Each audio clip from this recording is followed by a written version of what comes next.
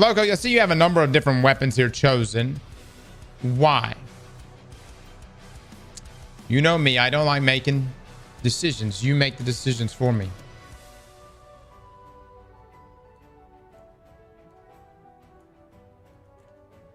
Do you want Lotus or do you want the other weapon?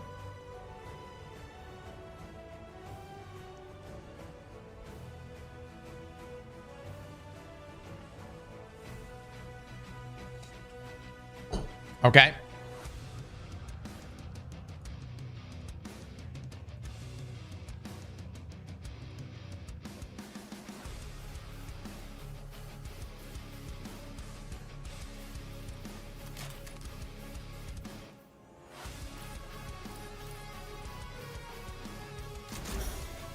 Is this what you want?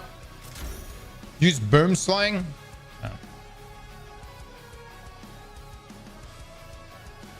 I got rid of that shit.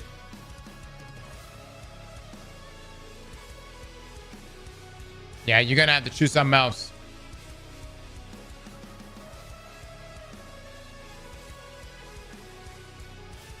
Are you hinging really that much on it?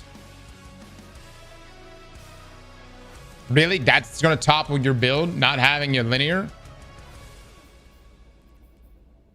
That's the whole point, the whole lot more annoying. I don't know what to tell you. I mean, fucking...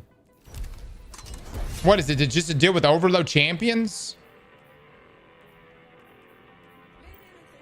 What's the champions? Boomslang taps overloads in one burst. Okay.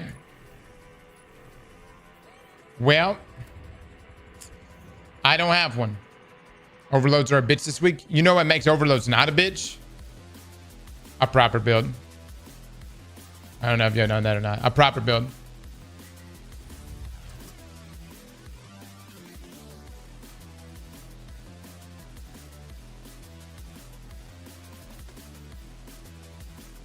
Overload unstoppables.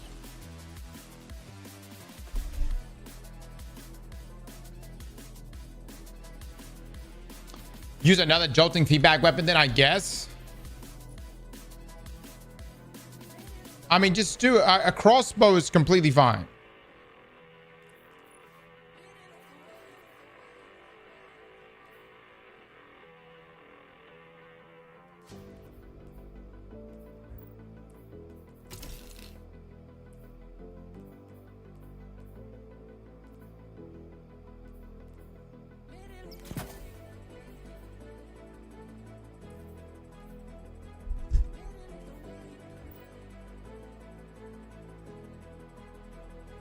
Oh, no, you do a crossbow, and then do you want me to do Returnnn? I mean, I have overload for this. Ah, damn, Loco, you act like there's no other way to stun overload champions.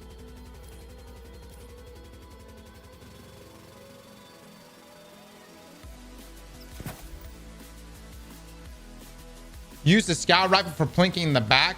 You're about to put me in the back of the map? What?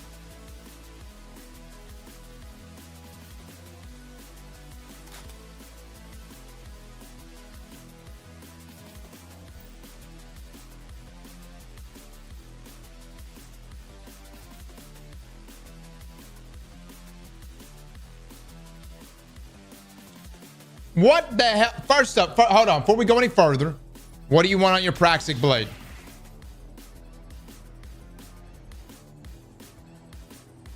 Mods, Jojishi is looking to get assistance in the stream. Jojishi, let us help you out, brother. You seem to need assistance. Let us assist you. Mods, could you assist Jojishi?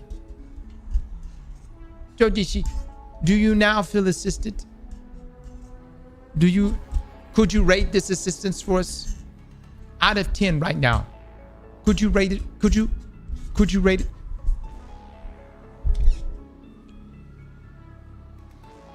What'd you say, Logo? What do you want on this sword?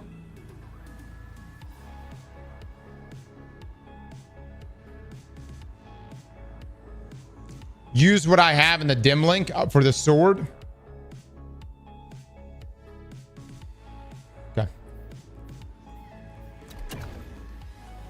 Offensive.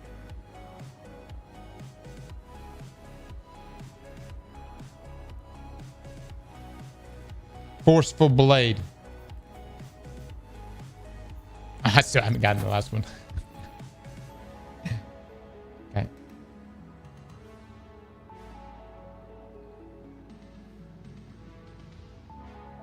Impact core.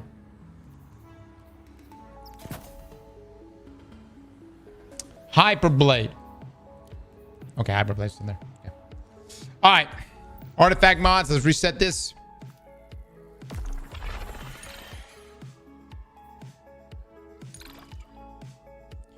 Making me use a damn scout rifle in the back of the map. Kind of nonsense is this shit?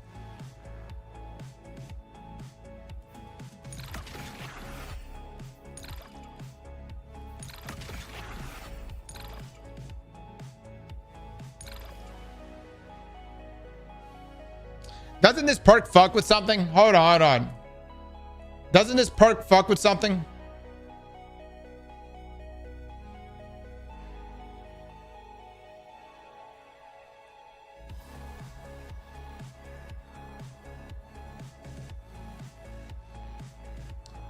Don't use it.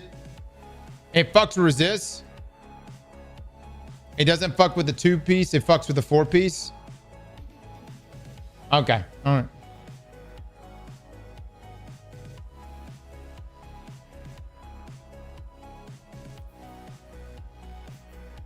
Just wanted to make sure.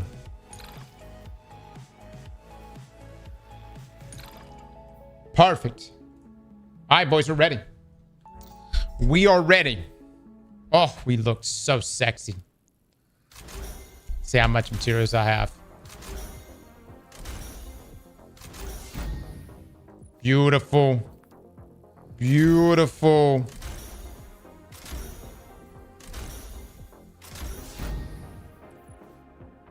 Has some ass drip. Yeah. Loco is beautiful.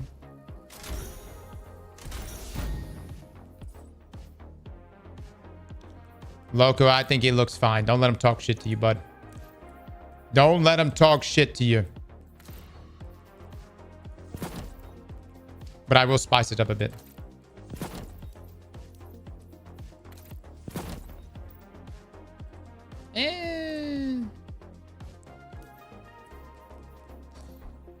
Let's go with the old school, man. Let's crank it out.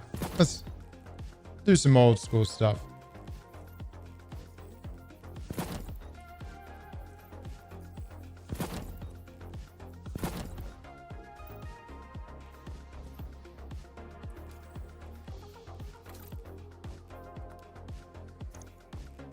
Oh shit.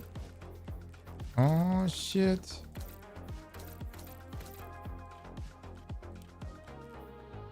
It's either that one or we could do this one for the photo finish. Or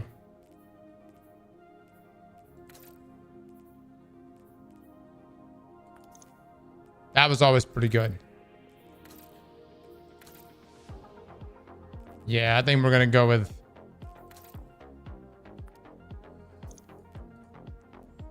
ah yes, baby. Ah yes. Now we sexy. Orcs would be proud. What? Y'all don't like that? What the fuck are you talking about? What's wrong? Hold on. What are you talking about? All right, assholes.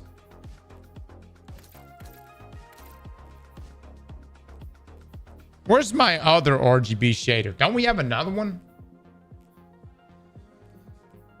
We have another one. What's the other one called?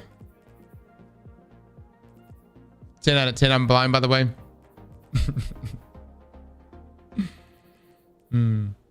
Stop with the RGB. It's whatever now. Fuck you.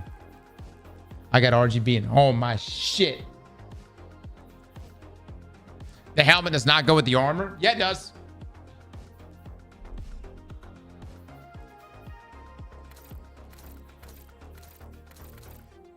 Oh. RGB is overrated.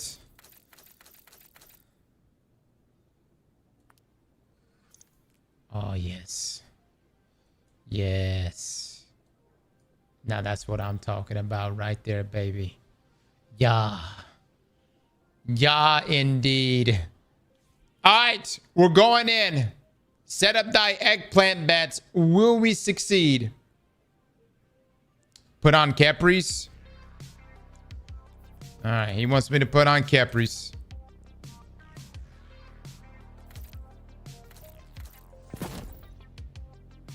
There you go. God, this looks awful.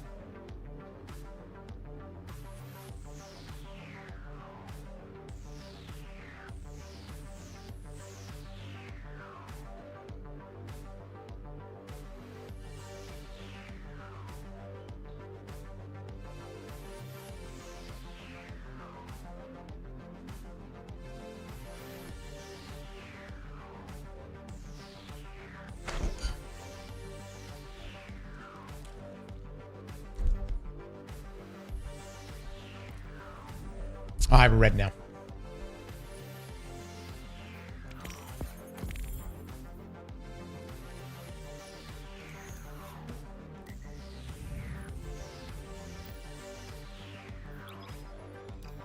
Loco, am I missing anything? Is this the scout rifle you wanted? I got jolting feedback. Did you want something else?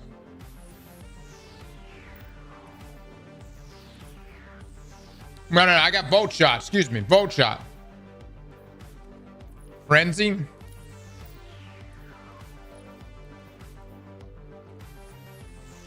How am I supposed to stun overload champions?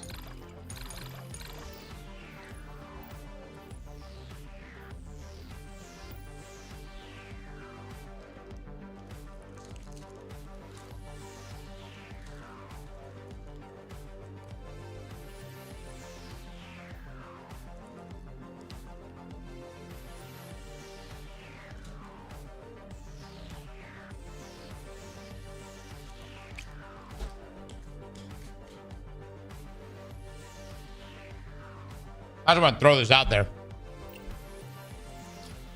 We could just use a pulse rifle.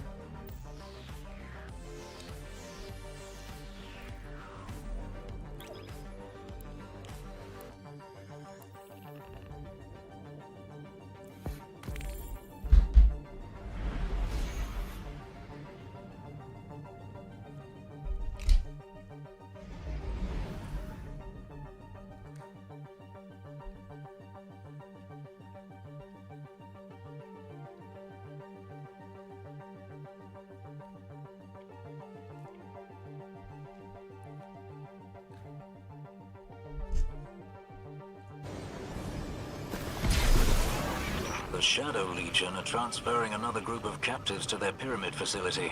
As long as they keep taking hostages, we'll keep rescuing them. All right. I'm rather afraid they're counting on it. Let's see how this Stay goes, vigilant, man. Guardian.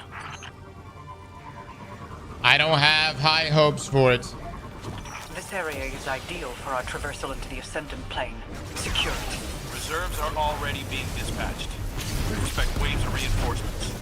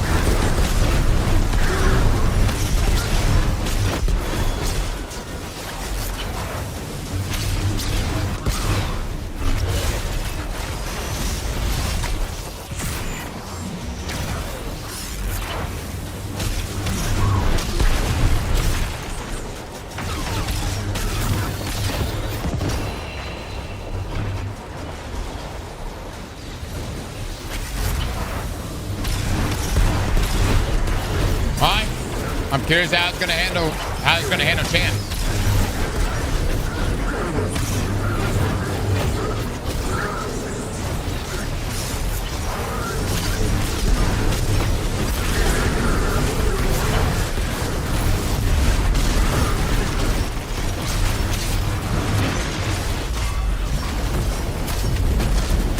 I'm gonna panic pop that real quick.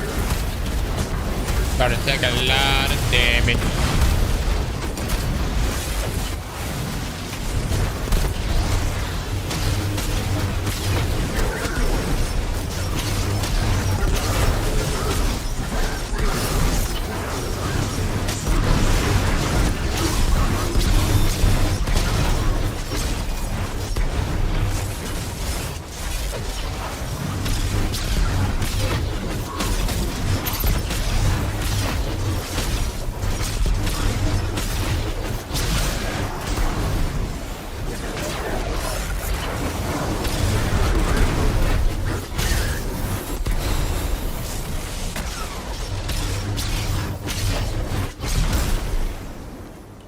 Yeah, we're making sunspots. I want to say we are. Yeah.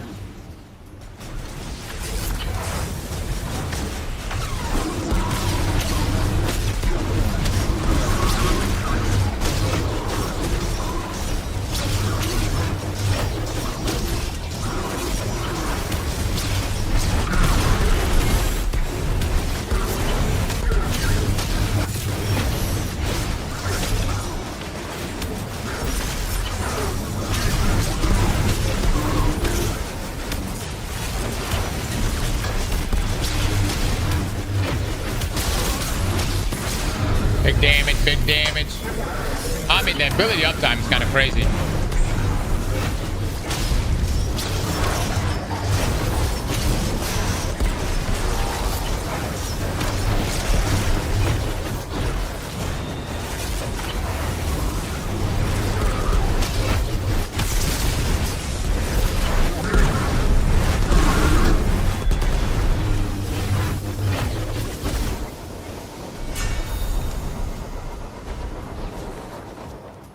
Dude, yeah, the two-piece Sage is very good.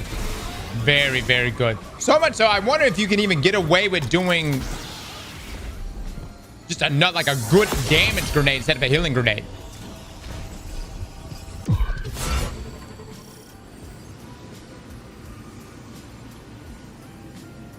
Ignitions.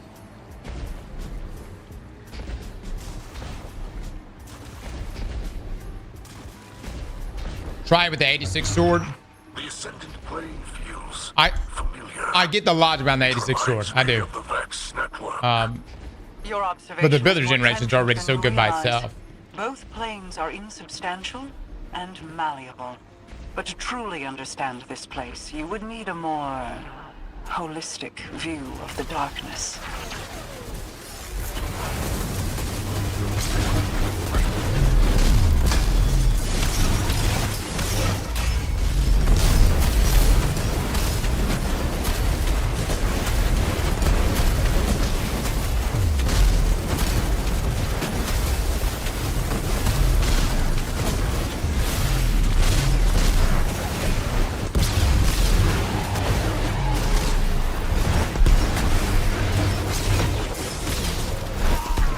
I did!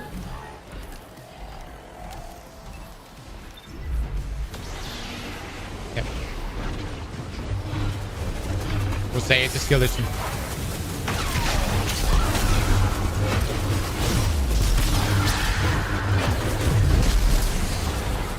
Holy fuck, I'm taking a lot of damage.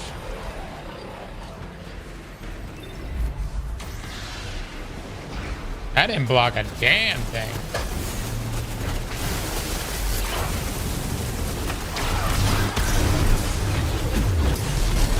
Well, I did just run up into that bullshit. Yep.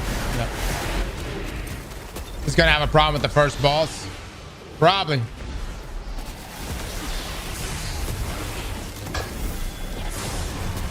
Oh, demon, brother, demon. Nice. We lived. Oh.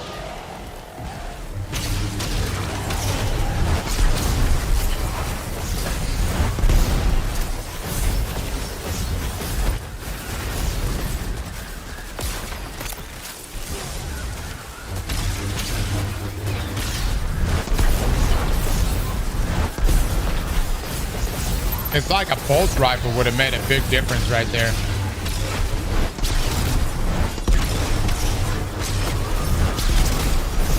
You know what I'm saying?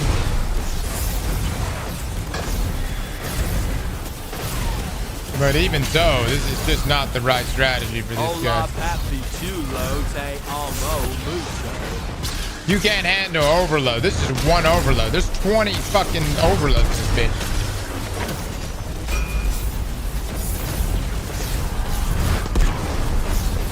The Jolt allows you to kill them once.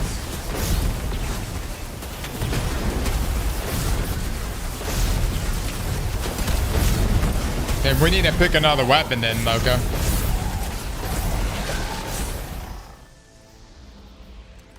Cause I'm not gonna get anywhere with that. I could do Eterna. And we could do jolting feedback on this one. Plus, it already stuns overload champions. I don't see why that wouldn't even be the first option.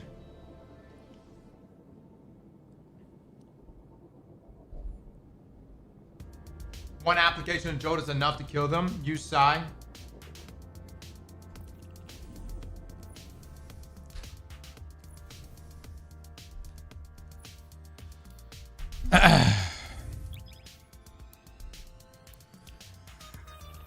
I want everyone to know this is what happens when you fall in love with a build. It's like house shopping. You can't fall in love with the house because thy asshole will be penetrated by your real estate agent, their real estate agent, your mortgage broker. You see where I'm coming from?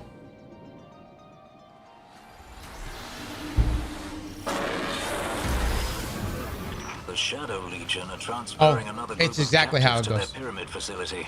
As long as they keep taking hostages. The moment the words, but I love this I'm rather house, comes afraid out of your they're counting mouth. on it. Stay vigilant, Guardian. A fucking is on its way. I sense Nice, Maverick. plane nearby. We need to clear out these fortifications first. Eliminate all hostiles, Guardian. Maverick with the 5 gifted, thank you so much.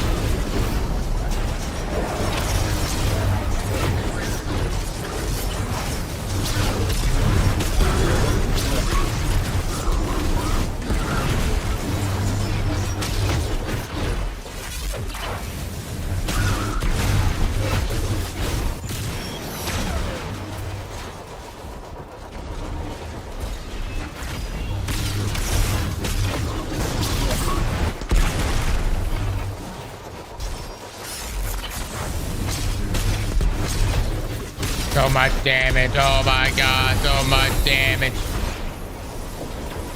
It's crazy, brother. It's crazy. Bungie nerfed this shit. Delayed marathon for this build right here. It's that fucking good.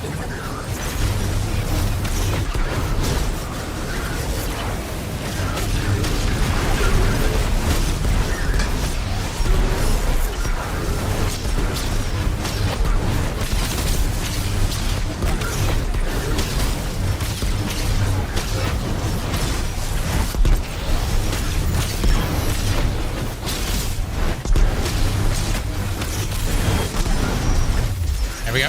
we go. What build is this? This is a Kepri Horns build.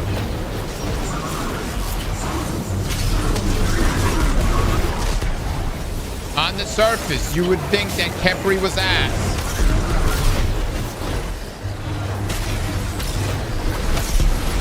You're probably right. We haven't proved it yet. I don't know.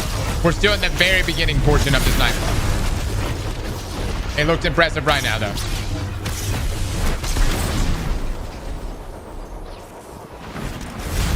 Oh, there's more. Oh. Marathon is dead already. All Doom posting about Marathon will resume February the 1st.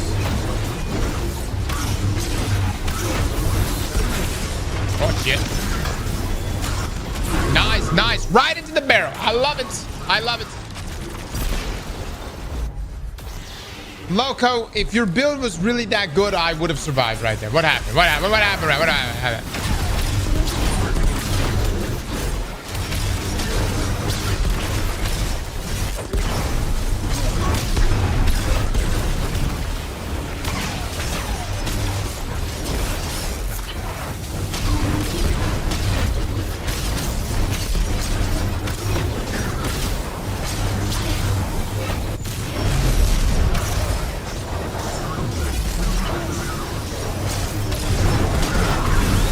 Good ignitions. I like that. I mean, it's great. It's got good ad clear. It's just when it's a chunky ad, a super chunky ad, that it struggles.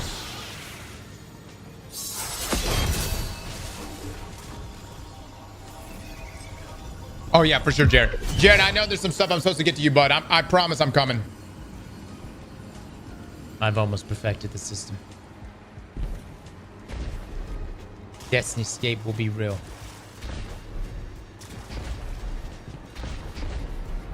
Behold the ascendant plane. It will be an unbeatable From here, game. We will circumvent the very walls of the pyramid, striking from beyond the threshold of reality.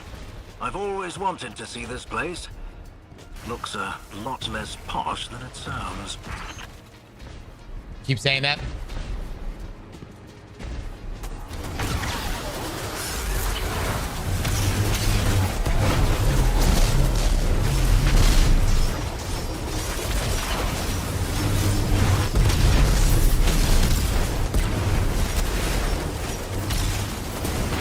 All right. Perfect.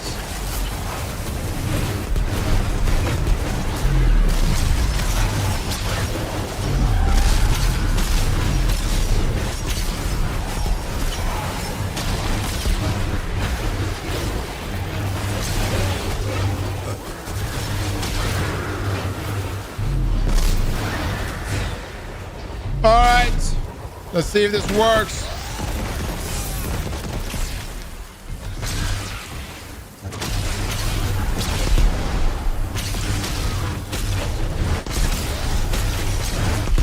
Damn, it does work. Apply thy jolts, and you can go to Pound Town. All right, but the most precious thing we have right now is this pulse rifle ammo. Vitally important.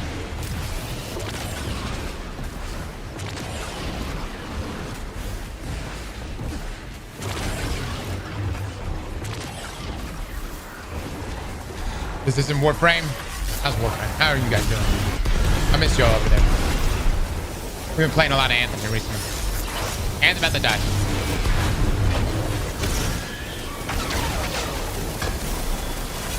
This befouled realm yearns for your light, Guardian. Replace the shadow of the Taken with the illumination of your balefire.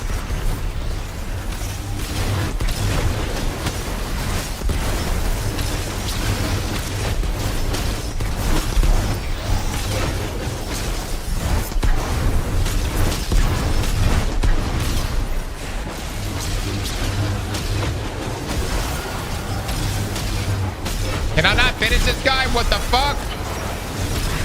He's unfinishable. Oh my lord. What was that?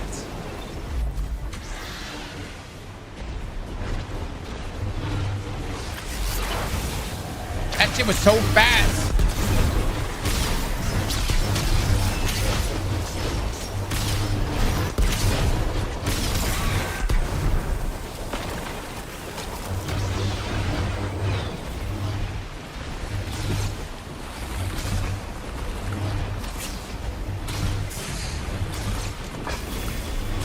Can I just do this? No? Okay.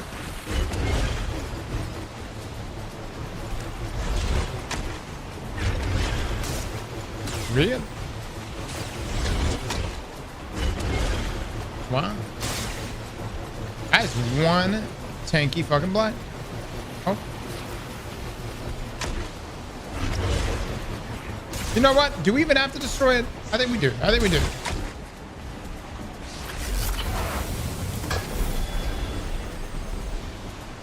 I mean, I guess the crossbow. This is going to be really annoying. Like when we hold on, when we have to break these things. Why am I only doing 27 damage? Use your primary. I do not possess it. I do not possess such a weapon. What does this primary you speak of?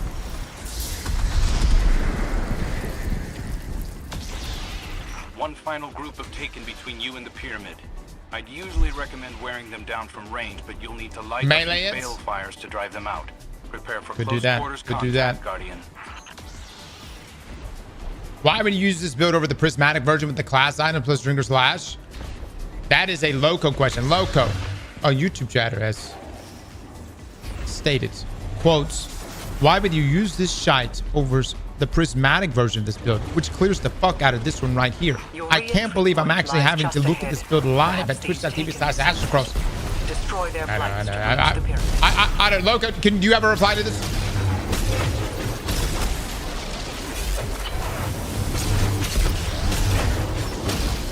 We need to follow.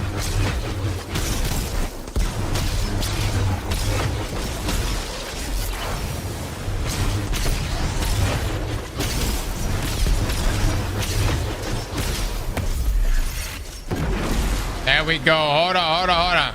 I've got the moves right. I've got the moves right here. Yes.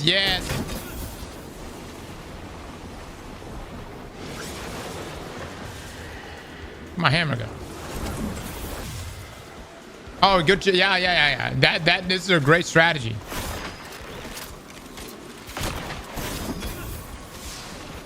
This is a great strategy.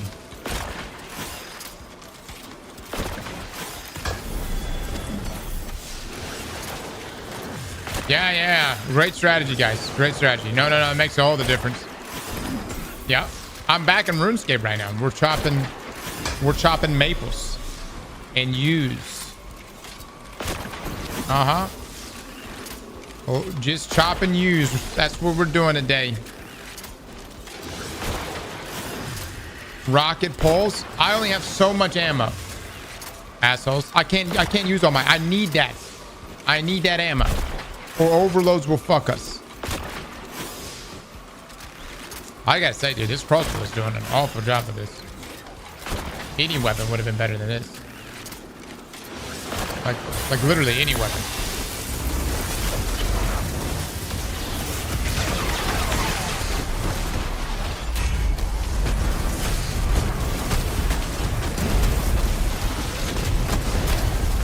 Oh, okay.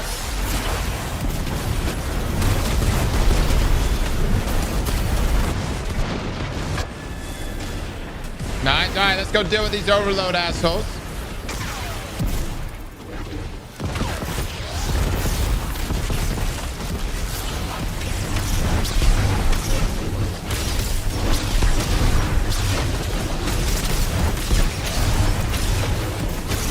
Perfect.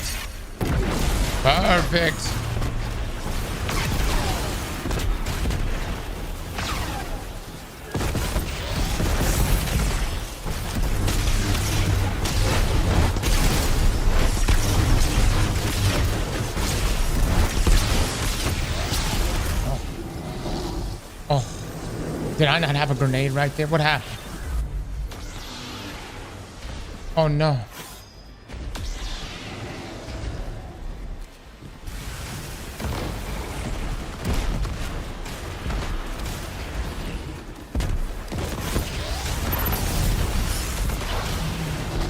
Don't worry. Okay. All right.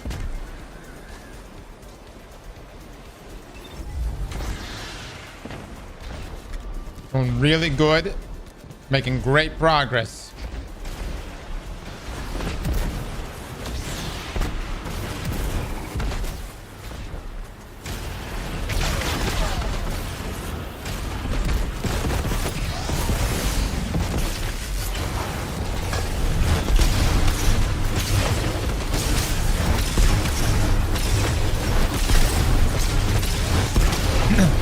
We're almost out of ammo too, by the way. Oh my god, can I not finish this motherfucker? Where is my finisher button?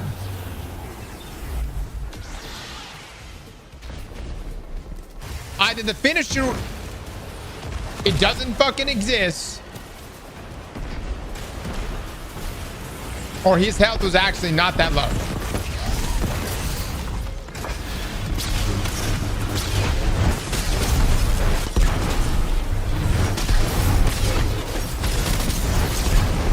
say loco. Kind of dick, brother. Kind of dick. Kind of dick. I am now completely out of ammo.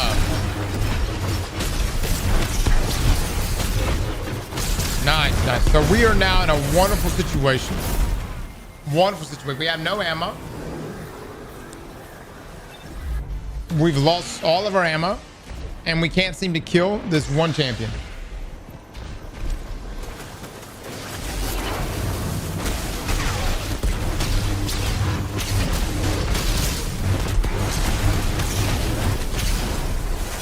Hold on, we found more ammo.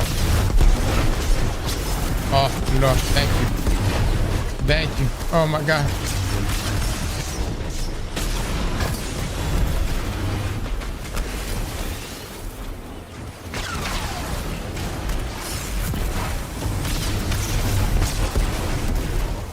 All right.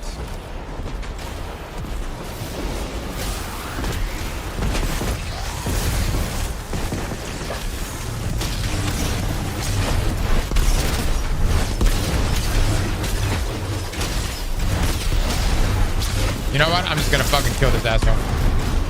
There we go. There we go. Now let's do damage.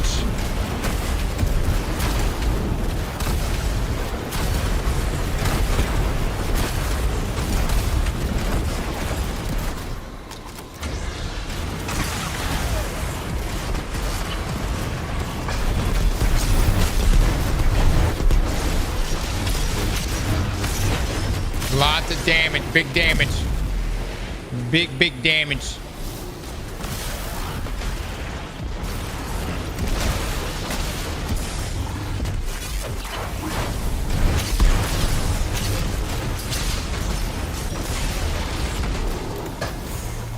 All right, hold on, let's do more damage.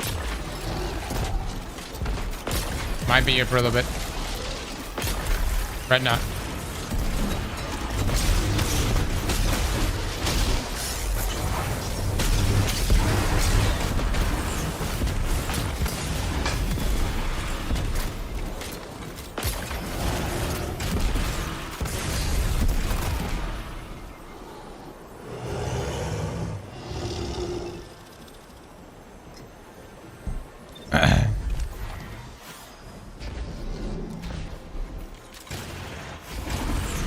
Well,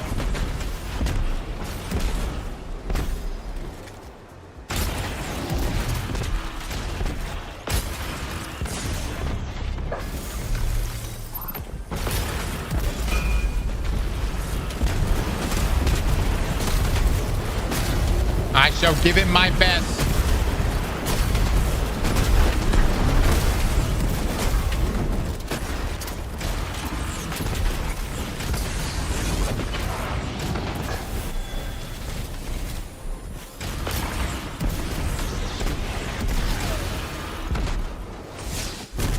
Nice. Nice. No, the Vestris build was really good.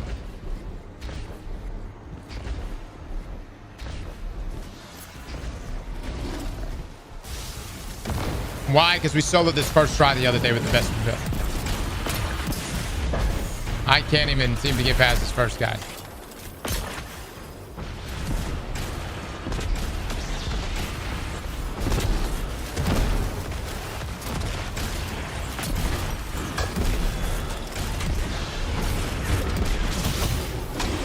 There we go. I'm going to need that ammo or I'm going to die. Never mind. Fuck it.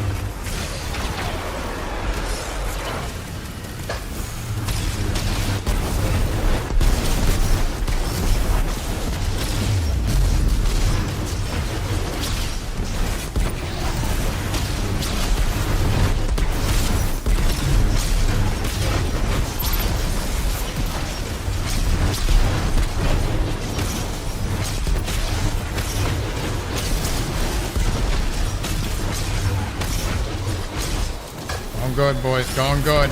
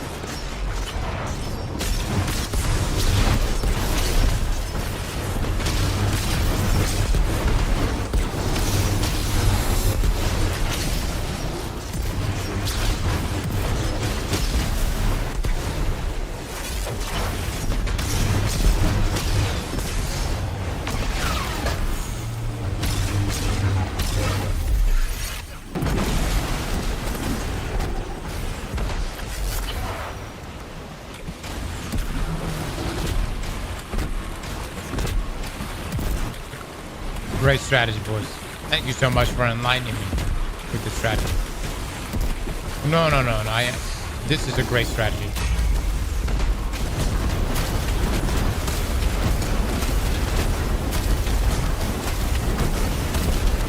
I only wish I could have come up with it all on my own.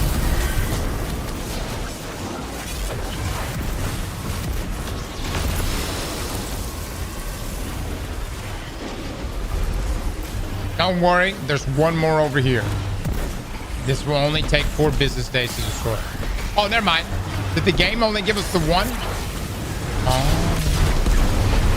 I think the next one will get 2. Nice.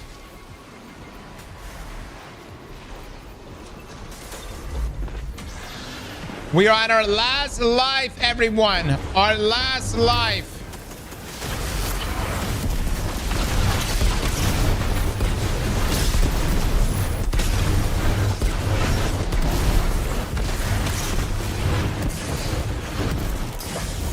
All right.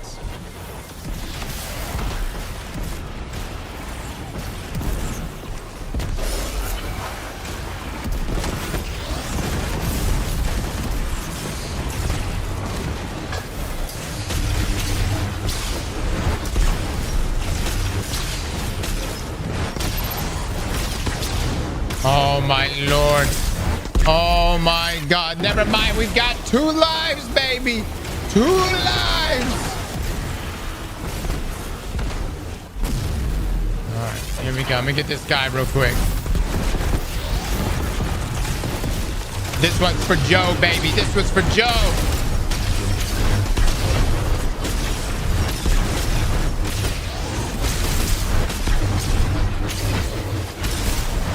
Ah, damn it.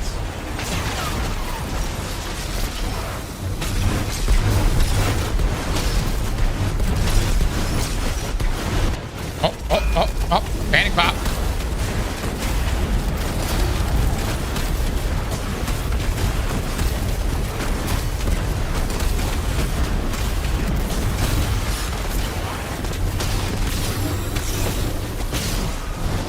Lovely. We've done a tremendous amount of damage, as you can see here.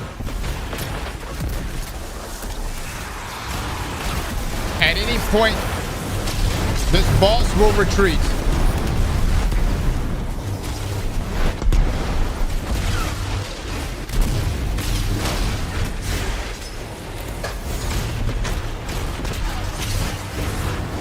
Yeah, we got 3 lives.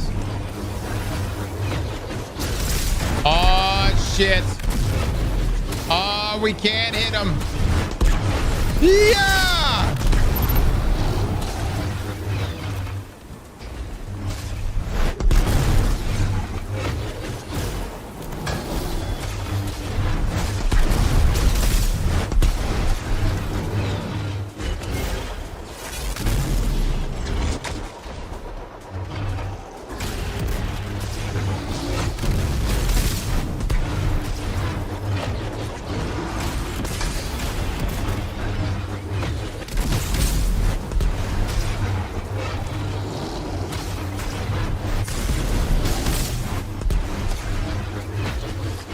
Don't worry, we have our super still. Oh, actually, I'm gonna throw that right there. Big damage, big damage. Oh, don't worry, I popped it, Kaladin. This is an S tier super. We have conquered worlds with this super. We have slayed gods with this super.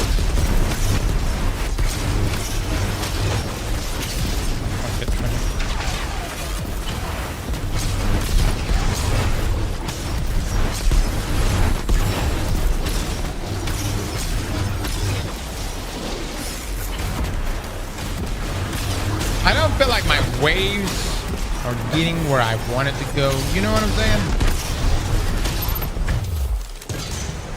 Kind of disappearing on me. Bungie, hold the Twab. Give me 13 minutes.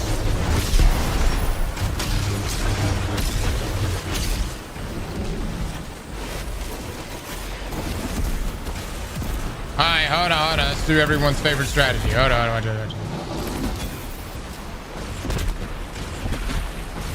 Yep.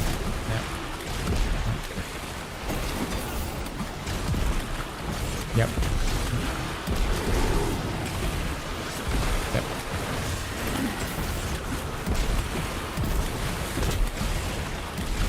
You know this is not the final boss? Of course. We did this the other day, first try with the Warlock build. That's what I'm comparing this to. I hate to say it, Titans.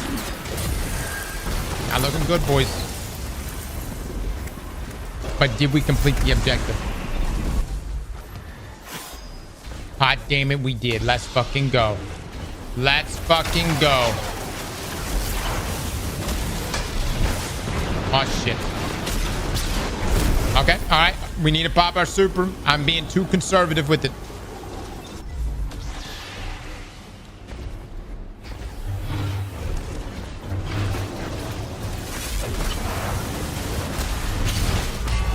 Oh no, let me pop this real quick. Big damage, big damage, big damage. Oh my lord, the damage. Oh my god. Who's next, damn it? Who's next?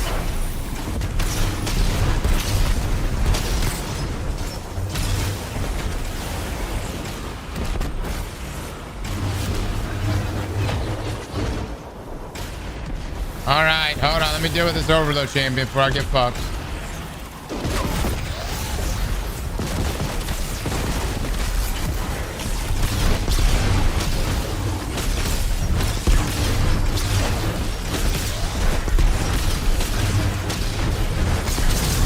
Perfect. Oh, shit.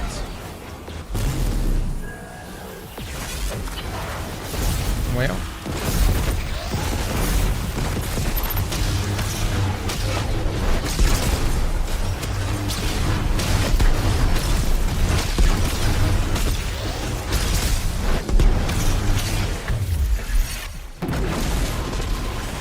Is the Twab already out?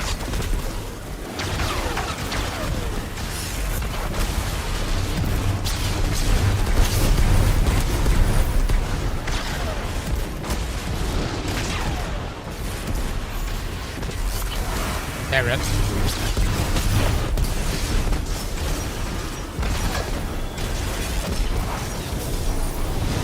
Big old nothing burger. Alright, hold on.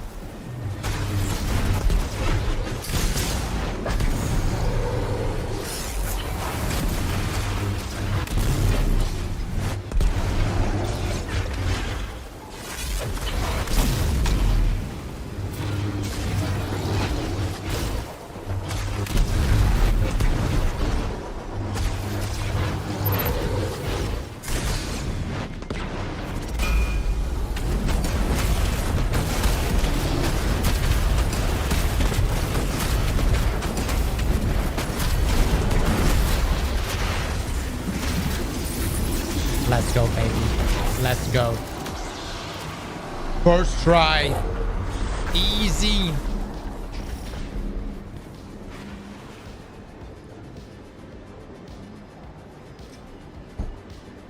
This is just Vespers without the blinding? No, Vespers is way better. I'll take a look at the Twab in just a second. Hold on.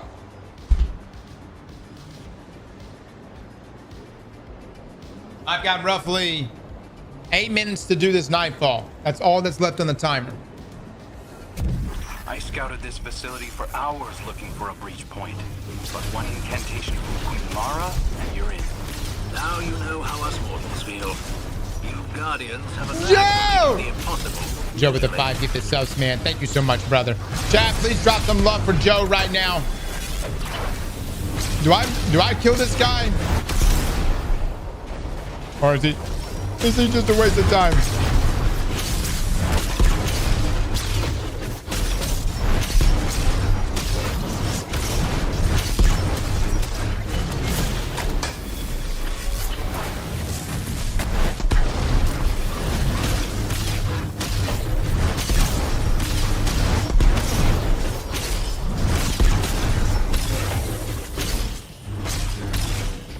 Oh, nice. Oh, you got me a chest. Oh. What great loot do I get?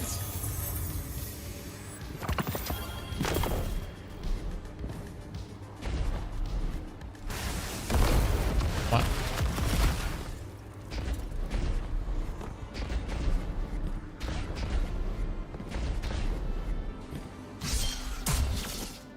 What the fuck was that? Loot. Target the most powerful And Bungie's and eyes. collect their essences. The light of your veil. Here we go, baby. Here we go. Transforming them into weapons of singular power. All right, let's get up top right here.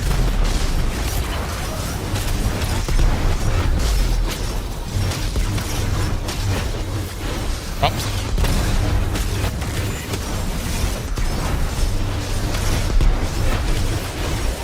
Can you not stay on fucking target?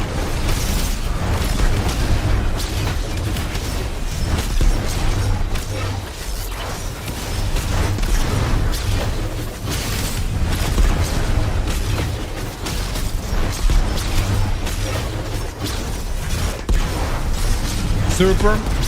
Oh, deprogram. You want me to use my super right now? Oh, okay. Yeah. That's gonna make a huge difference. What? Hold up.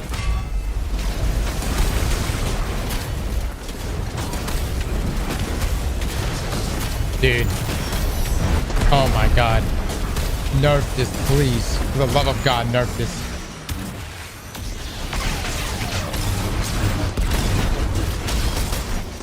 It's too fucking strong.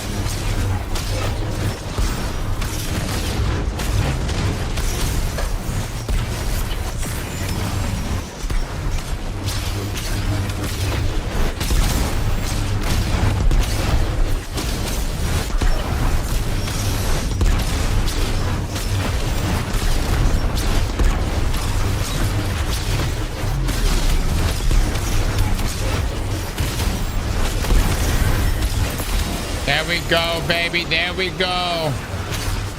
Let's see how this part goes here. We gotta do the objectives. Don't worry, we got our S tier super back, which will make all the difference.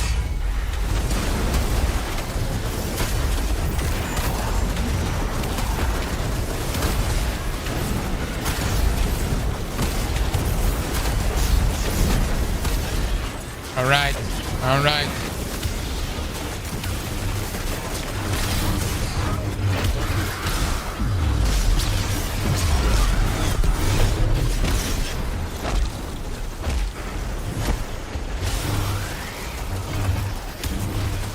Perfect. I've got balls.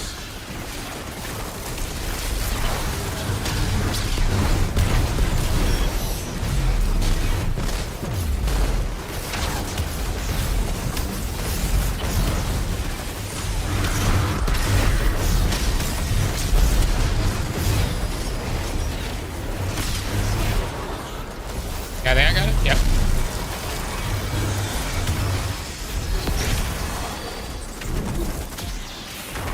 Did I miss my first one?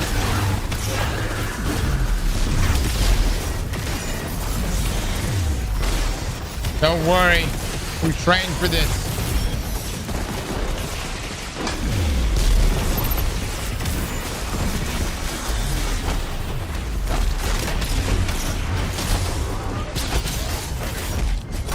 Nice. I believe in the build.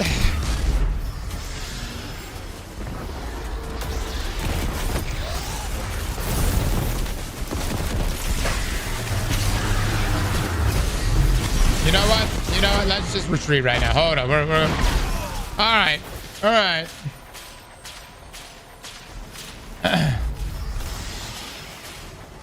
Let's change tactics real quick.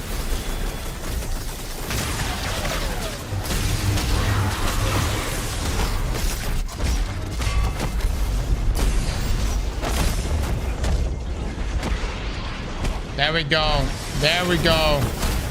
The super saving our life. Let's go, baby. Let's go. All right, hold on. Let's not waste this.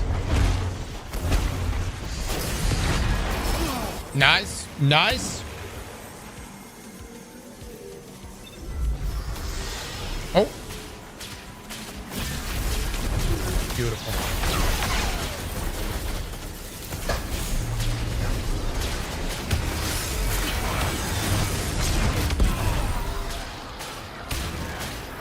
All right, all right.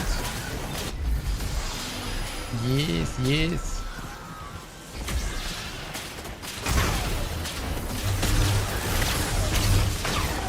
You know what? We're on our last life. Let us be selective right now. Actually, hold on. Let's try to get another life back.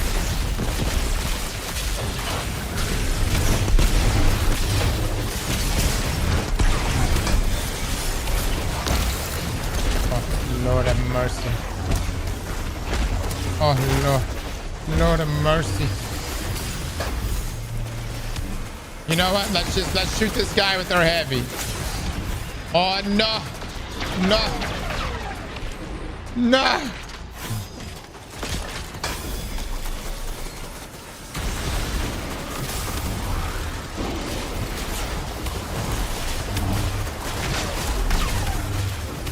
Pick up this special.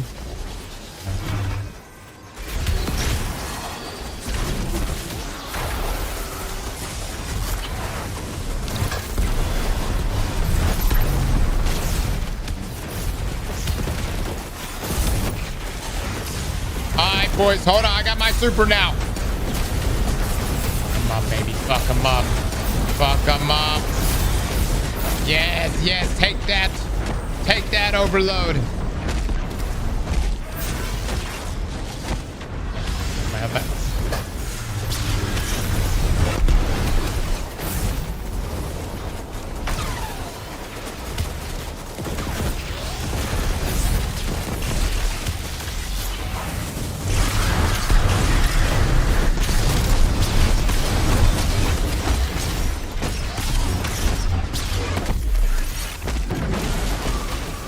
Did it. Oh my god. Oh my lord, we did it.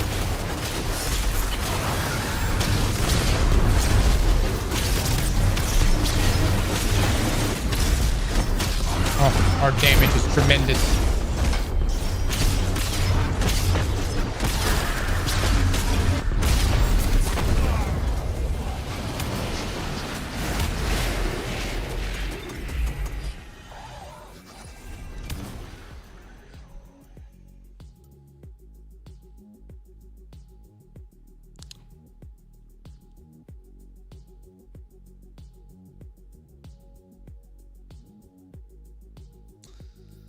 The prismatic version is great. Both can work. However, they both run into the same issue with Meatball. There's more ad clear on this one with slightly less champ capability, while the other has high single target damage and champion capability. Both builds have individual potency, but depends on the strike for me.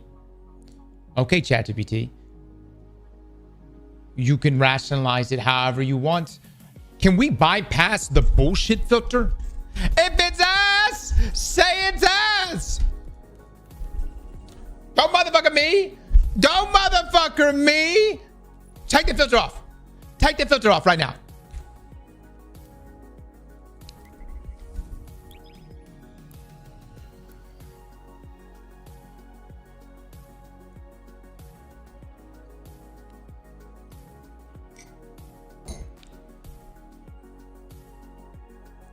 All right, hold on.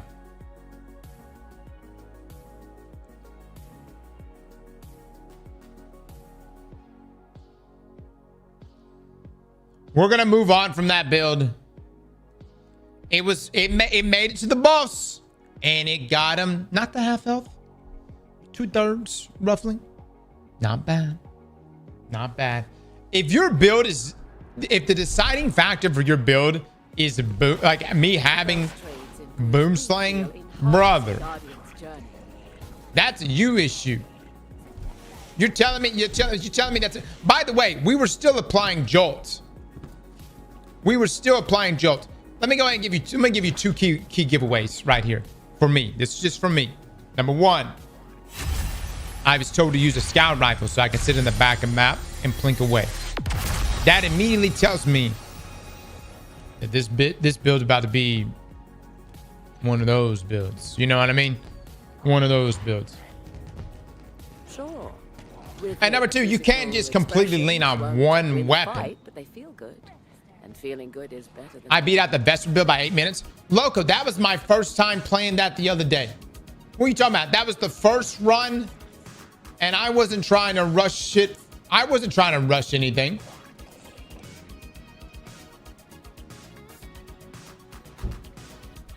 Look, this is what all I can tell you is this, Loco.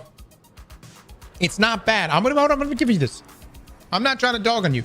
It's not bad, but it's not great. And I'm looking for greatness. But I will say this. Someone's got to love mid builds. Someone's got to appreciate them. I shall leave this to the vote. I'm gonna choose a build after this, and we're gonna compare it. Barton Vikings with the bits. Thank you so much. Skill sure can't take that away, but that fashion's a wipe at the loading bay. Enemies fear you, style does not. That drips so bad it needs to be sunset, whether you wanted to or not. Barton Viking comes in here and drops bars every day. All right. The first Twab of 2026. Another week, boys, and another Twab. This week in Destiny, we hope you had a restful and recuperative end of the year.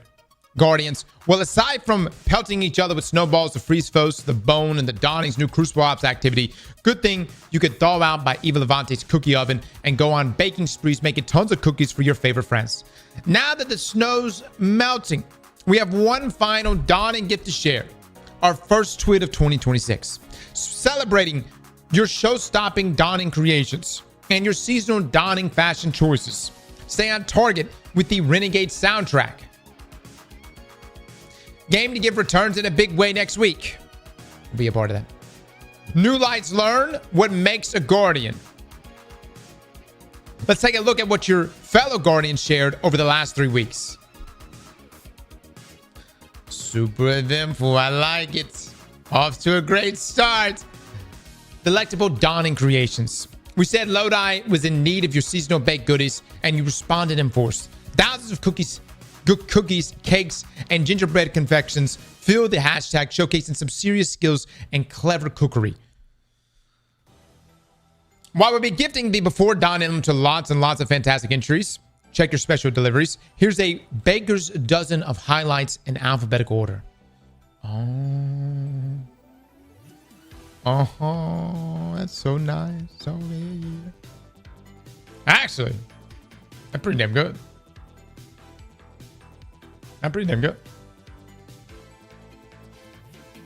Nice. Damn. Hold on. Look. This looks good. Look at that. Somebody got that shot. You know?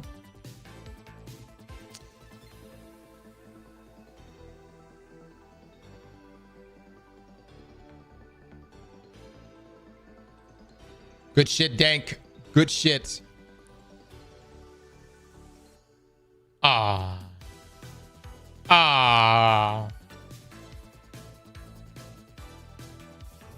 What?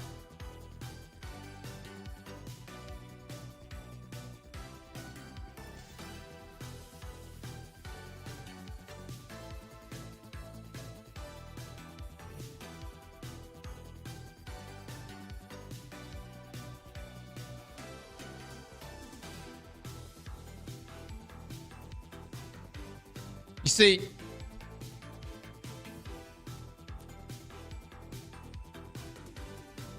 if AI actually does take over, this is what we're going to have more time for. You know what I'm saying?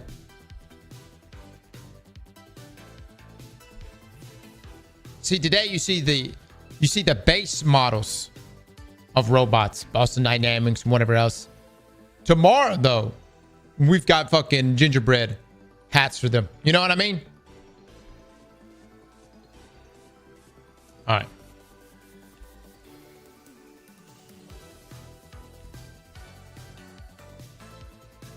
Hive worm cake. Damn. Oh, I like it. I like it. The lament.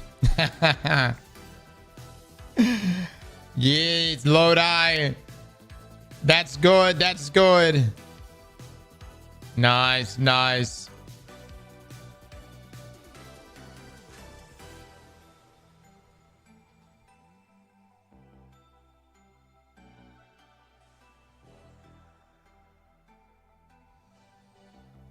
All right.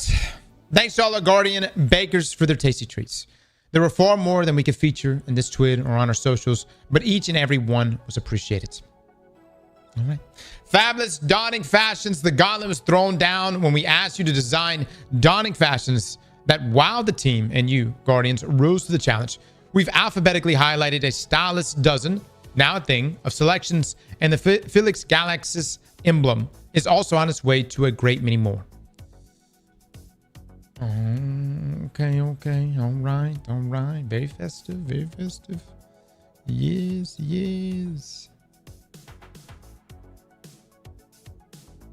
Okay.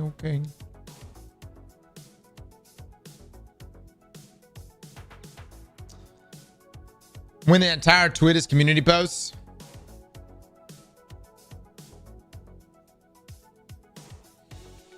Yeah, I think this is pretty much the Twab this week. Renegade soundtrack on YouTube. From Bungie to our Guardians, with a special gift for all of you this December. The music you've been swinging Praxic Blades to all month. Check out our Destiny 2 Renegade soundtrack playlist or enjoy the full album as a single YouTube video below. There you go, guys. You can listen to the music.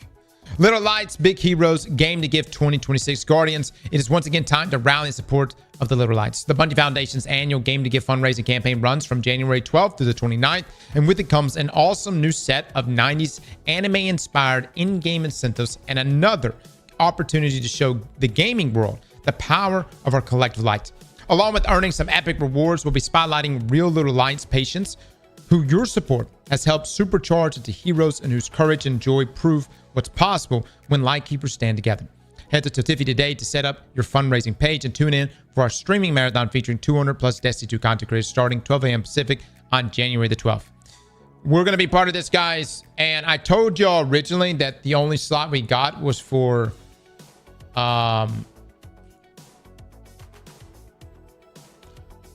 the slot we were going to get was the only one available was 2 a.m. Pretty early. However, luckily, a slot did open up January the 29th, 9 a.m. Still kind of early for some of you, I know, but 9 a.m. Eastern. We'll be live for that. No, so essentially the last day.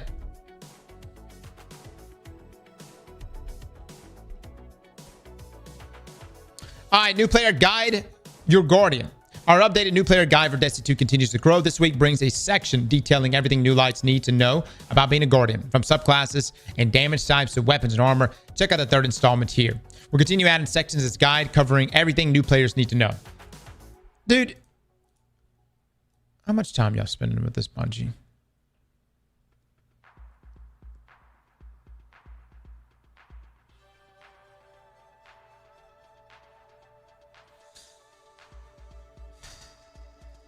I'm gonna be honest. If I was a new player,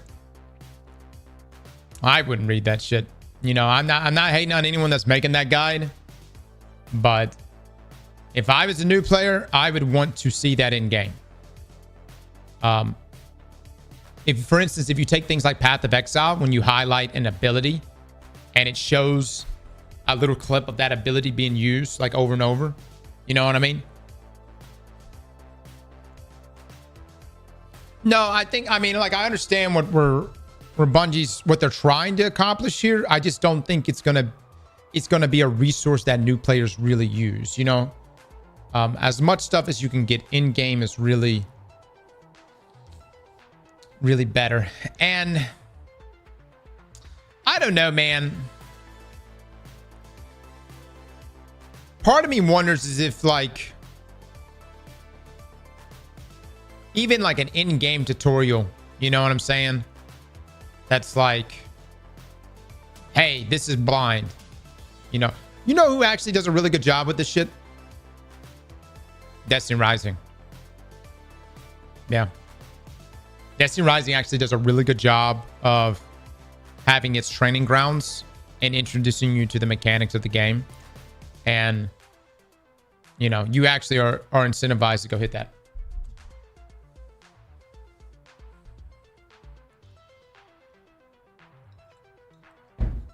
Aren't you in charge of that show, Han? Dude, Shaw sucks, man.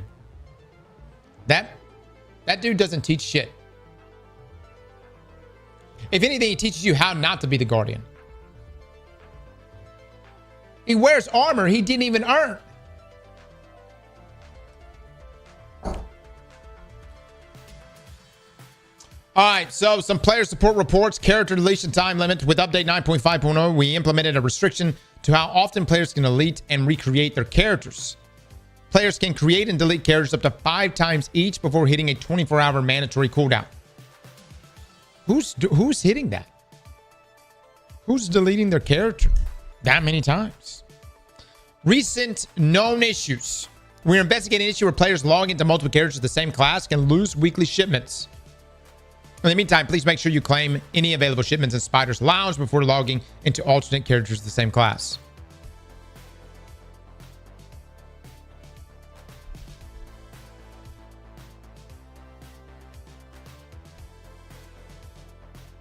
The shader and Darcy weapon ornament in the Darcy bundle doesn't match the shade of blue. The class agnostic helmet. Crucible match is not progressing the B grade or weekly objective. Lawless Frontier activities can kick players to orbit if the daily reset time, 9 a.m., occurs mid-activity. The fine artillery specialist does not always spawn in freehold outpost sabotage, blocking progression through the encounter. Okay, so a lot of these are rollover known issues from, well, last year, right? All right. And the outro for this week, and that'll do it for our first tweet of 2026. From everyone here, we hope you had an excellent holiday and that your new year is off to a great start. Now, to shake all those dawning snowballs out of our boots, the Destiny 2 community team.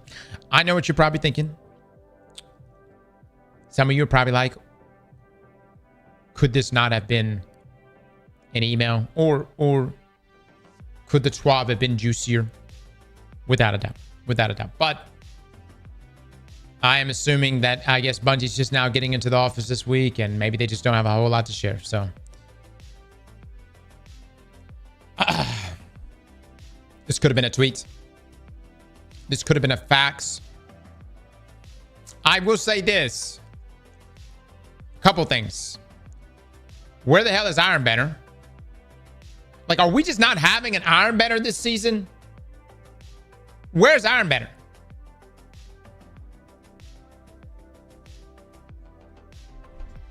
Iron what? Renegade's been out for over a month. We have had no Iron Banner.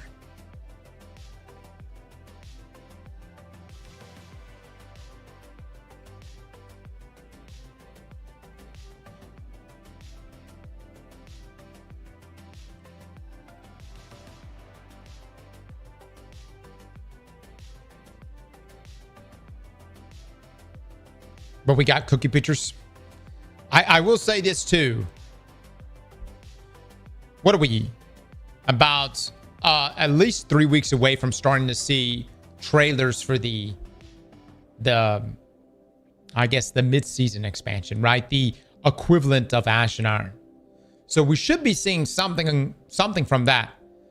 But I honestly think what's going to fill our feeds for the next, I don't know, 60 days, probably going to be a lot of marathon stuff.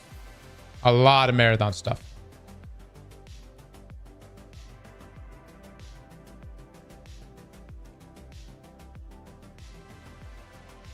Bungie's been consistently dropping marathon stuff. Yeah, in terms of like little clips and things like that.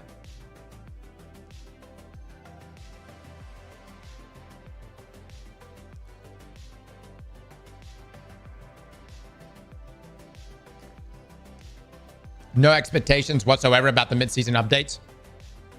I don't know anymore, guys. I don't know anymore. Renegades has been a great expansion. Truly has been a great expansion. Has it brought back all the people that have dropped off of Destiny? No.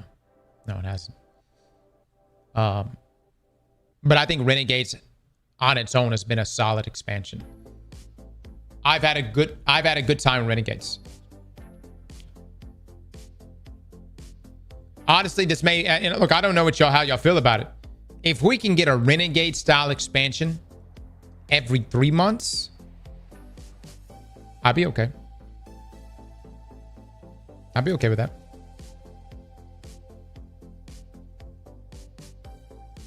Have you tried to space things out?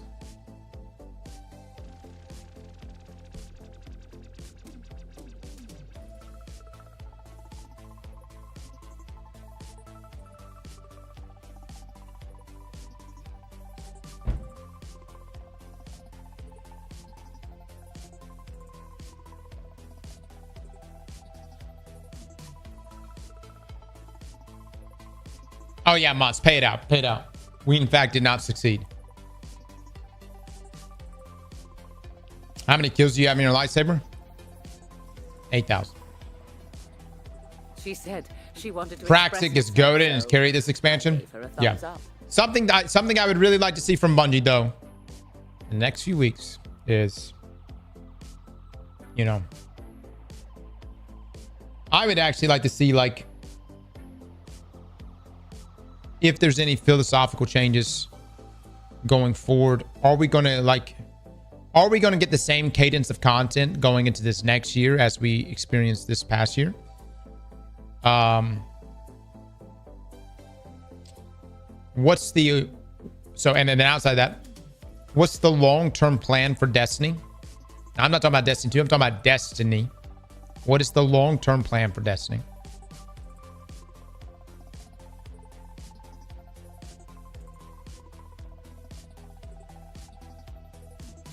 Yeah, I think that those are the two big things. Third is kind of Marathon related stuff, but I just want an open beta for Marathon. I would like to do an open beta for it.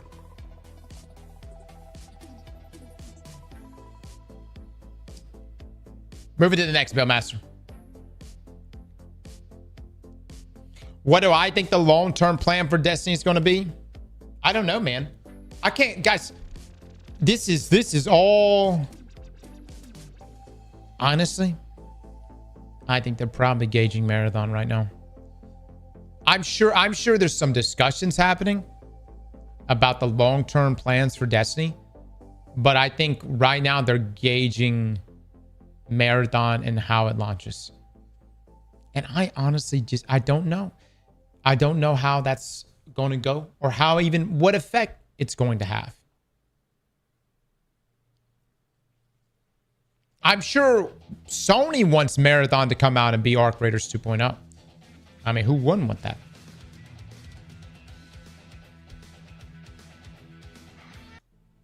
But we'll see, man. We'll see.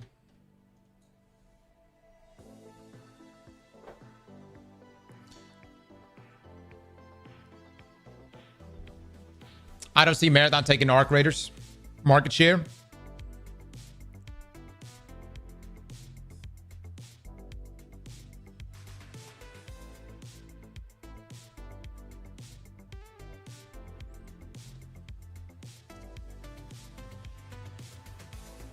I'm starting to see a bit less hate around Marathon. If I should, Maybe it won't be a Lane wants to ask a question, chat. No. You have. My dad is not convinced for him to watch Five Nights at Freddy's 2. I think it's great.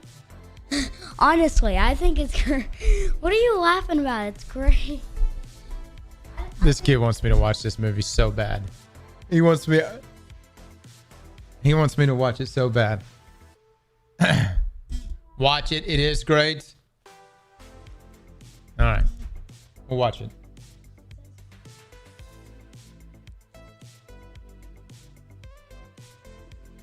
I will watch the movie. Okay. We'll watch the... What is the first one? All right. Tonight we'll watch the first one. Right. I took my kid to both. They're not terrible.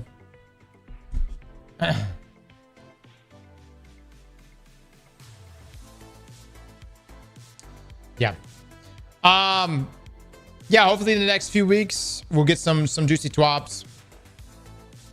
I will say for now until Bungie really starts talking about the rollout of content this year, I think, you know, I think there's a lot of great games out there to be playing.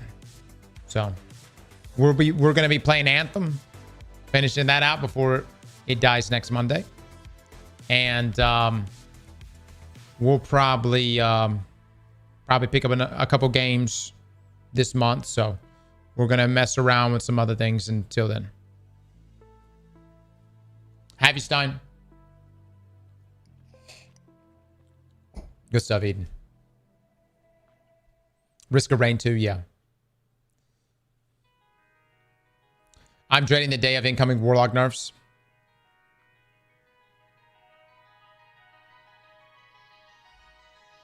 No, Les does not work for me. Les has a job. He is an engineer. And I think he's moving back to Florida.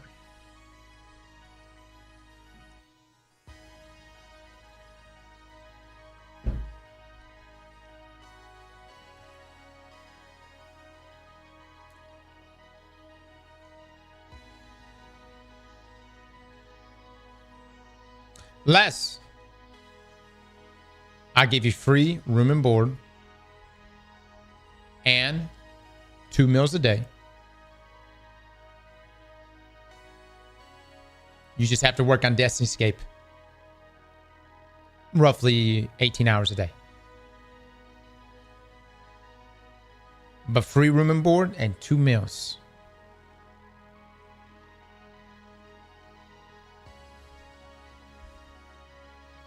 It's a great deal, dude. It's a great deal.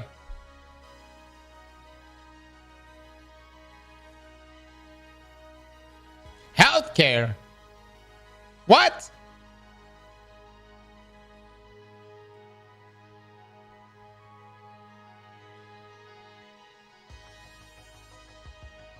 No.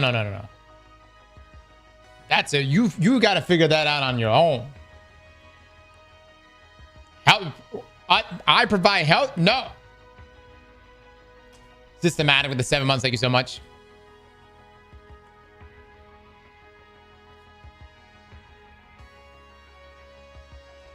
Hello, Fresh Mills. All right, let's look at this thing. We played with this build. It was all right. You know, I don't want to give it too much grief. We could chop it up to skill issue, right? Our next build, we have options. We have a hunter build with Sword Arachne and dust nades, dustfield nades, moth keepers, renewal plus Sword Arachne. Oh, that's Les's build, the Sword Arachne renewal. A Titan build.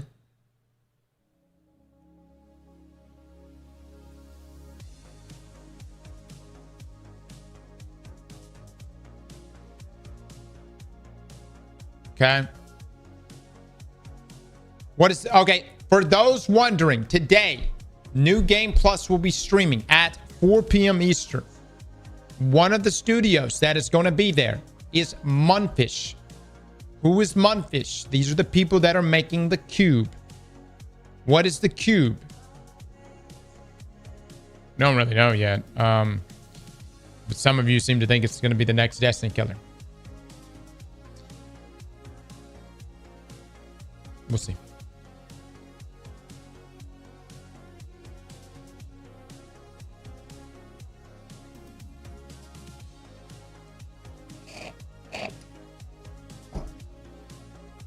You said that, Cross? I know say this. No.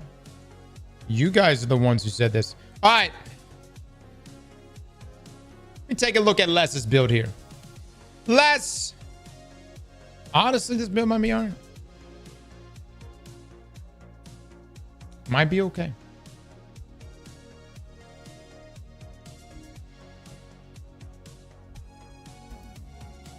Good damage resist. 2-piece Sage is a must, and 2-piece Swordmaster armor with the exhaust on enemies alongside grenade.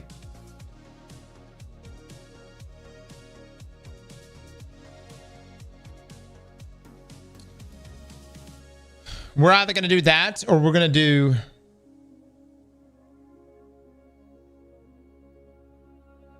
It's the second one with this. Are these the same exact builds?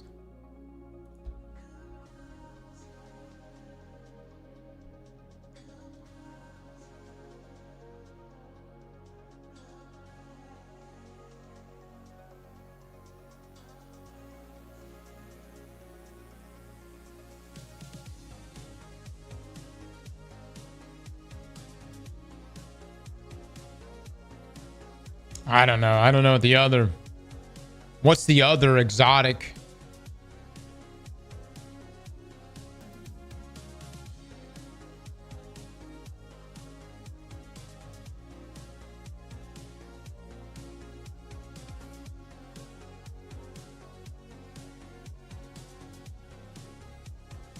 Yeah, I'm looking at this. Why not Ascension? I mean, I guess the invisibility is nice. Yeah, survivability. All right, let me see what I got.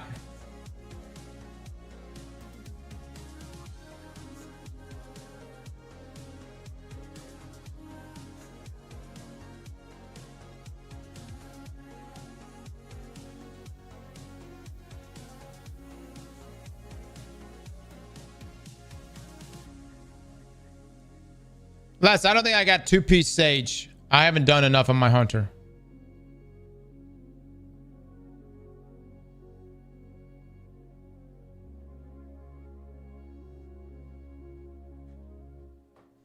No Sage.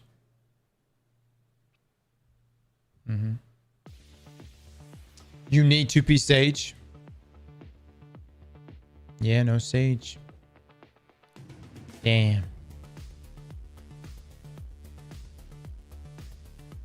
Go run the first encounter and get 2 armor drops. No, that's too much effort. We shall look at another build.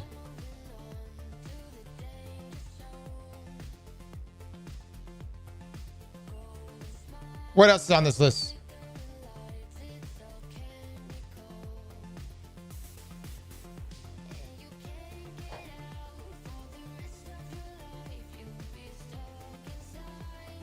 I waited for this build. Damn. A real Titan build, Cross.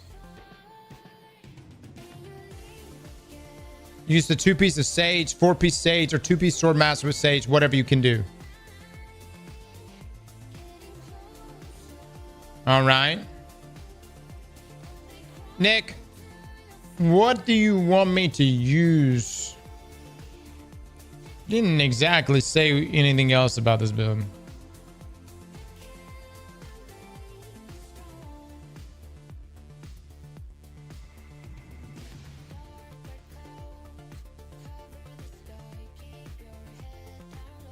Every YouTuber with a Titan build, Hunter build has been used to renew a certain Arachne anyway. It's only been... Yeah, dude, it's... Okay. We've been using that same shit since Final Shape. Can we... I know.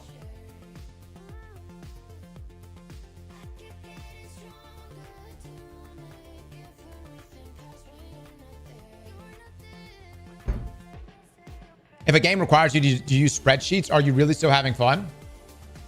Jennifer, I mean this with all the respect. If a spreadsheet is the deterrent from you having fun,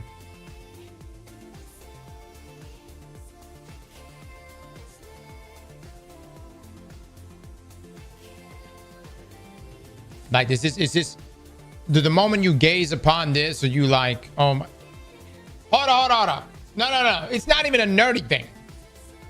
It's just a spreadsheet.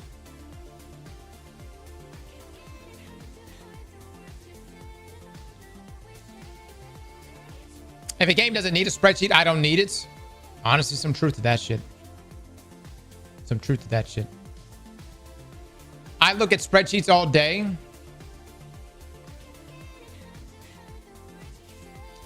Right? Listen, there are games out there you don't need a spreadsheet for. I do data management at work.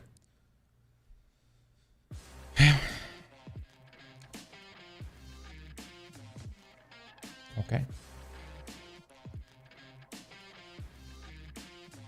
I personally like spreadsheets just for organization. You know what I mean? So.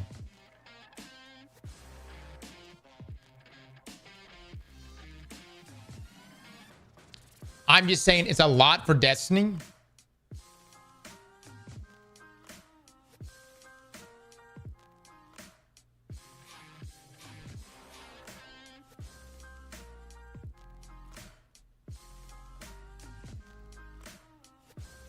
Nick, the fuck you want on this lightsaber?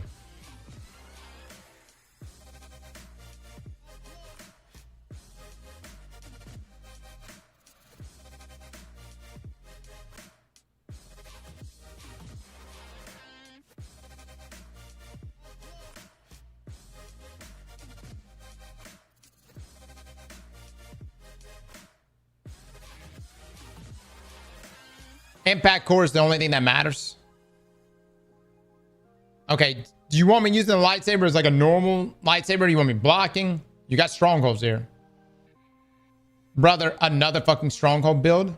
Yeah, you know what? We might live, actually. We might fucking live. All right?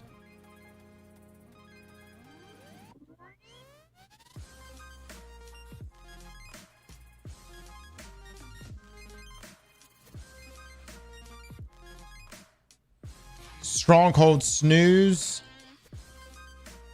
Well, it is Strand. It's pretty nice. 200 weapon. Okay. And then nade. Rest doesn't matter.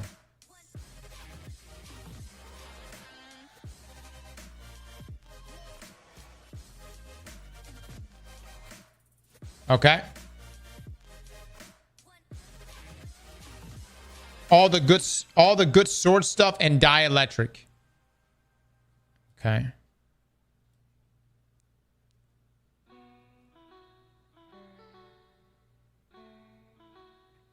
Two-piece sage or four-piece sage, two-piece sword master with sage, whatever you can do. Okay. All right, let me fucking back this shit up.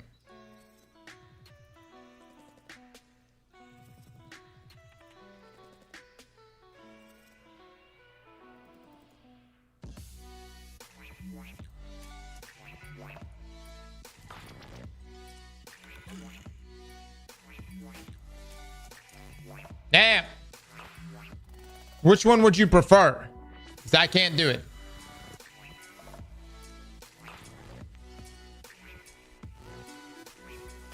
Oh, my Lord.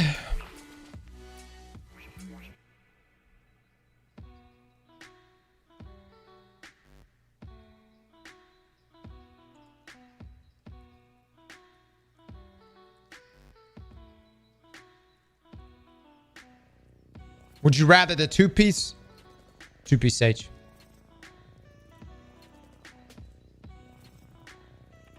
Are you shitting me right now?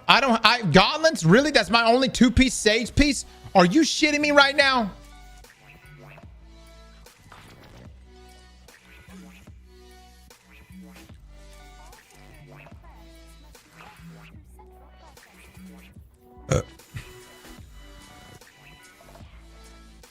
Cross, please use the moth build. Poll this. Would you rather us use the Stronghold Strand build or a Moth Keeper build?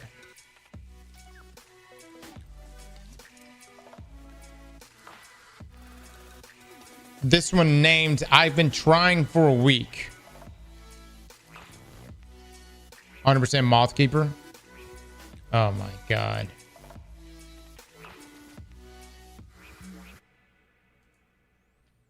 By the way, I will say this. We will refund you if we do not have the items on our build. All right, let's see. Okay. That's build 1.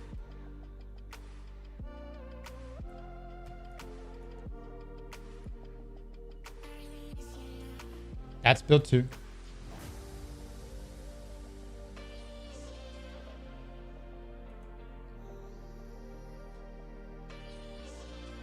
Okay. And this is probably the one to go with. Sage Protector plus 2-fold crown.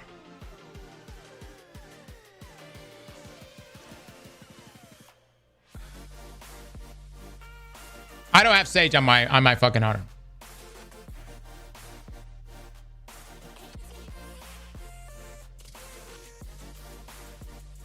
Moth build is amazing. Use Swordmaster instead.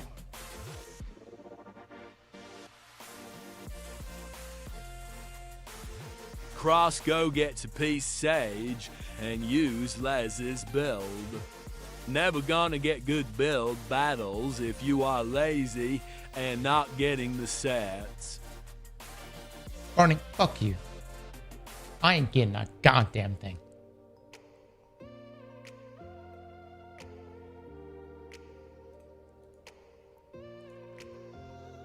No. I'm this fucking close to playing Warframe for the rest of my life. Keep pushing me.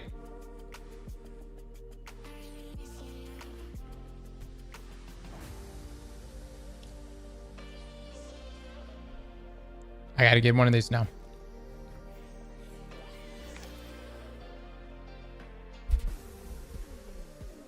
I'll do it. Just use two fold sets. I gotta get Moth Keepers. What do you want on Moth Keepers?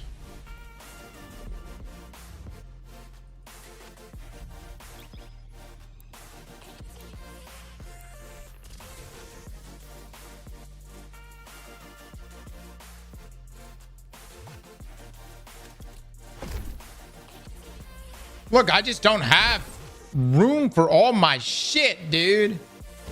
That's the problem.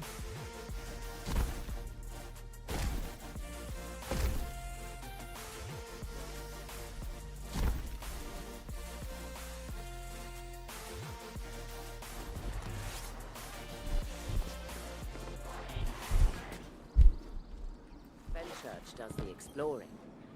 Checking now. I mean, all this stuff is good stuff. I need to keep, dude.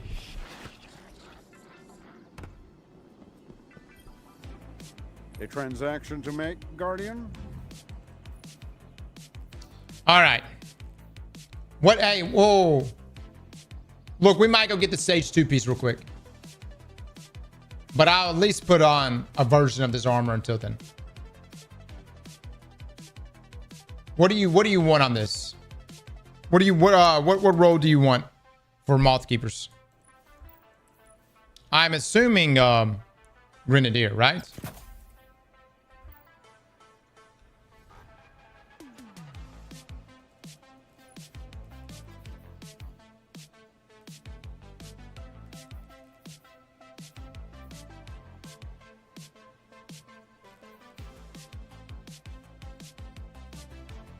I'm gonna go get the Sage armor. We're going to go get it.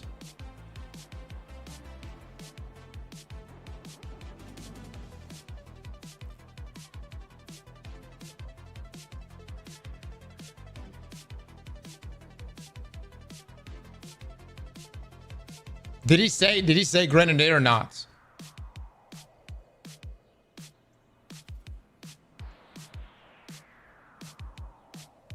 Gunner from Mothkeeper? Really? Okay.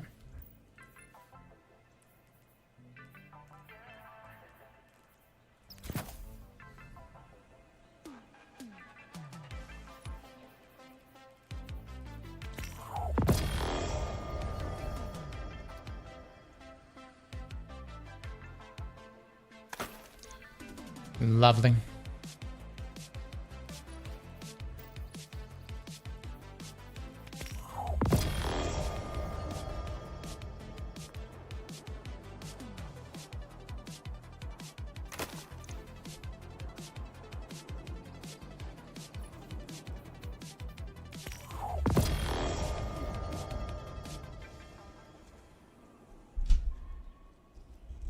Bungie, I can't prove it right now, but you're doing this on purpose. You're trying to deplete us of our resources to drive player engagements so that we have to inevitably farm for this shit yet again.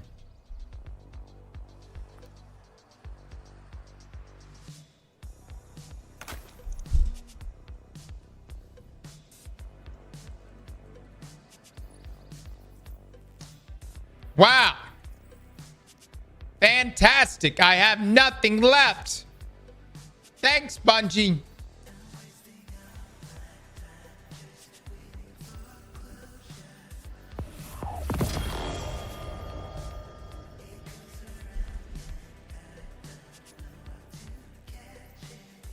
That's all I got.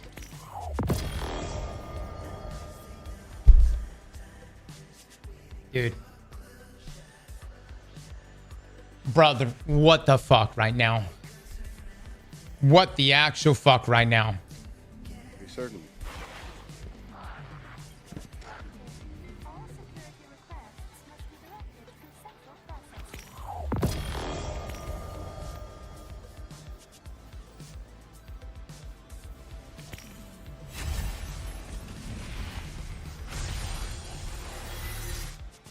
Perhaps a barter is warranted.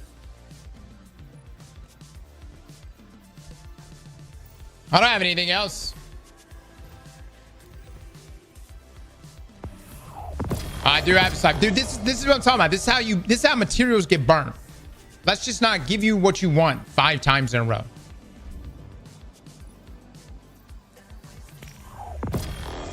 Great design. You know what? This is the best we can fucking get. That's the best we can fucking get. Holy shit. Guess what? Guess what? Hold on. You ready to do this again? Because we still don't have tiered exotics yet. All these pieces right here. Get ready. We're gonna do it again. This next year. We're gonna have tiered exotics.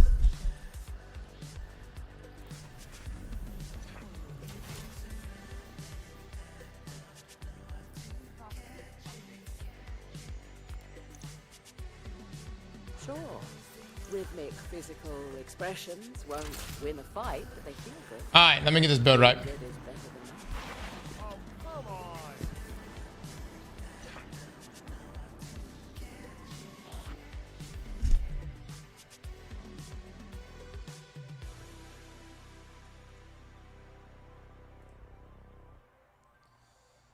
Need 2 people to join me. We're going to farm the dungeon for sage armor pieces.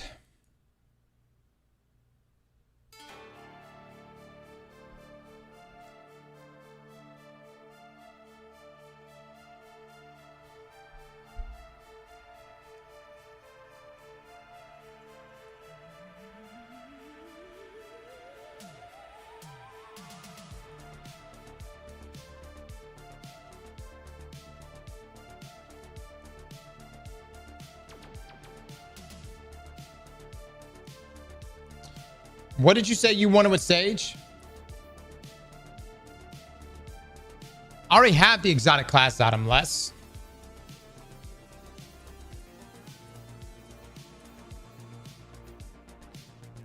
Oh, Jesus Christ, dude. I'm gonna fucking quit this game.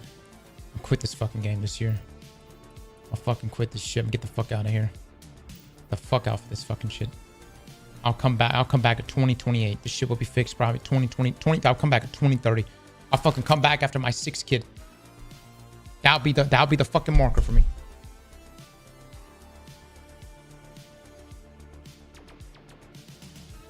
Let's already have your role. Quit making this about you. Already fucking have it.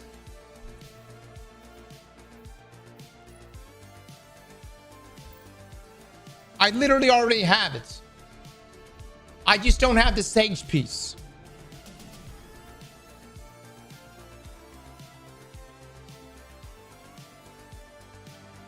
Rev, this is your build, right? With the 2-piece sage, what do you want?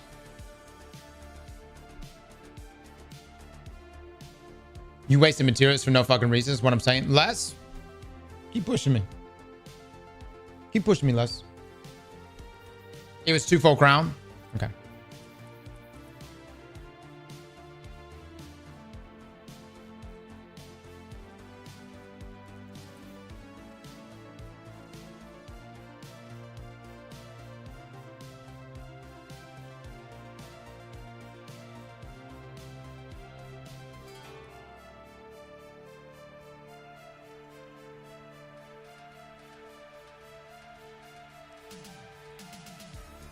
Hey, Destiny community, can I tell you something? I've been enjoying my Anthem streams more than playing Destiny right now. A game that is in the grave.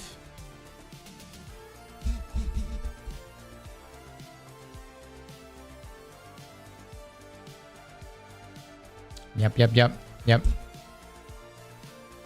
I say that with love. I say that with love. 100 grenade, 100 weapons, 100 class.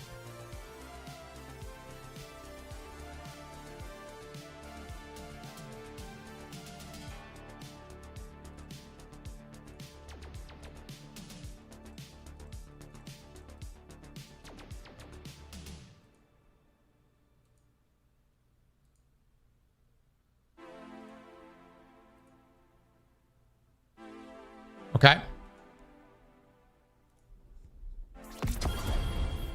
This build is going to make you enjoy Destiny 100%.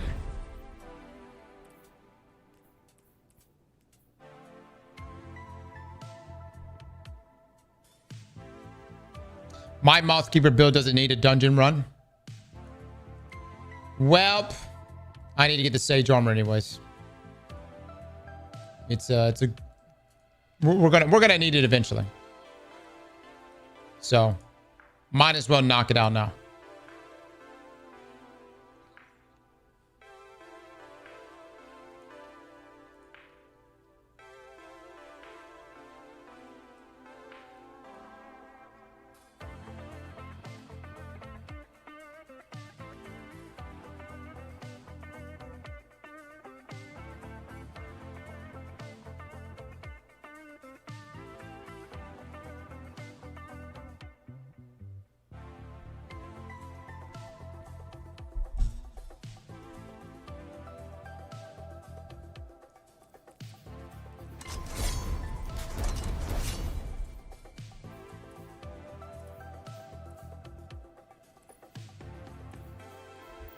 I'm not going to do anything else to it. We're going to keep the drip the way it is. All right, need two. Need two to join on me.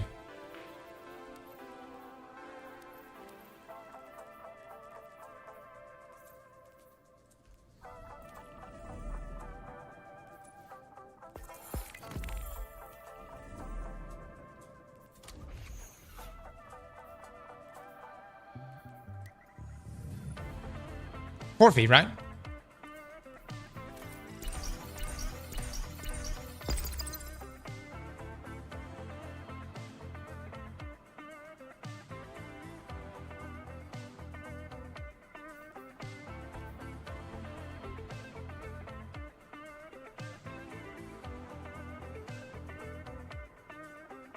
You only need two. You only need two for tier 5 for armor, really?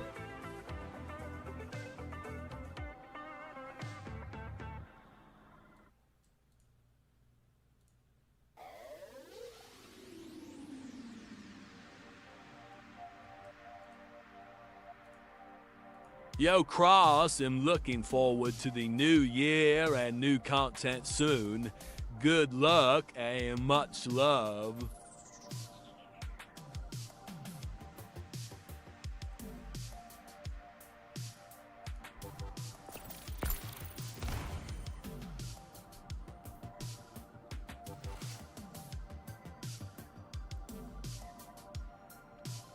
Jajishi, thank you so much for the 15 months, my man.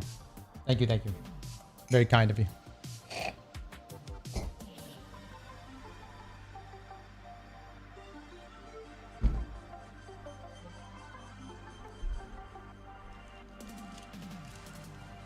Two only guarantees one or the two drops first run of the week, like a raid.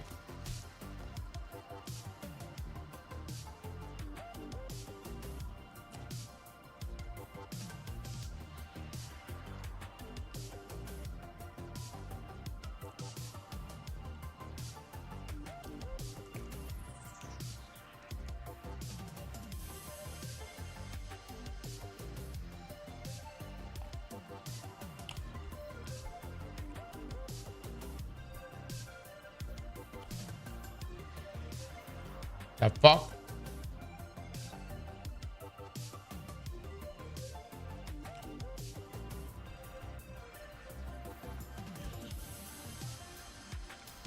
Look, you need to know the challenges. Have good builds.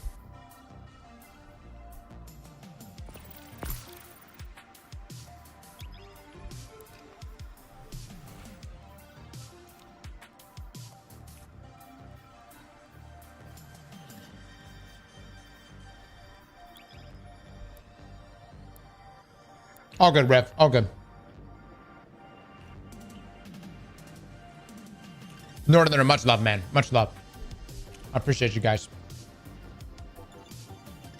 In approximately 55 minutes, guys, we will be getting the stream that's hopefully going to showcase some good games.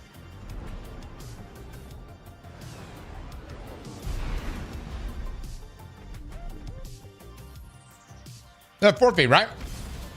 Did I launch forfeit?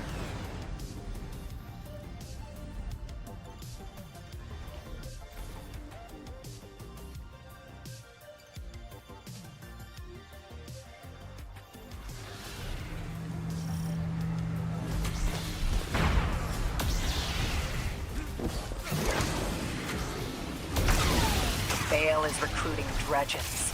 Not a light bearer among them. One is after the relics in Muse's Praxic Temple, including a dossier of active Praxic agents. That information in the Imperium's hands puts the entire Praxic Order at risk. With them, every guardian of the city. Take down the Imperial dredges. Save the Order. Show me the fire that burns within you. Nice. Nice.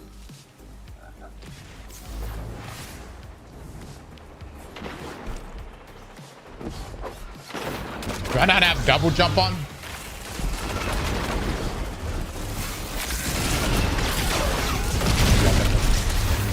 Triple jump, I mean.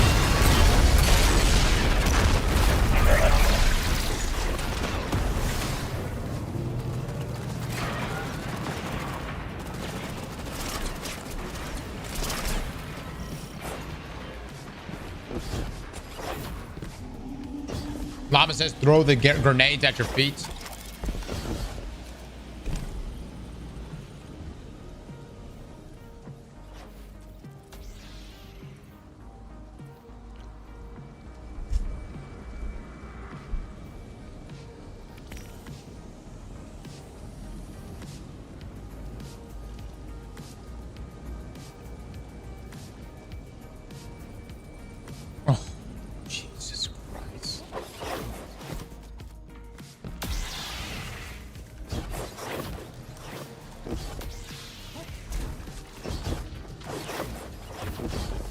I've literally played nothing but Titan and Warlock.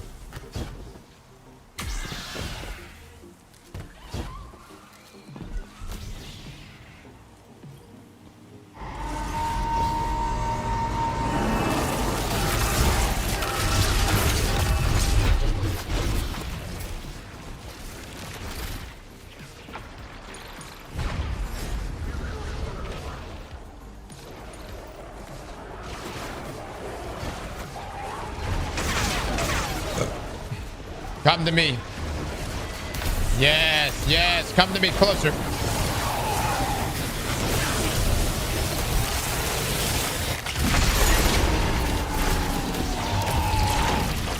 What the fuck was that? I mean, revive.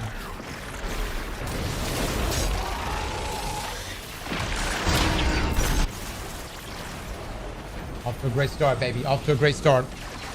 You can focus on another character, not focus on a hunter. What did you just say?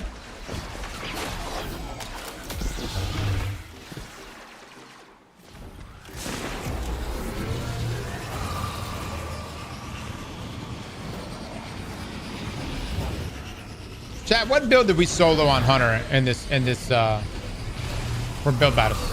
Can we do a build for Hunter? Oh my god, brother. You about to screw us both.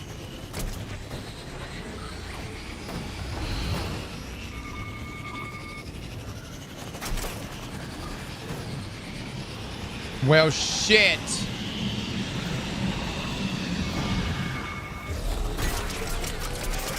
Guardian down. Guardian down. Feeling very confident with this squad. I feel like the caliber of gamers we have present here, second to none.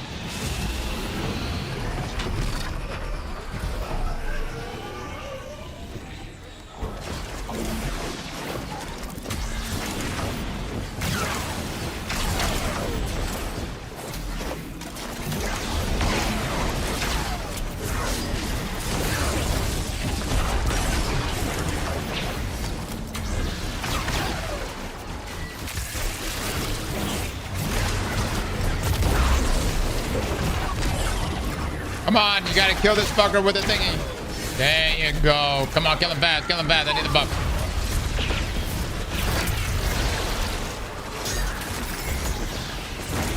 What's my swap off key? Probably about to wipe. I don't have a revive token. God damn it, dude.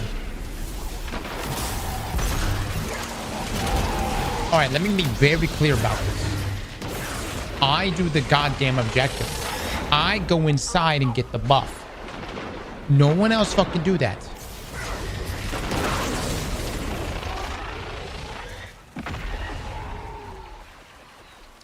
My renegade button didn't work that time.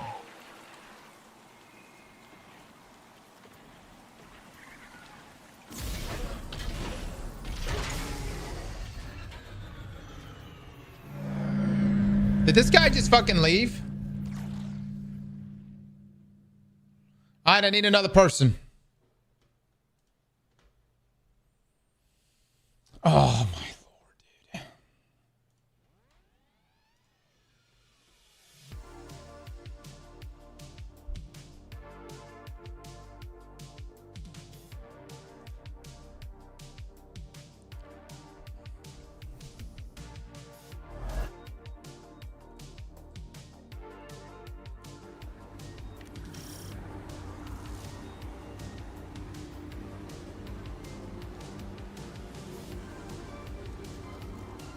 Rev, what kind of fucking name is this?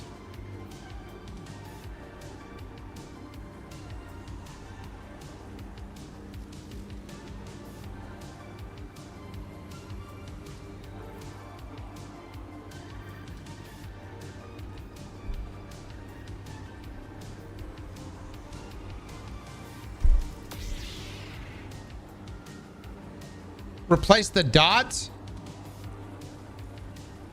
With what?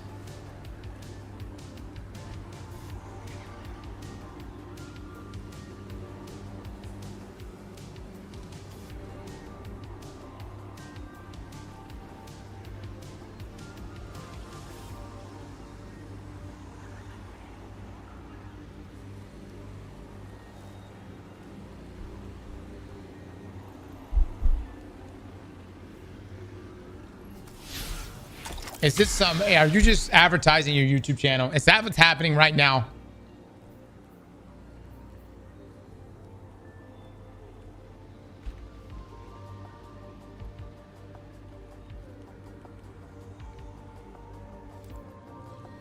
Lord have mercy. I'm adding you just out of convenience so I don't have to type that shit in every time.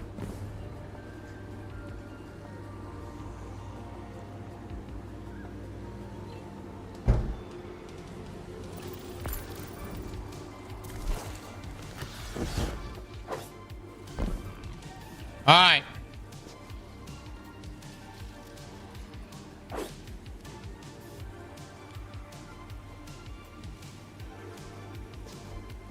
I fucking URL just joined you.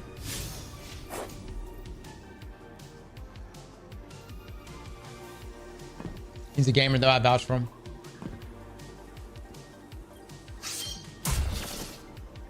Guardian down. Alright, just don't die.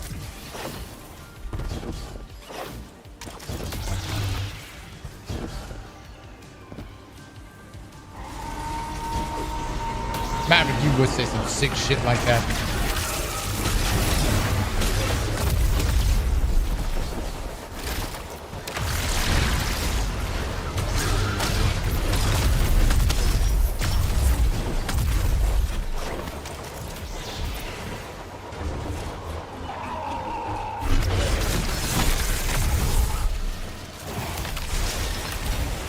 Come on, ass.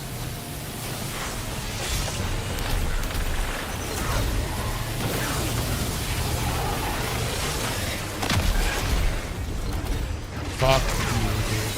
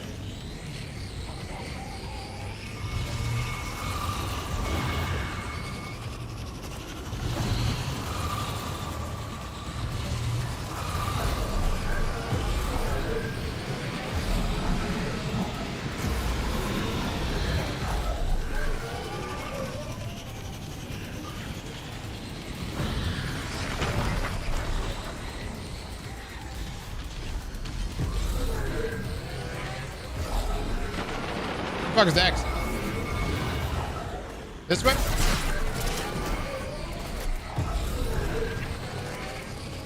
The fact that it's taking so long is incredible. Oh my god.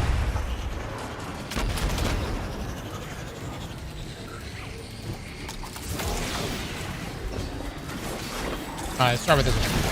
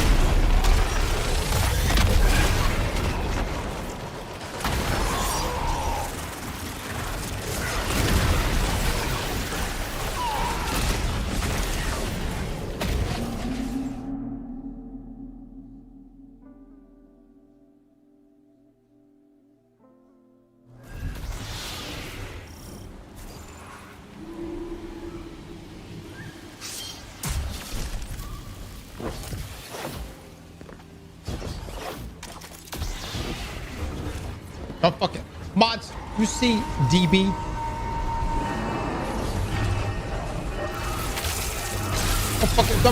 Don't fucking brother hello me.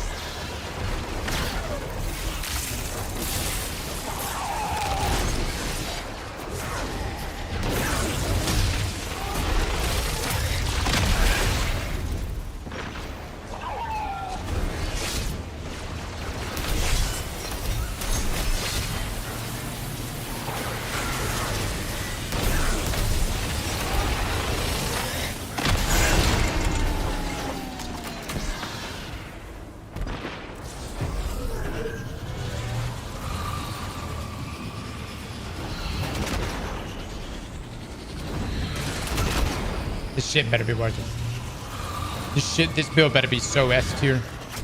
It better be so damn godly.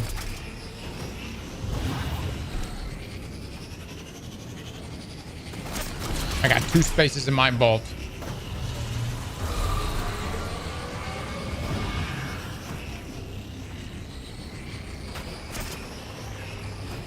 I know it killed it. I shouldn't have activated. I didn't think it was gonna kill him. If anything, y'all gotta let my damn strand tornado run out.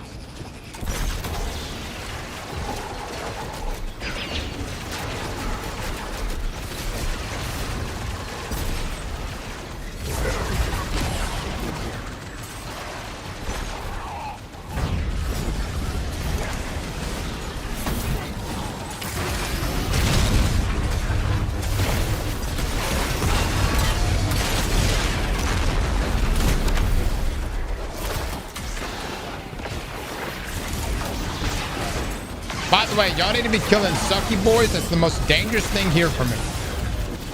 Like, nothing is more dangerous than that shit. No one has killed sucky boys.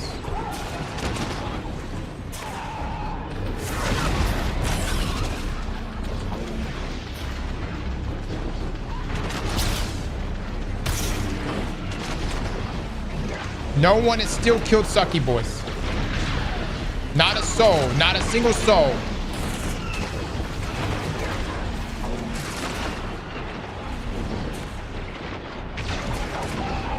None of the sucky boys. Not a single sucky boy is dead.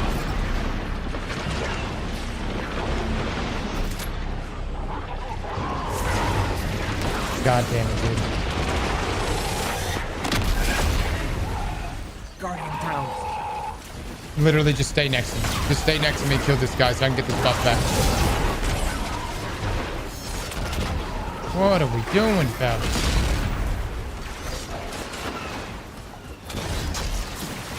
What are we doing?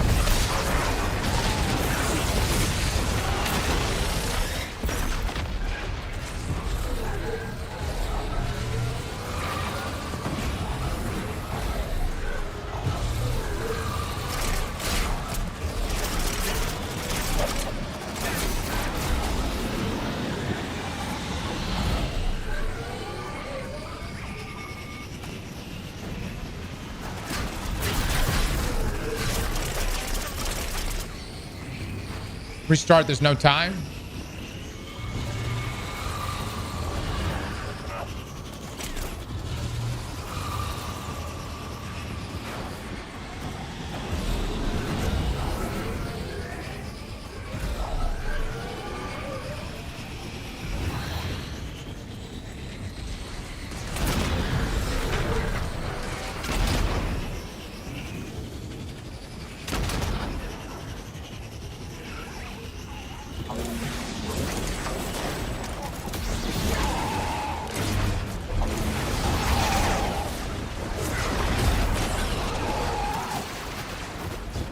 Guardian down.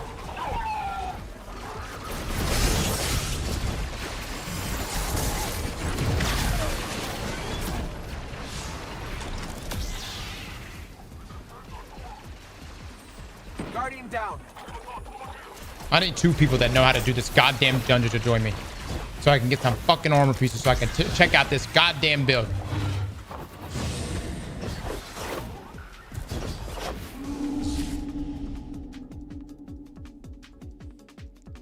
Two people. You must know this dungeon. You must have done a 4 feet. You must know to take out the sucky guys. You must not die.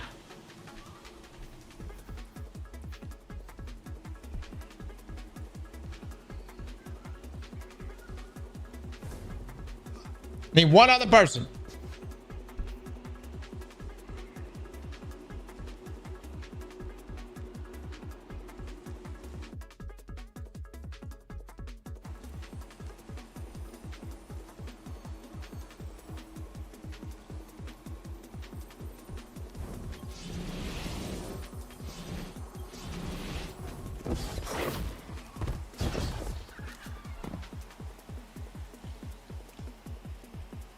That invite go through?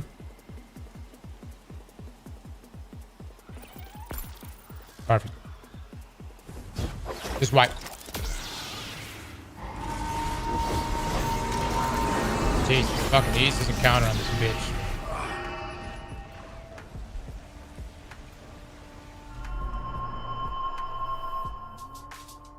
No. Chad, I'm farming this armor for you. You wanted to see this build, so we're fucking doing it. Don't be sitting there busting my balls because I want an efficient team. Fuck you guys. I'm doing it. I'm going and getting the goddamn armor.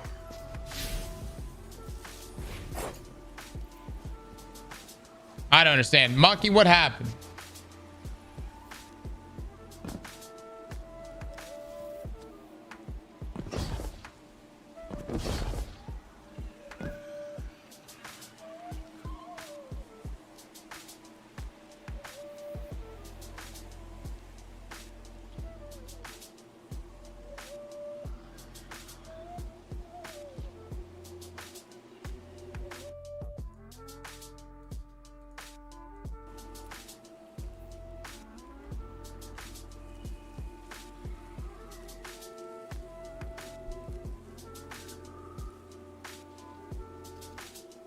I'm running a similar hunter build if you want to see it. No, I don't want to see it. I want to obtain all the pieces for it. And I want a team that doesn't throw.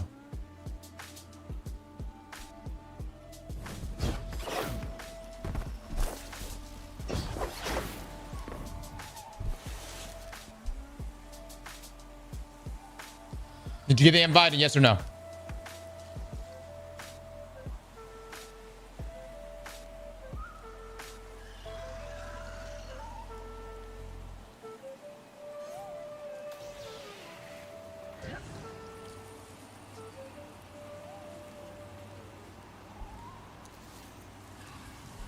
Oh my God.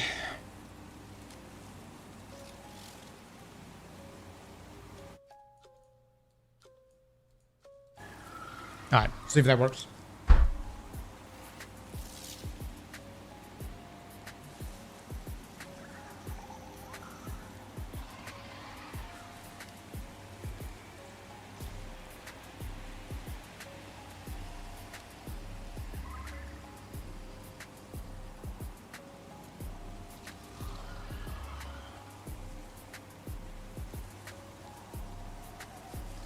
Guardian down.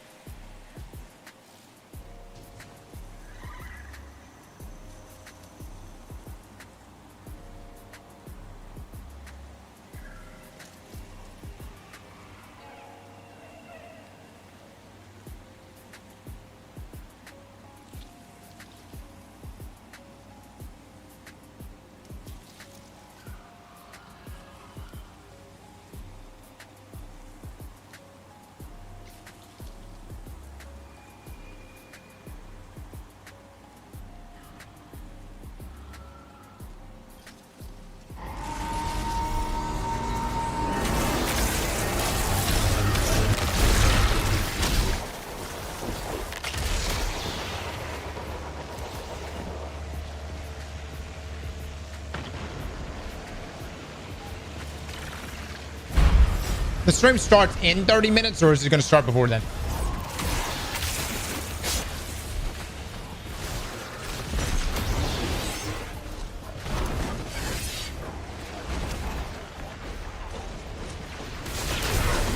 The actual 15 before, okay.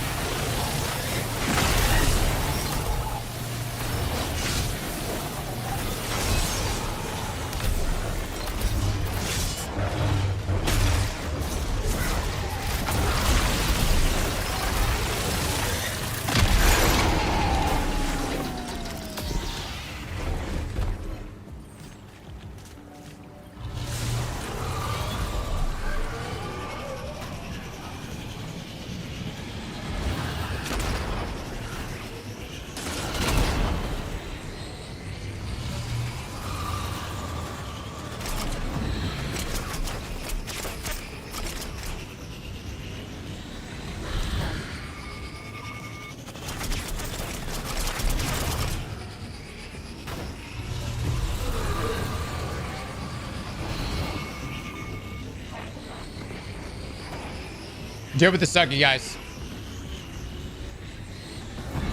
Yep.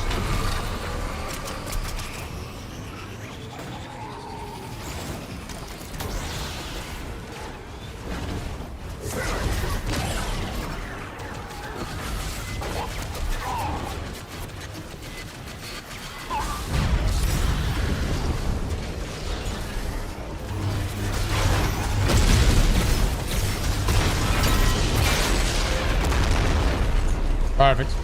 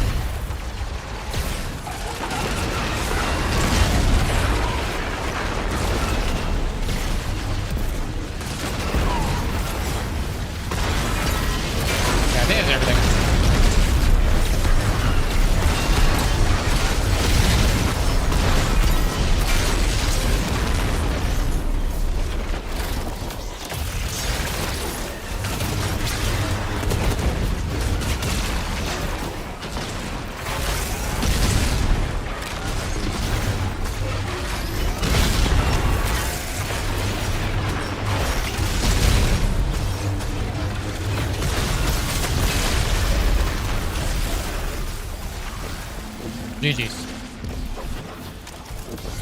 Please be armor. Nope. Wait, hold up.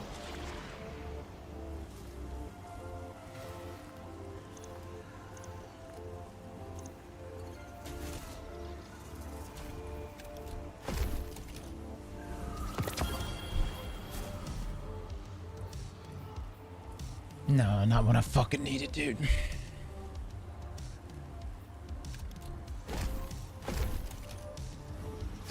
It's fine.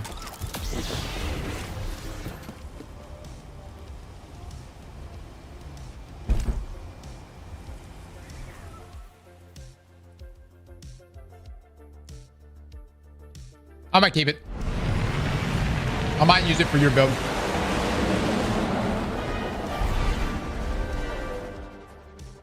This might be okay. Might be all right.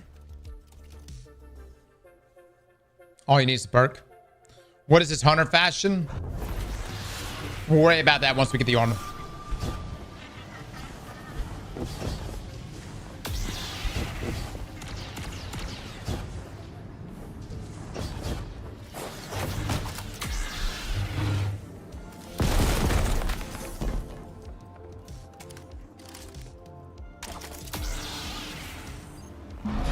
Ride's gonna get bumpy. The Imperium pilots activating their NLS drive. Germinated with the sub. Thank you so much. For any necessary action in retrieving that dossier. Do what you have to.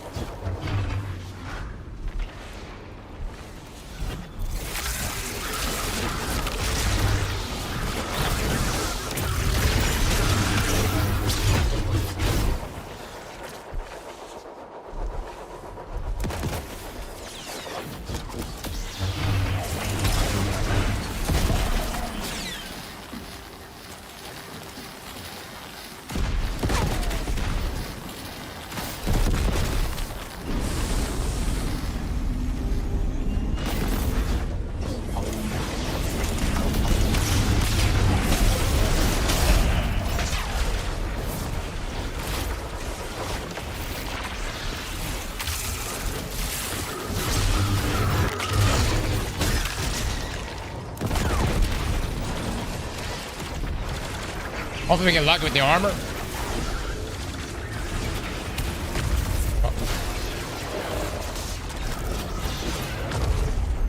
What the fuck, dude? Nope. The one time we want armor.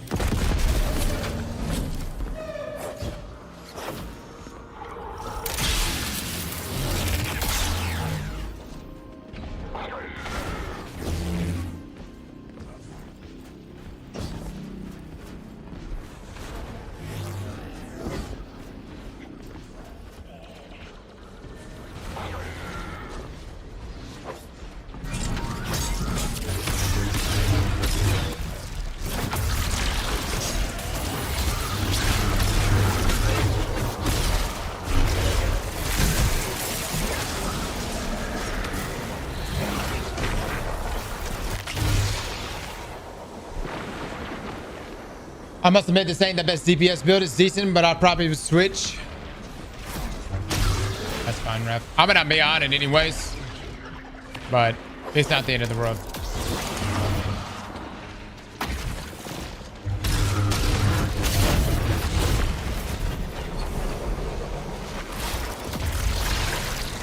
I think we probably are gonna still clear. Have we read the Twab? We did, guys. It was kind of a nothing burger.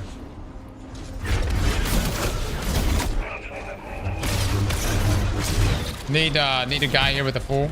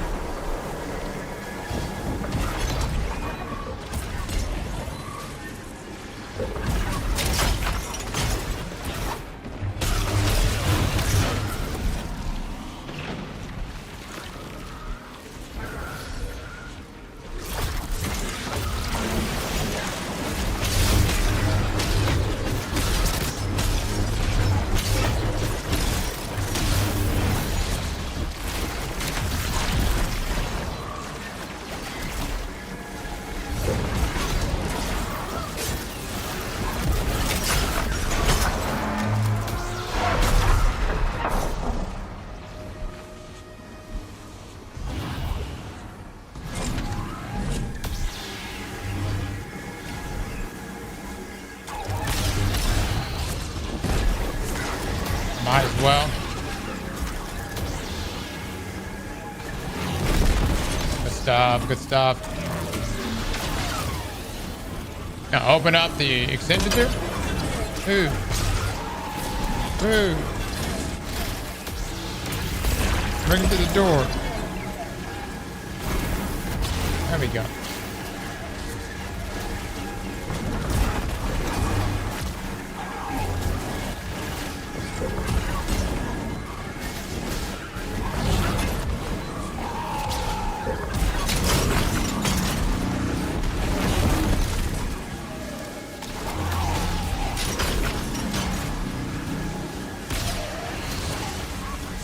Dude, that's so fucking buggy.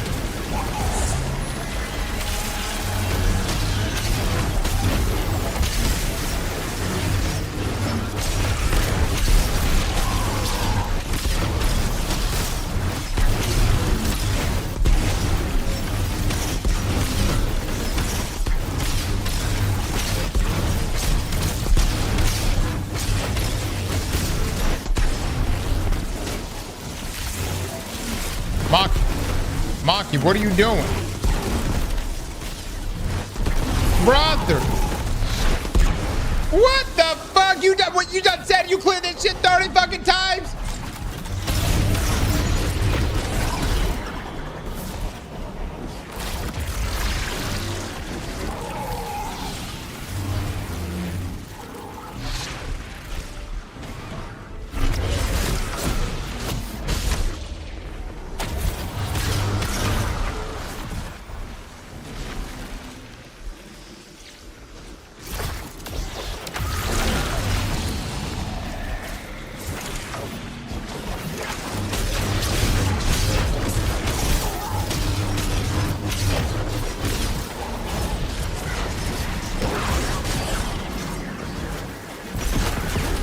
Bungie, y'all gotta fix this bug. I can't even throw my fucking melee when I come out of. Jesus Christ.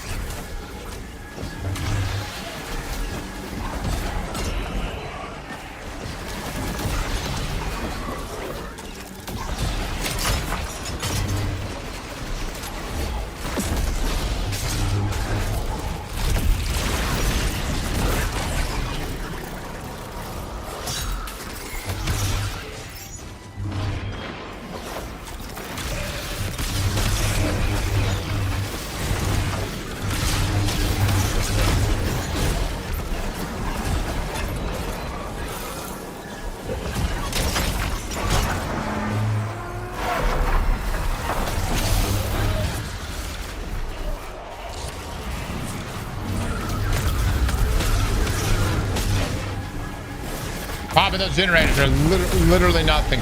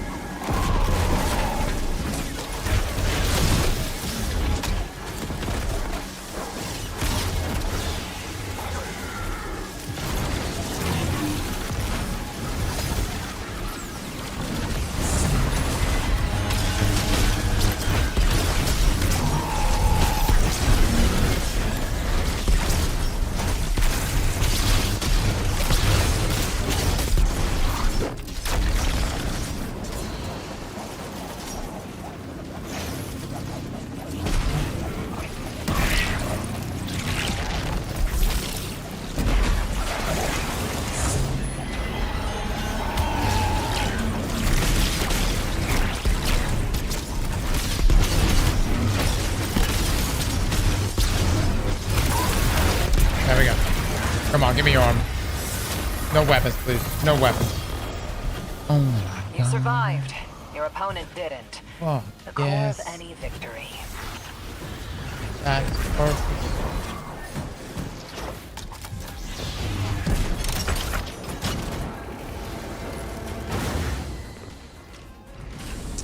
Ass. Double ass. Butt fuckable. We'll do it.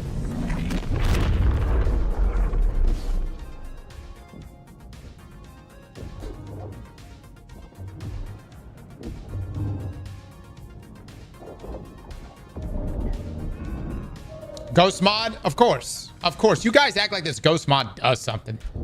This ghost mod don't do shit. No, seriously.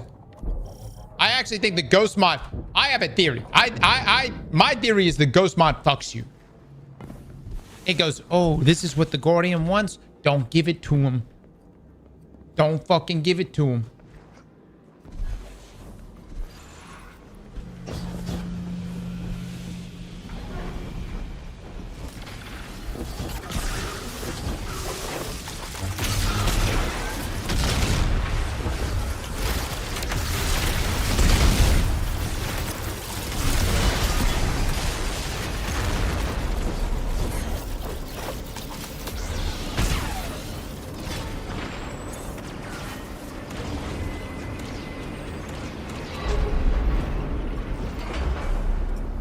What did you just say? Yeah, I'm telling you, some of the things y'all put in writing baffles me.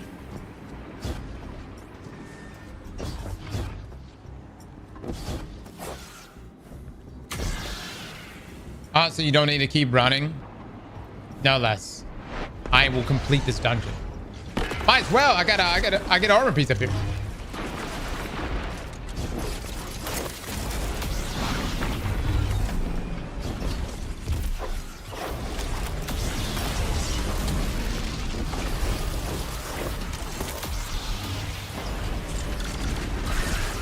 Them damn hunter jump.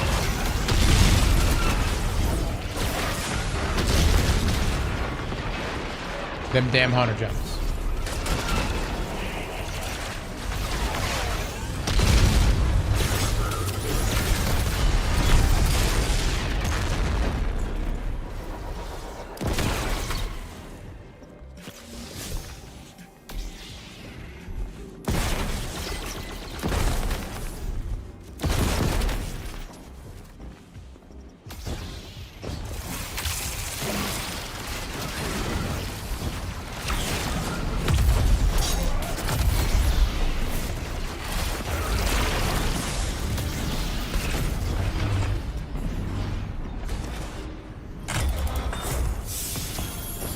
Not what I want. All right.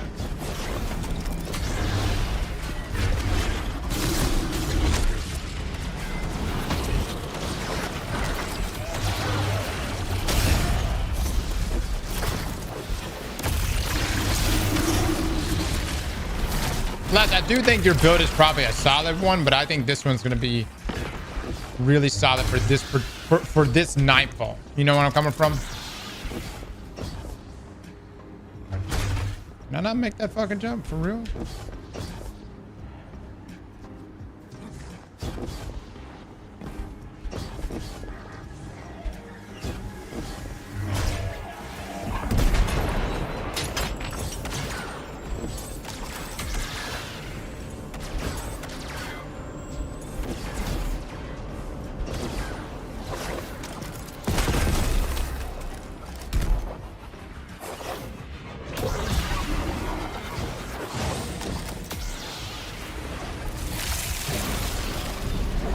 Switch to triple jump. I'm on triple jump. What the fuck are you talking about? What the hell do you think that is?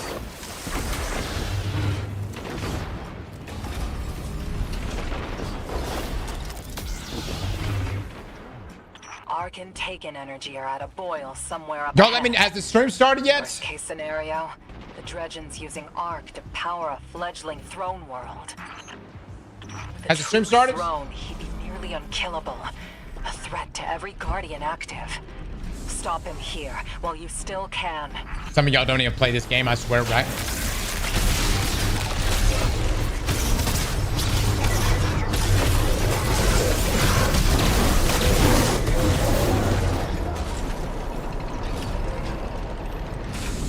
I'm getting that Destiny 2 itch. Is it worth it?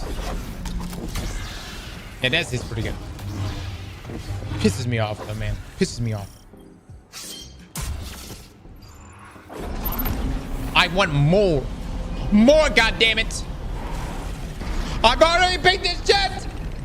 I want renegades every month. Is the Guardian. Without the Guardian, fire does not ask or act. Be the fire or be smoke on the wind.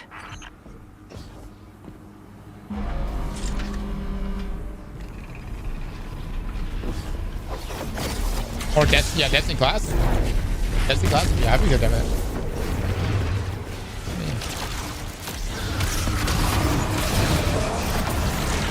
No, that's good shit, yeah. Destiny class. I hate this unnecessary voice line where, you know, I smoke out a win.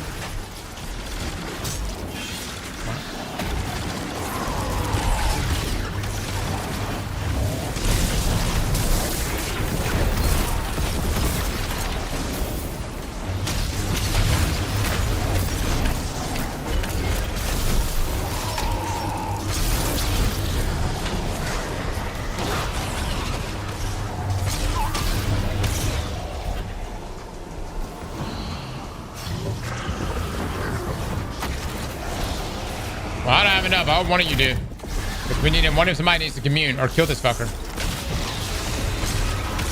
Okay. Perfect. No, that works. Alright, we killed the rest. Murder.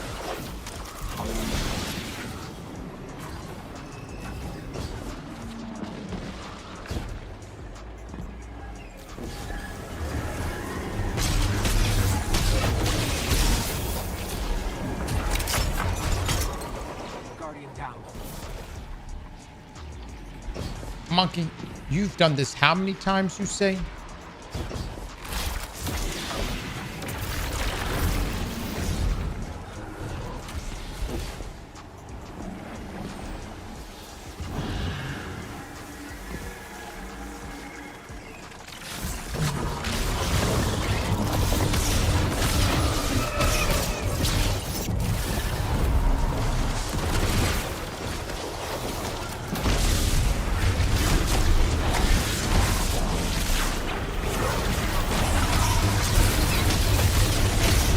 We gotta leave one up.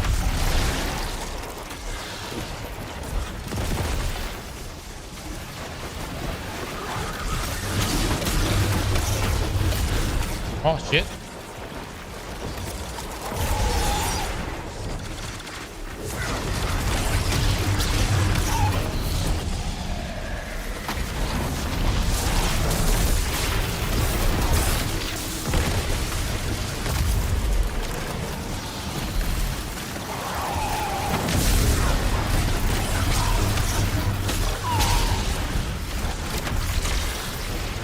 Let it run out.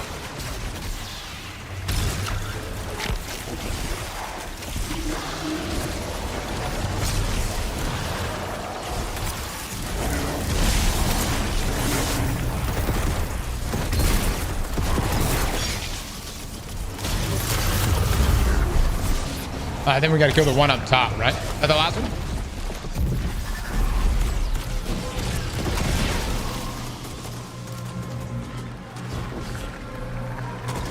Oh, I guess so.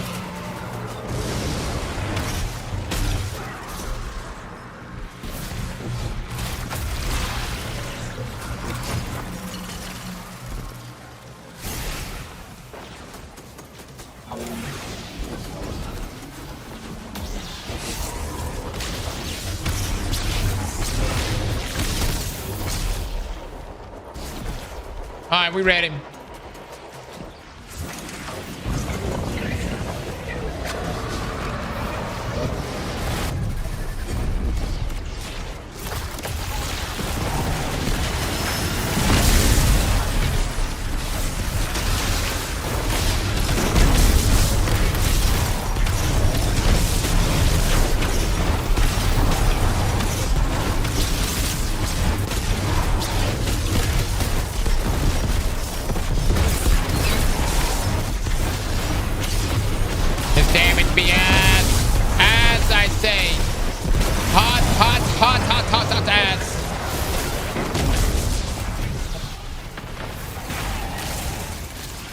Dude, why didn't I just get a controversial warlock to join me? Holy shit.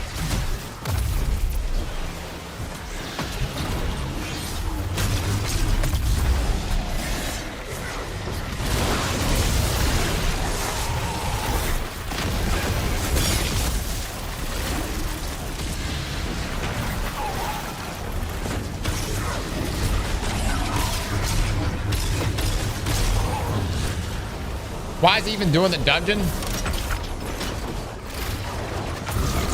I need armor. You got a chill cross? Whoa! The fuck you mean? Are you saying I'm not chill right now?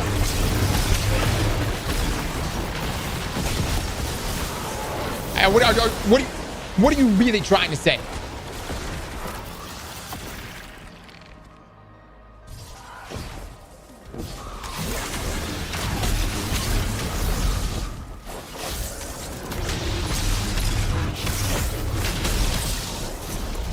I hope this build is as good as you guys say, man. I really do. I really do.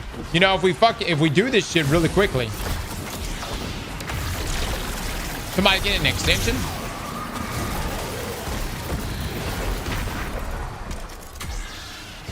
There we go. There we go. Hold up. There we go. We can do all of them right now.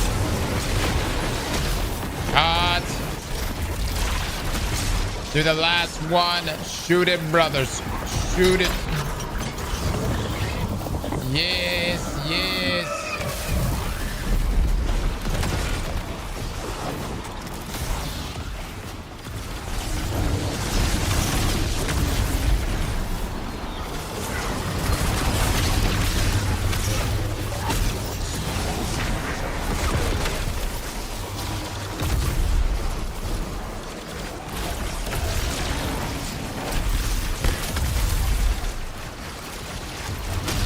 The dungeon difficult for the first time? Yeah. I mean, it maybe, but it's a fun dungeon. It's definitely worth doing.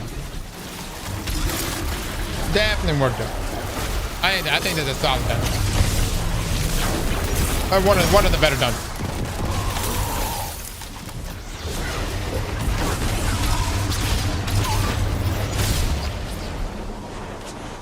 All right, get ready for the last one. I like it a lot.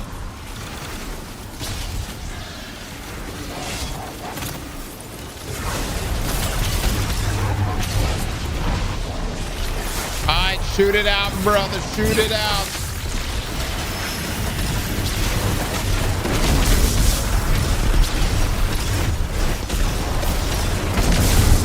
Oh my God. We're gamers, dude. We're gamers. just in time before the stream. And I got another stage. And it's a good roll, but it's in the same slot as Twofold.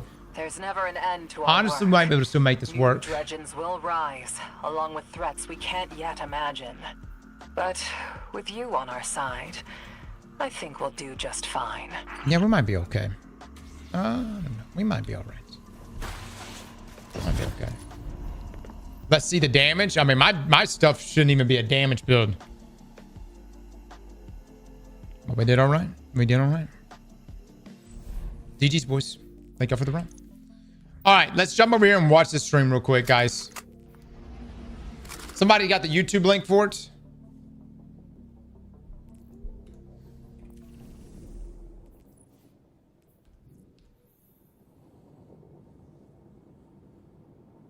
Get a class item too.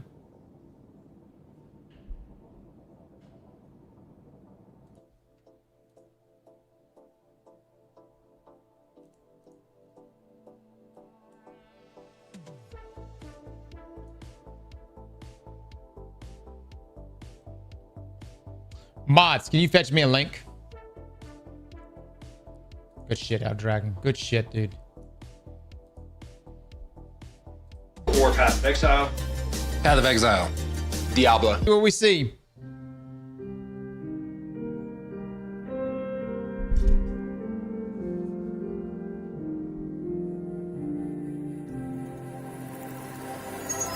Ooh, there it is. All right.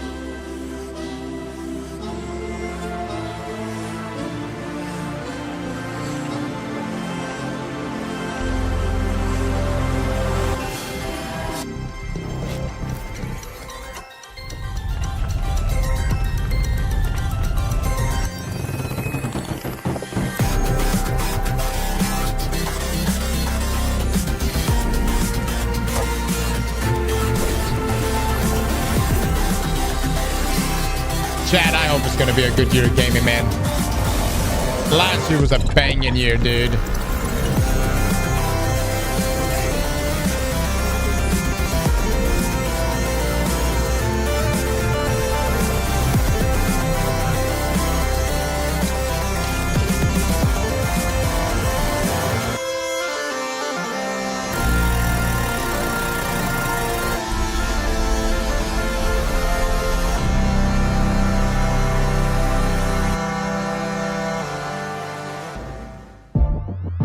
Welcome to the New Game Plus Game Showcase, a new initiative built by creators who love games for what they are and not just the games that pay to have them promoted.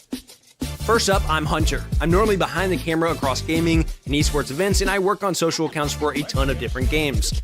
My favorite games of all time would probably be RuneScape, Dark Souls 3, Leaf Green, Black Ops 2, and Star Wars Battlefront 2. Then we have Jake Lucky, kind of the point where gaming, esports, and streamers collide. If you look at him for too long, you'll start to wonder why his neck is so long, and if you look at his Twitter for too long, you'll wonder how much Nadeshot paid him to tweet clips of him every single day. His favorite games of all time are RuneScape, Age of Empires 2, Halo Infinite, Jumpstart Adventures with Bodley, and CSGO. Next up, Luality, a streamer with a hatred of spoons and a love for dragon sex. Lua probably has more personality than the rest of us in her pinky. Her favorite games include Baldur's Gate 3, Cyberpunk 2077, XCOM 2, Witcher 3, and Mass Effect. Then Luke Stevens, the mind of a critic with the heart of a fan. Luke breaks down games to their DNA and really looks at everything a game has to offer. Where our brains might be smooth, his is nice and wrinkled.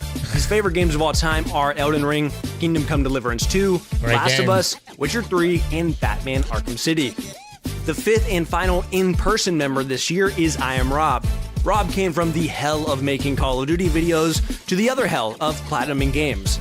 His favorite games of all time are Witcher 3, Halo 3, Batman Arkham City, X-Men Legends, and Call of Duty Modern Warfare 2. Not to be confused with Call of Duty Modern Warfare 2 or Call of Duty Modern Warfare 2 Remastered. Then our final member is Blue Thunder, the man who is always spotlighting the next hidden gem before anyone else sees it coming. He just had a beautiful second child that luckily takes after his wife, so he's not here in person but was a major part of the showcase. His favorite games of all time are Resident Evil 2, Silent Hill 2, Elden Ring, The Last of Us, and Metal Gear Solid 2. Together, we're pressing into how we think game showcases should feel: conversational, authentic, and transparent. We are here to celebrate what actually excites us: incredible worlds, creative devs, and stories behind those games that we love so much. There's no paid placements, no marketing scripts, just pure passion and excitement for what's coming up in gaming. You can expect a wide range of content, including new trailers, fresh gameplay, developer interviews, behind-the-scenes content, and even some updates to your favorite games. So sit back, grab your drink of choice, and let's dive into some of the games that we think are worth your attention. This is the New Game Plus Game Showcase. Yeah, also, who picked the name? New Game. It's a work in progress. Wait, what's the name of it? New Game Plus shows the showcase. New plus the game plus the showcase. Have we trademarked that yet? Because I don't. Oh, God. Well, we have cups. We already got the cups. Sick name. The cups are done, dude. We might have to cut our losses. There's no changing it up. Cheers. Perfect. Good host. It's great. All right. I like it. All right, guys, so first up, we have three awesome games. We have Blind Descent coming from Owlcat. We have Deep Dish Dungeon coming from Behold and Raw Fury, as well as an exclusive interview with the Don Walker creative director. All right.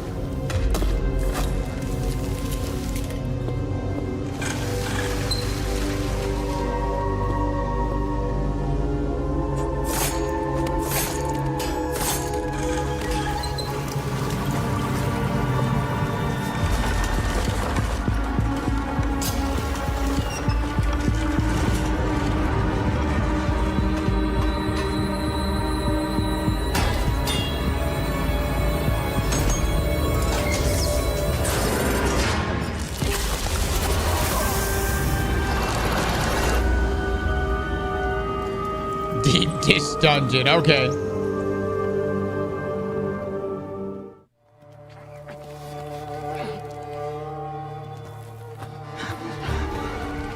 Blood of the Dawn Walker, yeah. Must be here somewhere.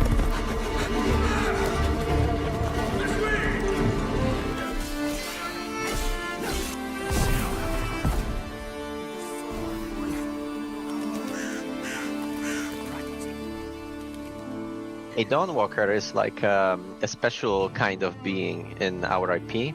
It's neither fully a vampire nor a human. It's something in between. What this means is basically that you, as a Dawnwalker, you have underwent a transformation. You used to be human.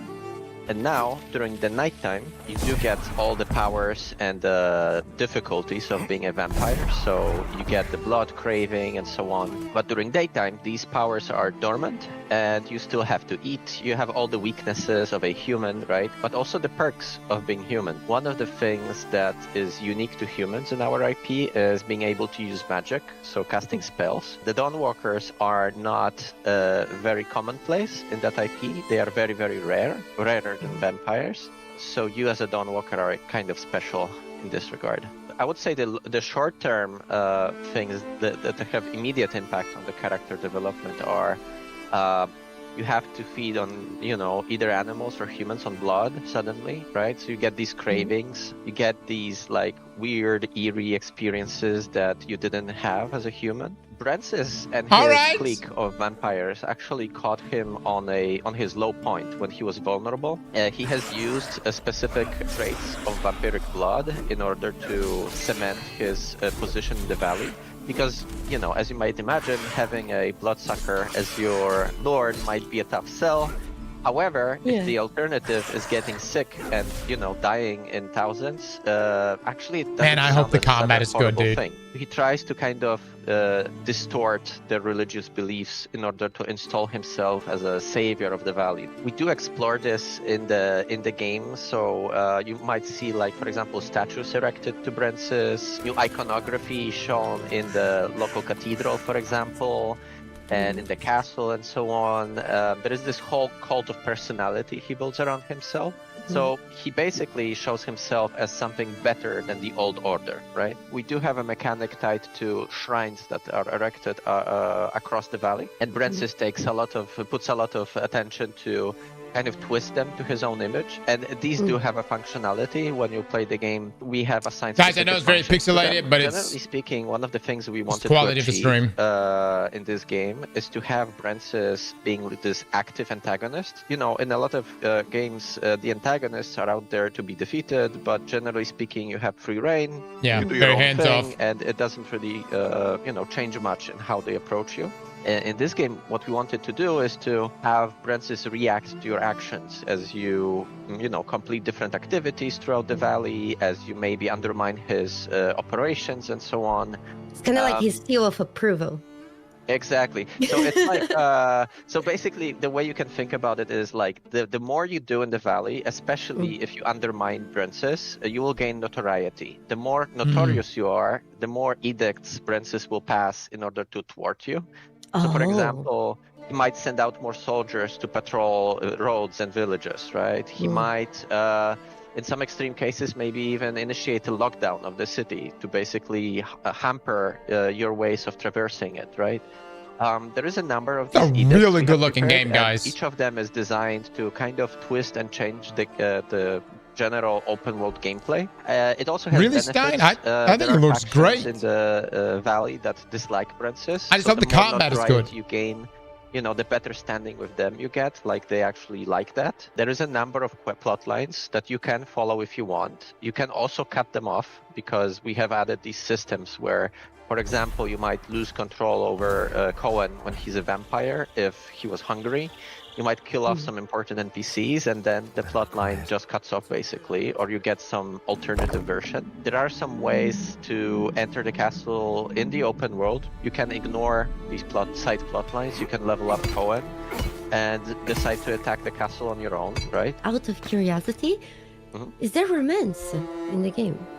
Romance, yes, of course. We do have romance options, yes.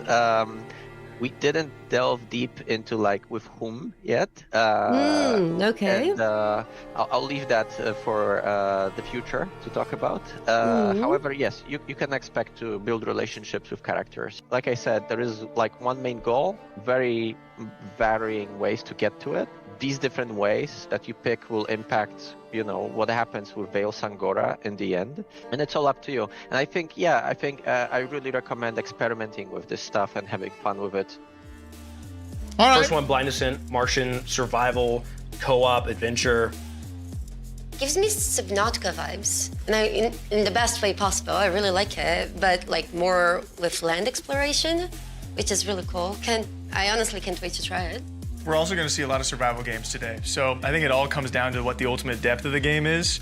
But I also, my first thought when I saw Martian land was No Man's Sky. That's obviously like maybe a reach for expectation-wise, and definitely a tall task. But when I heard Martian, I thought No Man's Sky-esque. Like you said, a lot of survival games, but I think it's popular right now, and I'm hopeful that a lot of them do it right. But this is like going underneath Mars and has aliens. It looks interesting. I like it. I'm intrigued about the variety of ecosystems and aliens and plants that they bring up.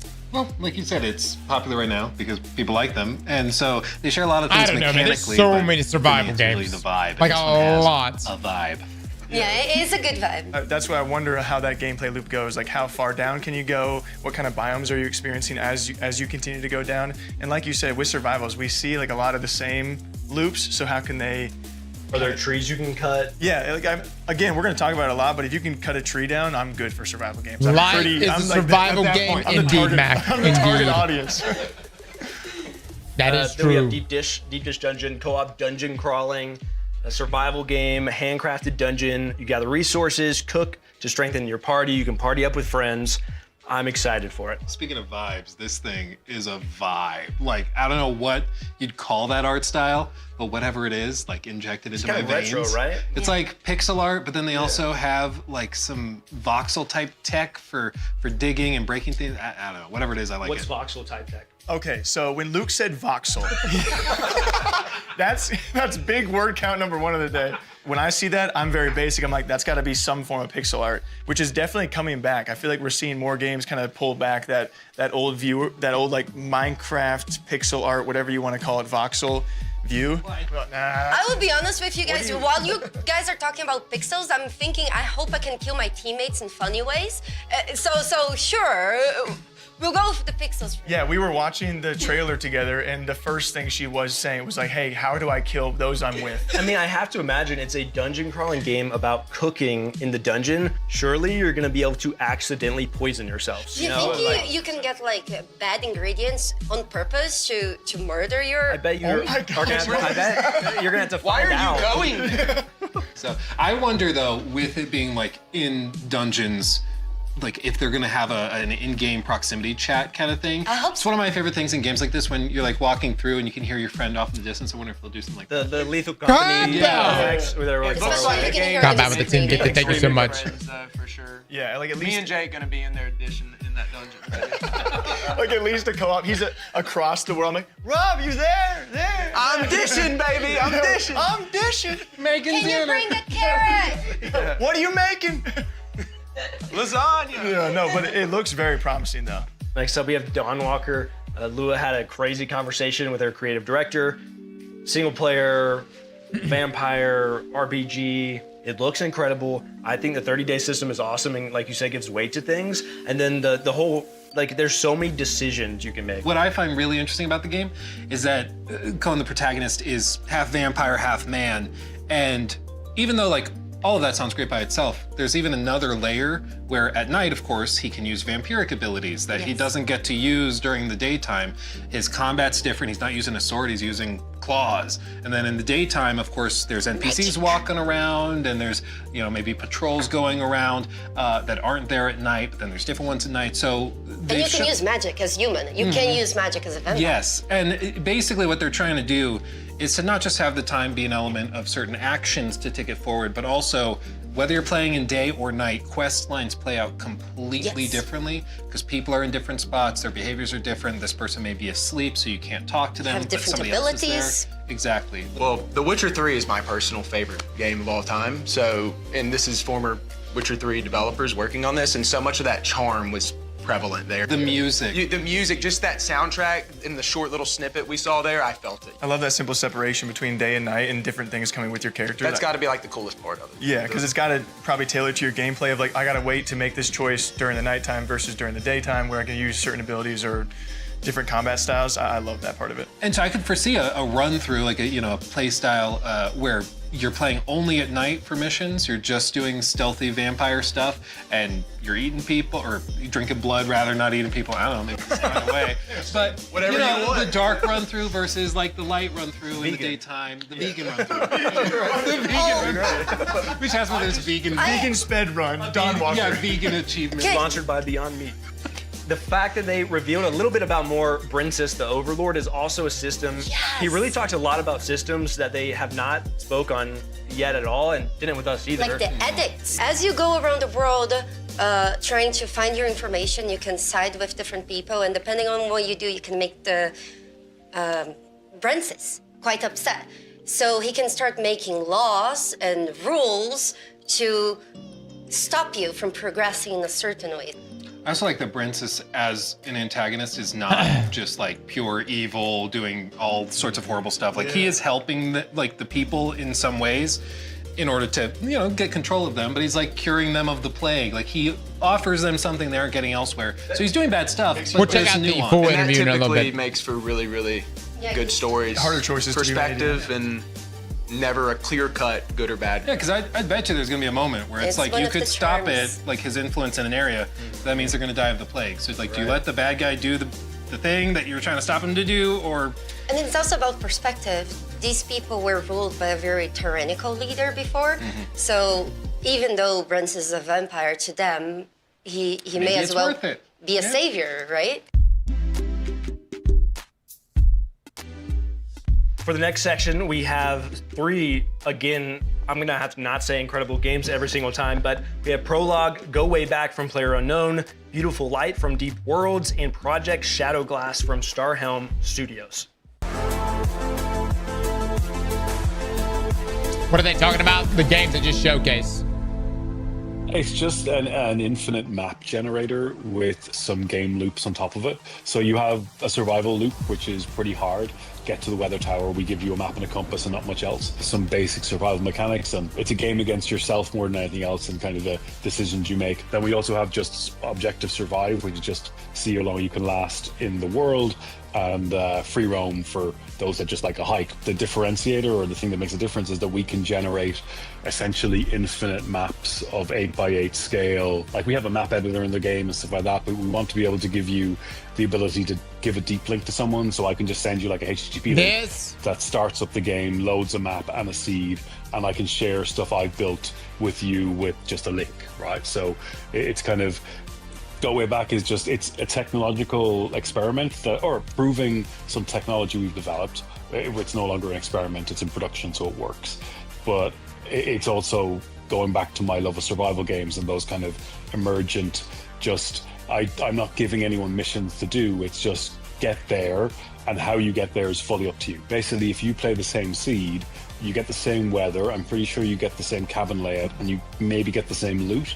So you and 4 friends could technically race to the weather tower and see who gets there first, because you have the same conditions. And while we don't have multiplayer yet, you have this kind of asynchronous multiplayer that, as long as you can share the seed with people. And I thought, wouldn't that be a cool a survival game good this hasn't been done to death? Streamers, this one looks pretty how cool. long they can survive in objective survive mode, right? But yeah, there's a lot of survival games. Race to the weather tower quickest, or we can set up the weather just to get progressively colder and see who lasts the longest. There's a weather tower on top of that's pretty one interesting. of the higher points on the map. It's generally the other side of the map. We do have prompts now that tell you what to do in the world, but yeah, there's some simple survival mechanics. Keep yourself warm, keep yourself dry, light fires, board up windows, keep your body in a good temperature, get across the map. And we don't tell you where you are on the map, except when you find a new map in the world and it updates your position. You're left for basic navigation. It's kind of set in the 80s, so you don't have digital GPS, stuff like that. I want to make sure that the worlds we're generating have enough depth that when we add story and mission and quest-based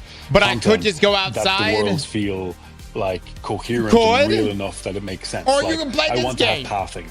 I want to have like infrastructure, It's like beautiful. telephone lines, this kind of stuff. So the cabins aren't just random cabins in the forest, that there seems to be some like, logical placement of stuff in the world. And once we have those in, then we can more easily go, well, okay, you need to connect all the substations to bring power to the weather tower so you can get a message or go and do various things. Right now, there's a bunch of cabins and there's survival mechanics, but we want to add a lot more depth to the environment. Preface is a tech demo. That I always said I wanted to release a free tech demo of the engine we're building, and that's what Preface is. And the kind of poetic thing is that my last game will be Preface, because it'll just be a visualization of what's possible with our engine at that time. And it's more like Minecraft Survival, that it's an example of what you can do with the engine, and it'll be open source and free for everyone, so you can do whatever you want. So having this kind of digital space, like an internet in 3D, I don't see anyone working towards that. I see small bubbles, but I don't see anyone really trying to do Earth-scale terrain with millions of people. And that's kind of the bigger goal, and that's why we've broken it down into 3 games. The aim is that you should be able to do anything from 10 by 10 to 100 by 100 with 5v5 or 100v100 relatively easily and not have any problems. We will build maybe an Earth-scale terrain, maybe we're going to build an extraction shooter in it with hopefully a network layer that supports millions of people. That will be kind of a survival civilization MMO type game. But again, that's just one layer of the world. Like, I want you to be able to just jump around the world and see what's happening, because you should be able to, like, I think if you want to interact with the world, there should be a layer of survival you have to do, or a layer of gameplay in order to kind of leave your impression on the world. Yeah, that's really cool though.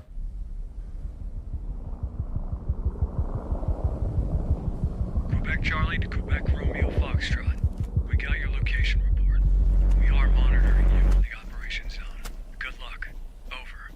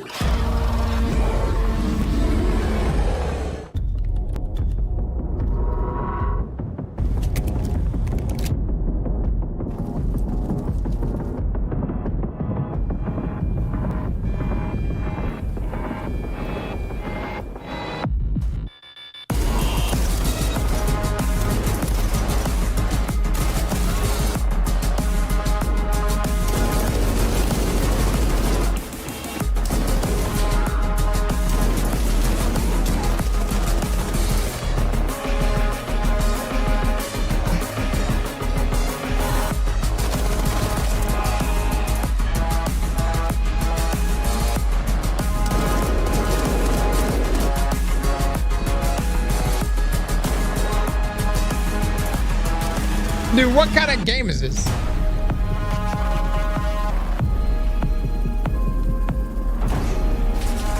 Is this an extraction?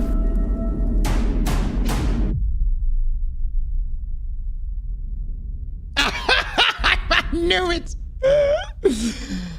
Actually, you know what? It looks all right. Where pixels were once only 2D. Now, they're 3D. Oh, I'm just with you. I'm Dominic John, the dev behind Project Shadowglass, a 3D pixelated RPG that's a love letter to classic immersive sims like Thief and System Shock. This video is a series of prototype rooms that I've been working on some of the core systems in. No art, no assets will be generated by AI. This is all human-made, hand-placed, made by me and artists like me because we love what we do.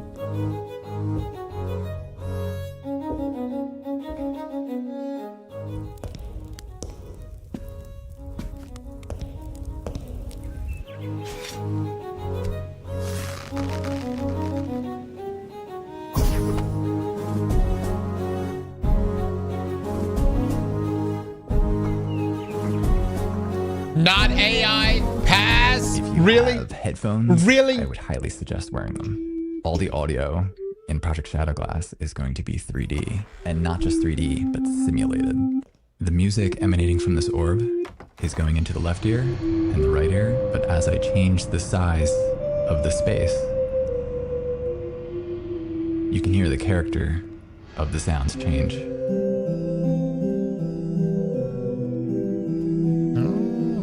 Okay.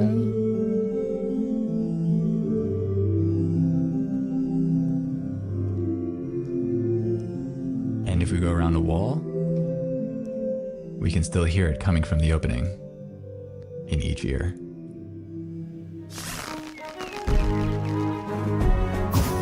Oh, that's a dangerous game. It's a dangerous game. Don't recommend playing it.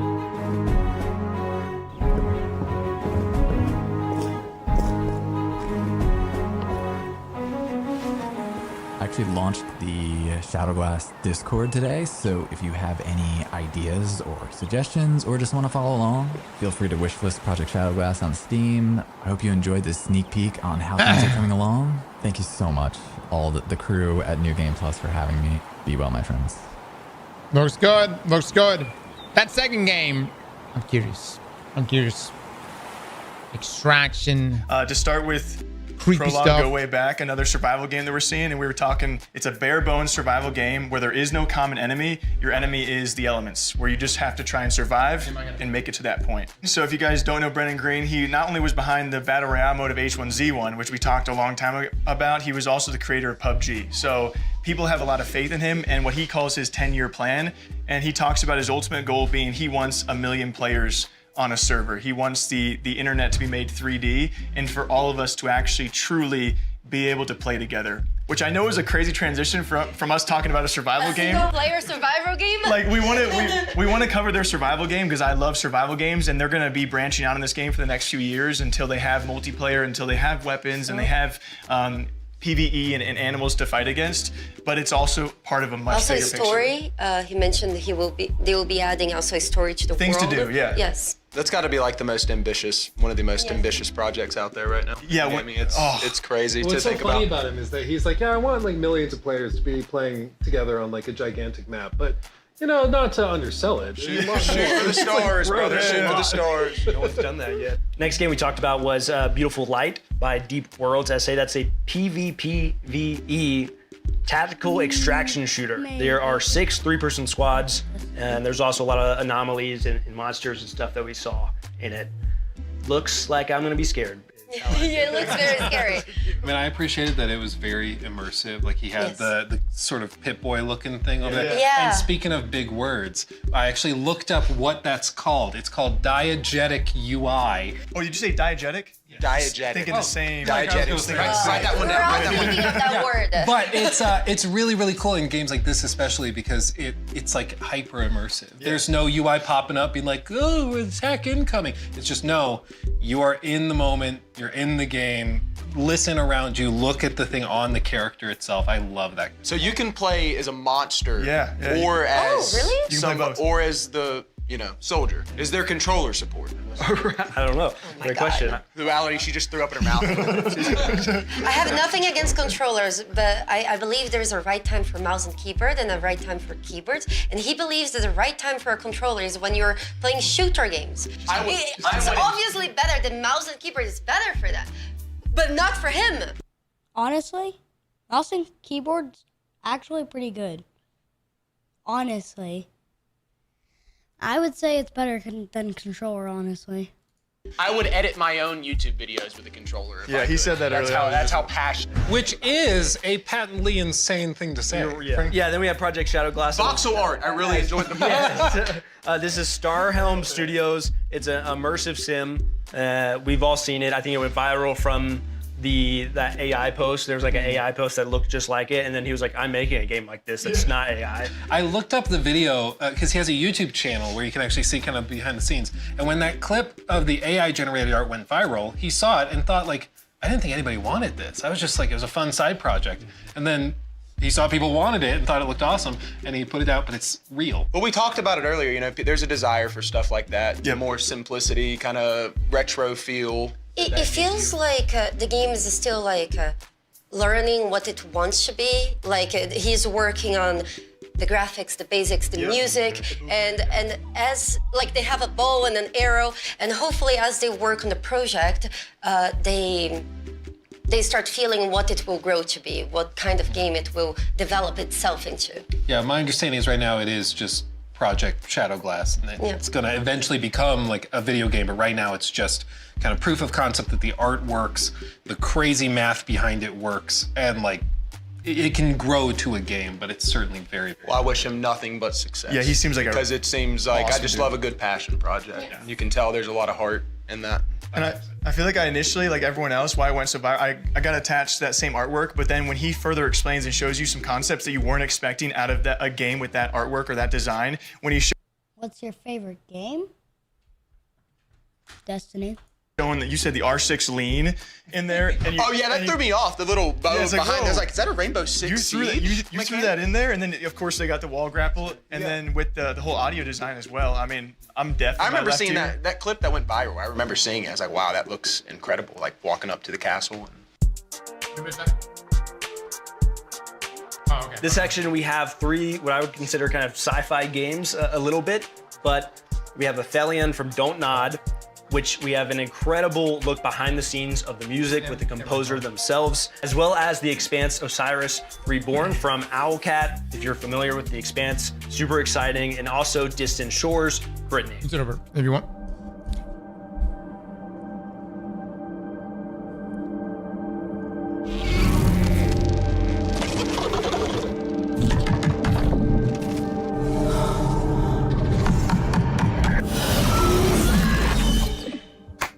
My name is Amin Bouafa. I'm a film music composer, and I am the composer for Aphelion, the video game. I remember having a message from Talal saying that he loved the score of Summit of the Gods, and they are working in a new video game, and inviting me to come to the studio and to meet the team. It was very important for me to understand how the music would be interactive. So how to compose, how to write music that would be interactive, with models, with stems, with separating the different elements, and at the same time, how could the music, how the structure of the music would be an evolving structure. It was very important for me first to have the story of Ariane and Thomas, like that the log line is the story, both of them, so there is a theme that conveys this emotional relationship between them. And then the frozen aspect of the music. I mean, for me, it was very important first to feel the cold in the music, to feel the wind, to feel the ice. It's an instrument that had been invented by the Bachet brothers in the mid-20th century. For me, it looks like an alien instrument. When you see it, cannot even predict that it's a musical instrument. To play the instrument, you need to get your hands in water and then rub crystal buttons that are in this metal structure. What in the Interstellar could convey this frozen identity of the score, and at the same time having you gotta rub the instrument, Jeff. This magical sense of in the score.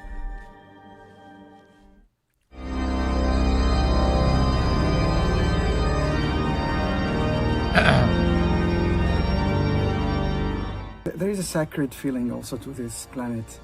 It's a huge planet, but I wanted to get this huge instrument and that it could also play very soft. The organ has a lot of sounds. It could be very soft, it could be very aggressive, it could be large, it could be intimate. For me, it's the planet. The planet could be very welcoming. Y'all making it a big deal. Now, you know where I'm coming from? How to say, very dangerous and very sacred. He wouldn't pick up on it. Now y'all done made it a big deal. The organ could be this, now y'all done made it a big deal. Now he's reading what you're saying. Feeling. And now, you see where this all come from?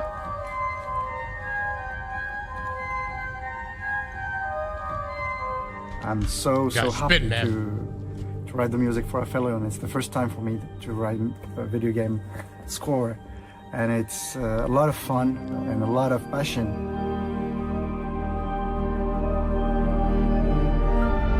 I hope the game is good.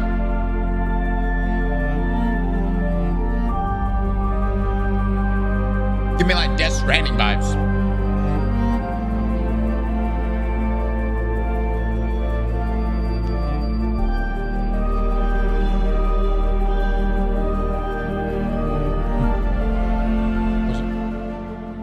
Yeah.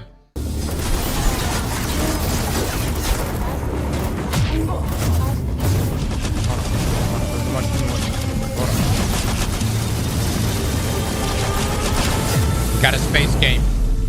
The expand. Oh, the expand. We had some discussions at the early stages of the production, to be honest, whether to go fully class system or something else. And again, we started with sitting down and lining up what are possible ways that the player might perceive the game. The power fantasies, how he can express himself in combat. So he might want to be a sniper, he might want to be a hacker, maybe an engineer, something else. As we designed those playstyles, we thought how to mix it up a bit, how to let player to experiment with what he encounters during the game. So, for example, when he finds a neat shoulder cannon, as we've shown in the announcement trailer, even if he's a sniper, he might want to experiment with that. Why not? It fits the universe, it fits the playstyle. He might want to see how it works. And so we decided why not to give him the possibility to do that. That was the idea behind the playstyle. So playstyle is basically the starting preset that kind of gently guides you towards the certain direction of your power fantasy of how you play the game. At some point, the player will need to commit to his choices. So again, it's an important part of the choices system, you know. If you just can switch everything on the fly, that kind of makes your choices less important. So at some point you need to stick to particular guns, particular gadgets, and you just build around them. We give you some time to experiment, but you will need to commit. During the character creation, you will have to choose between three major factions. Your origin, so you'll be either Belter or a single player game? Or what is this? Facial customization, appearance. You can choose your body type. So you will be playing as a Pinkwater mercenary with different type of origin that you would create. You will have your sibling with the same identical one. They will look a little bit different because they're their own person. They have their own personality. These events are set during the first 3 books, I think. You will start on Eris and witness basically the events from a different angle, and this part will be to some degree shown in your character creation. Every companion should belong somewhere in the universe, and they have their own background consisting of their faction and their acquaintance. They have some background story, their own struggles. All I didn't know there were books either. I thought it was just a show. Look at show. How they perceive the situations player encounters. So in every major plot event, they will have their opinions. They might hint you towards some decisions. They might provide you some assistance, or maybe even some crucial contacts to go for help, for advice, for military support, maybe. Of course, they will have their own stories, their own struggles, and you can choose to help them, or maybe to ignore their own stories, totally depending on how you want to be invested in this particular companion. The choices you make for those companions also will matter in long term. Yep, some of them will have romances, and you can see on our background companions. Perfect. We cannot say who is going to have romance, but there will definitely be romance in our game. It's a small crew on the small ship. You know, the Expanse, it's a universe where everyone flies in very tight spaces for a very long time. So there is a dynamics in the crew as well. We have a few layers of the combat system. First of all, it's obviously the gunplay, a few classes of weapons that you can use, and mostly you do it from the covers, so it's a cover-based gunplay game. And the second layer of the combat system is that's your abilities. That they might be more like offensive ones, maybe something like a grenade or a shoulder cannon, or maybe something more defensive like a shield or maybe a protective drone. A lot of gadgets that you can choose from depending on your play style. Like sci-fi as division. Julia mentioned, there are some play styles that are mostly focused on using your gadgets rather than using your weapons. Third layer, but still very important, that's obviously your companions. They have their impact on the combat. They have what we call combat opportunities. That's particular situations when you can order your companion to use an exploit in the arena, in the environment to gain a certain advantage in combat. Is, man. We decided against the management, the gameplay part of the survival stuff. So you won't be counting your gallons of reaction mass or how much water you need to recycle before it dries out, nothing like that. But still, the expanse universe is very dangerous. So in terms of narrative, the survival will be a part of the game. You will have a tremendous enemy. You will have a lot of very dangerous situations that you will have to get out somehow. There will be a lot of survival in terms of your player experience, just not as a particular mechanic. You will be able to fly around the solar system. Nice. You will be able to visit various planets. We mentioned it before that we have Luna, Mars, Ceres, Io, and some other cool places to visit. And some of those places will be like major social hubs where you can just walk around, meet other people, drink at the bar, shop for better equipment and stuff like that. So you will have plenty of places to go and to visit and to look at. The Expanse universe is cruel, and some characters might die. Better of your choices. Version of Starfield. For more, we will show more very soon. Have something cooking. I hope you will like it. I need to know. I need to know more. I need to know more. Back, Aaron. We trust your flight was smooth.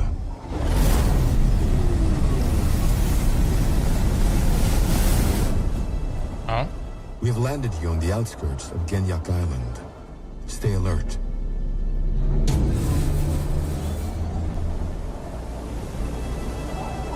I wonder what kind of game this could be. Aaron, it's Thomas. You know, your brother. You said you would visit me here, but you never did. Look, bygones be bygones. Just find me in the West Zone. I'll be waiting.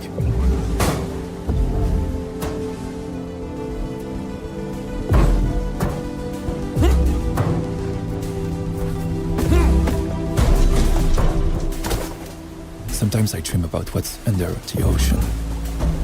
A distant shore, waiting to be explored.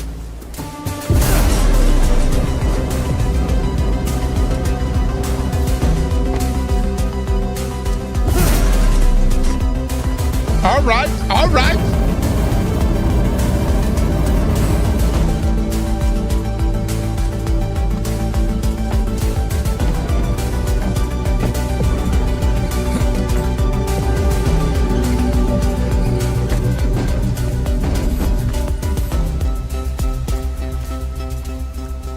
So is this game like up, or whatever? What was that? What was that game we played years ago where you just went up?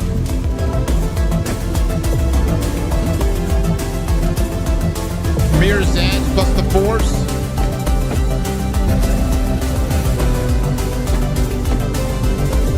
Only up. No light. It's kind of cool, man. Kind of cool.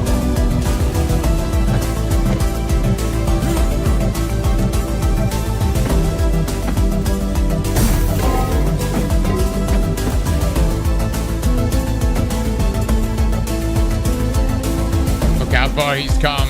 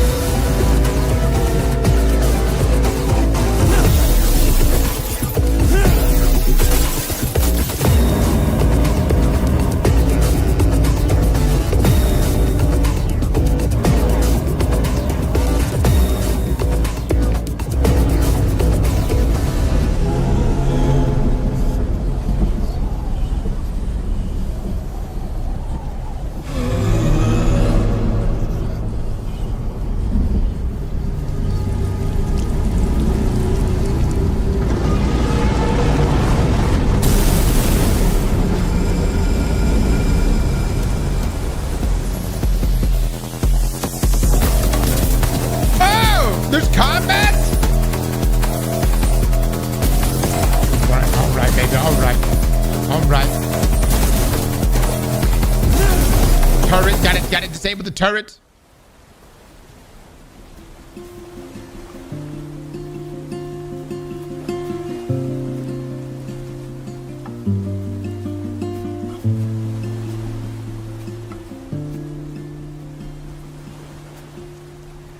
Slipping boats on the faucet. Such a peaceful place to be seen. Oh, that's nice. It's a wonderful way to be free. Yeah, I can almost feel the sun. All right. It's like, it reminds me of Only Up. Let's start But with powers.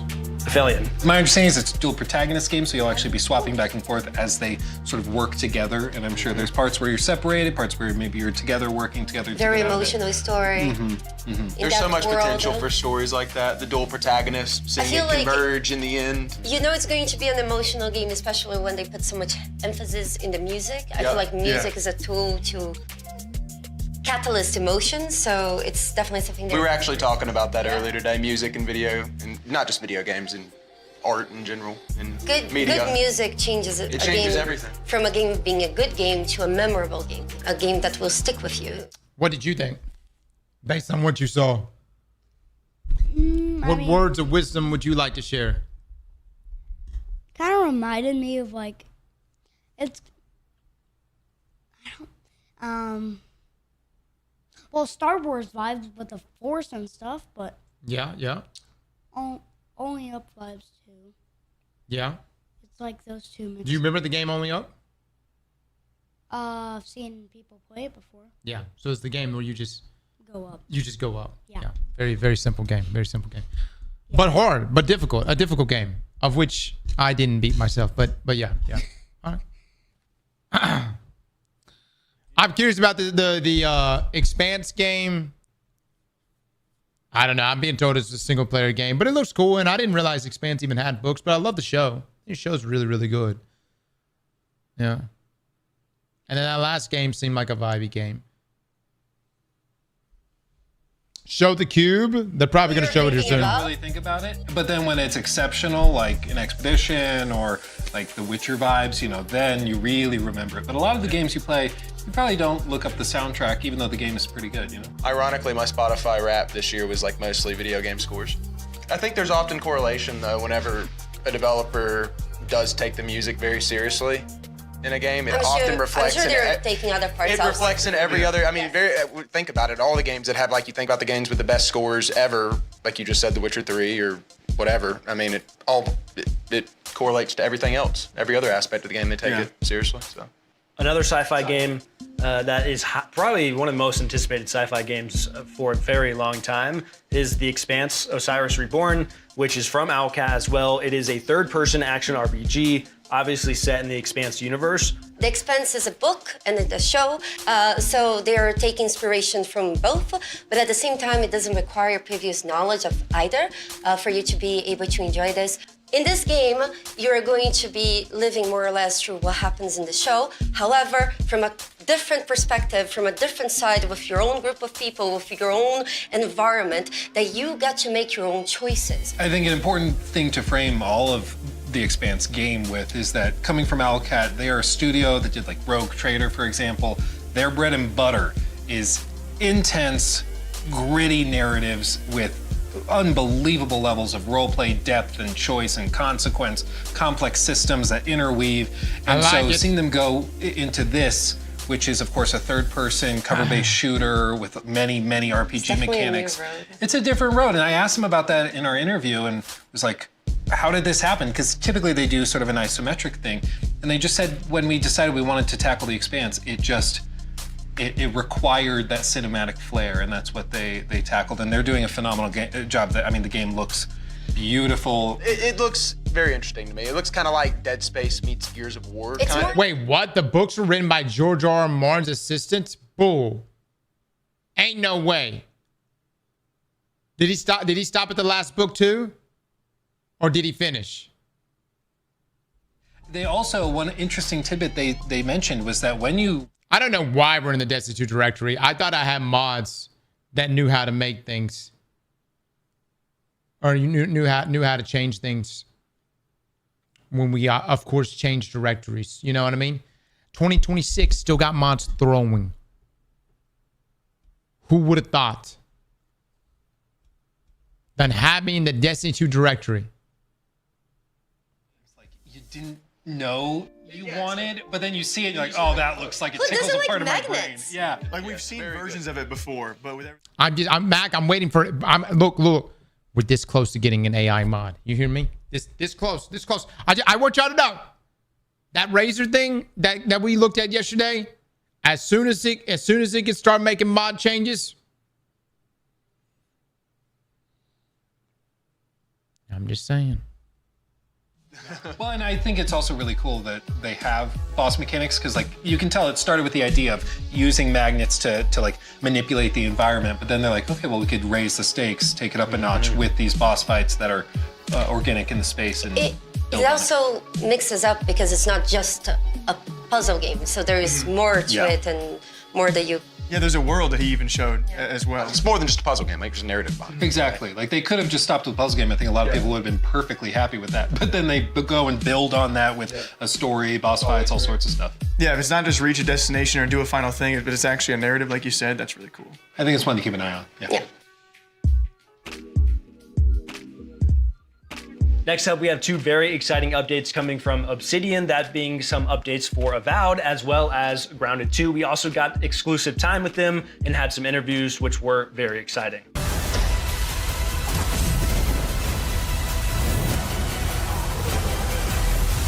You know, I haven't played Avowed.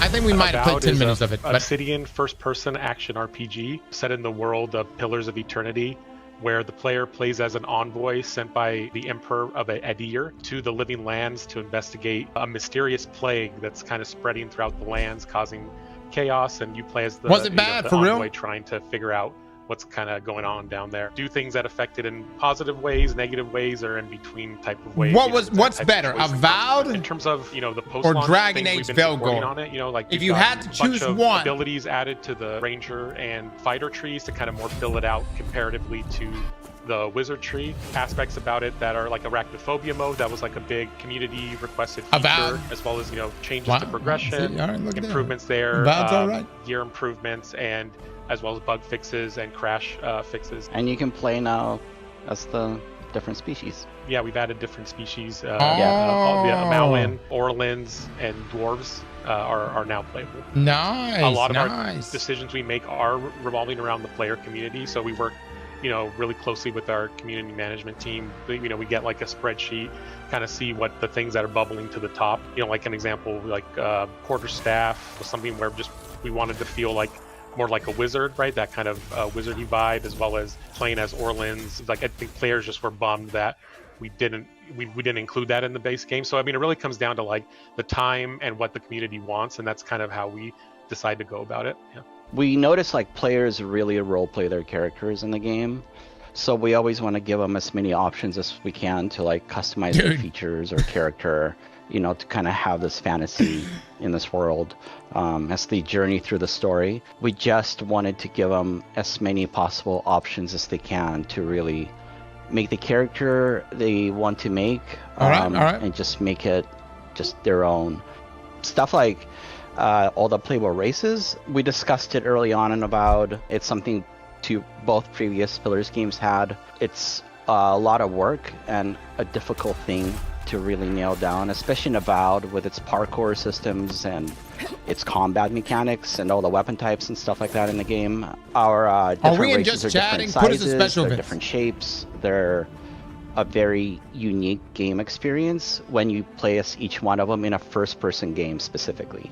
Mm-hmm. So it was something like new to Wrangle for Avowed. We had no time to finish it as we're making Avowed, and now we can give it to the players, so it's a more rounded experience compared to the original Pillars games. It should be a whole new way to play the game. If you pick an Orlin or an Amawa, it makes you feel completely different in the world, especially if you use third person or first person. It changes it again how you feel and present in this game, so it's pretty awesome that we can finally bring that. Combat actually looks Plus all right. Allows the player to bring over all their abilities, all their equipable gear. It does reset it back to level 1, so it's not like you're just outright OP basically, but you'll have the end game gear with all its like enchants to be able to just start the new game, as well as we have like modifiers on enemies that kind of either make them more resistant to some of the elemental types, or modifiers that make them more resistant to being stun locked or hit reacted.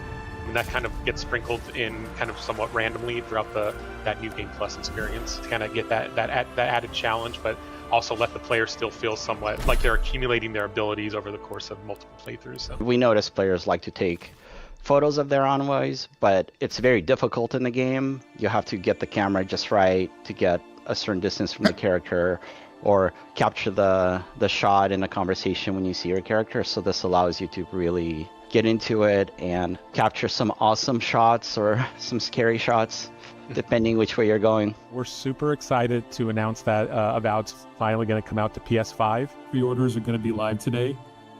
Keep an eye out on our socials, and we'll announce when the store page is open. All right. Good for my PlayStation, guys.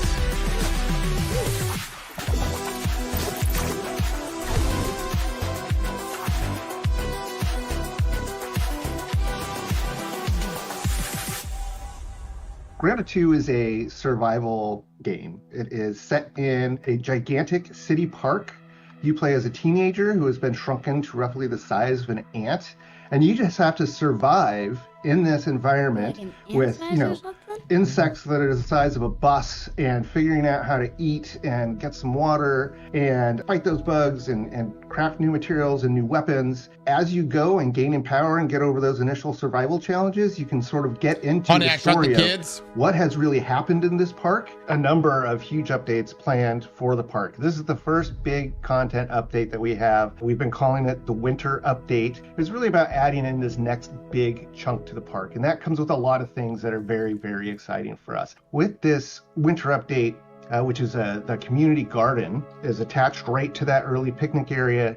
On the map, it's just to the east of it, behind the gigantic statue of Tully and Burgle. This was our opportunity to really start delving into a brand new biome with everything that entailed. You've got a vegetable garden, you've got a greenhouse, and you've got a pumpkin patch. All of these introduce a lot of new and different types of artwork and places for the player to explore. And then, of course, we need all the insects that go in these areas too. And so a ton of new insects that are in there. As I love to say, all of these insects, you can fight. Maybe they're docile and you can attack them. Many of them are aggressive and will attack you. And regardless, you fight them, learn their tactics, and then eventually turn them into fashionable attire and new weapons. Going to a new biome, a new area in the park allows us to fully lean into what makes the park unique from the backyard. And for us, that means that mixture of really organic structures as well as that man-made touch, that this was designed by humans at human level. Wasps are coming back, which are a lot of fun to fight, but can be kind of annoying. Again, this is a survival game, so excited about those things coming back. Black ants are also coming back too. And like with both of those, you get sets of armor and different weapons that you can craft after you've defeated these creatures. We're more excited about the new creatures that are coming in the garden update, though. So we developed a brand new creature in the cricket. The cricket is pretty big. Again, this is the size of a large bus, probably. It has some very unique attack combinations that are a lot of fun. It can also, of course, jump very, very far. It has its own armor sets. It has its own weapon or weapons that you can craft based upon it. And then the same thing for earwig. And we actually have two different types of earwig. There's sort of a ranged earwig and a melee earwig that tend to travel around together to thwart the player with their strategic opportunities. Again, you can turn those into armor. Of course, turn them into your base furnishings. You can turn them into weapons, and we think they'll offer some exciting and unique combat opportunities. We really want Grounded 1 players to be excited to see these creatures again, but also to be surprised and delighted by the changes just like we did in the picnic area, we've revamped the combat. So that means even looking at the old legacy creatures and going, okay, how do we make them a part of the system? How do we make them challenging in this new dance? How can we leverage our systems to make them more interesting? And so hopefully there's a couple of twists coming, even Thank you with so the much. old favorites, Mods, please get some shout outs, please. Keep veteran players on their toes and will surprise and delight new players. We have a brand new buggy, the Ladybug buggy, which you'll be able to get and raise and hatch and then ride around in the yard. And we're pretty excited about all that stuff. Like, I think all of it is coming together just really well. I think every single Grounded player from Grounded 1 at some point jumped on the Ladybug and let it transport them around. And we often joke that was the original buggy prototype. And there's something so iconic about the Ladybug and getting on it and wanting to ride it that it felt like an inevitability for us. But what's important for us whenever we do introduce a new buggy is we don't want it to just be another one or just a horse, And so it really boiled down to what can the Ladybuggy bring to the table? Got a little that the other ones weren't. What can make her stand apart and bring a utility and an experience to the player that the other buggies aren't? How can we carve out her own little niche in the game? She's the tank. She's, the one who can get into those really tough fights and withstand those large swarms of insects. And that's where the idea of the water cannon on her back and players being able to shoot at their enemies, and that ended up providing a ton of gameplay opportunities and a really unique experience. Being able to shoot down the aerial insects that are often a bit more challenging and a bit more frustrating for players. Well, now you have this ranged weapon that you can take them down with that feels super satisfying, almost like an anti-air gun. For us, as soon as we crack that, it felt like, okay, there she is. That's her niche. And now it's just about bringing that experience to life and finding moments in the garden experience to really highlight that and let that shine for the player. So we saw Avowed, great interview that you did over there. We see now that we have New Game Plus coming, there's a photo mode, new weapon type, changing appearance. There's new character presets, you got new races, which species, I'm sure, Lua will have a lot of fun with. Yeah, they're doing a lot. And I mean, the game, of course, launched earlier this year. Obsidian's been very busy, yeah. And they're doing these free updates now. And so they also are adding New Game Plus, which adds a whole new reason for you to go back through the game. So the game is coming to PS5. Yay! We got another one. We got the Avowed Platinum Trophy was insane. Oh, here we go. Yeah, but it's coming, and it's available for pre-order as of this show going live. So right now, so check it out. And when I talked to them, they were saying how important the community is to them, how they've listened to a lot of their feedback, like adding arachnophobia mode on Grounded. I was gonna say, Luke, if I'm scared of spiders, what do I do? Yeah, there's arachnophobia mode. But that's kind of their driving force, is looking at the community, what the community is saying, communicating. They're like, hey, we'd like more species and more customization options in Character Builder. Okay, we'll do that. And it's just really nice to see them do that. They could put it in a paid package, but they're not. They're just, it's a labor of love, and that's... I really like how, as you're going to New Game Plus, you can also change your character's appearance. So you keep some of your skills and stuff, but if you are tired of how your character looks or you want to do something new, try a different race, you can do that by just going to New Game Plus. You don't need to go back to the beginning. Besides that, we also had Grounded 2, which is bringing the Garden of Brook Hollow Park that is now going to be open. So it's a new biome. They have new creatures, new tools, a new mushroom brick material that you can build more stuff with, and also a new ladybug buggy. A lady buggy. So sweet. For those of you watching, it's a play on word. Allow me to explain. Ladybug because you can mount it and ride it like a buggy. Yeah, and speaking to the listening community, they also take a lot of feedback. This is a game that launched back into early access back in July, and so this is a major winter update is what they're calling it, and it was heavily requested to have more types of transport, which they're still planning more for the future that people can be excited about, but they always listen to feedback about, should an insect be an enemy? Should an insect be what they call, is it docile or docile?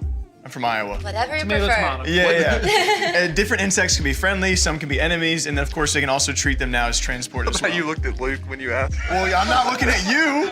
And so with this update, they're doing this throughout a lot of the timeline. And like they're gonna give you a lot of these big updates, and you're gonna be kind of surprised of like when it first released early access, there was still plenty to do. It was a survival game, but if you were a fan of Grounded, the original, you knew they were still gonna have a great winter update for you like this. And so they have a lot on their roadmap, but because of the way the game is oddly like scaled down, you know, it's from the Cube, yeah. Honey, I Shrunk the Kids, like the way it's shrunk down, they have so much they still want to do and will be doing for a long, long time. Well, and that cricket. Yeah, the cricket thing looks that thing's terrifying. horrifying. It turns around and like. You're like, wait, what's he doing? What's he doing? Spreading. I gotta give them credit. Like Obsidian's been so crazy busy. Like the fact that you can put out 2 pretty sizable games in 1 year and a bunch of updates for it. And it seems like they were cooking something huge, right? Because yeah, they just had Tim Kaine come back out of retirement.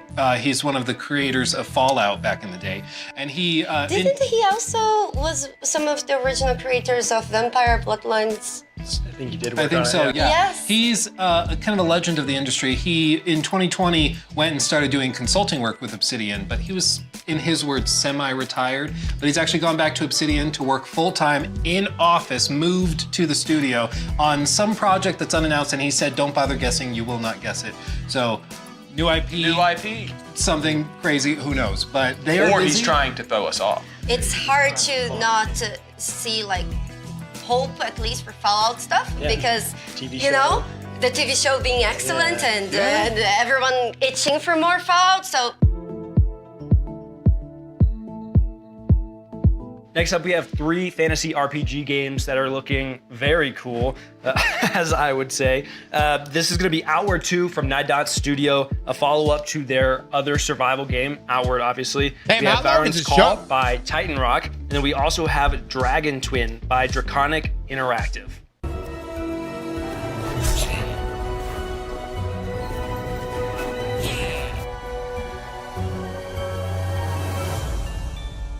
Outward is an open world RPG, which for once you're not some kind of special superhero or the last child from a prophecy.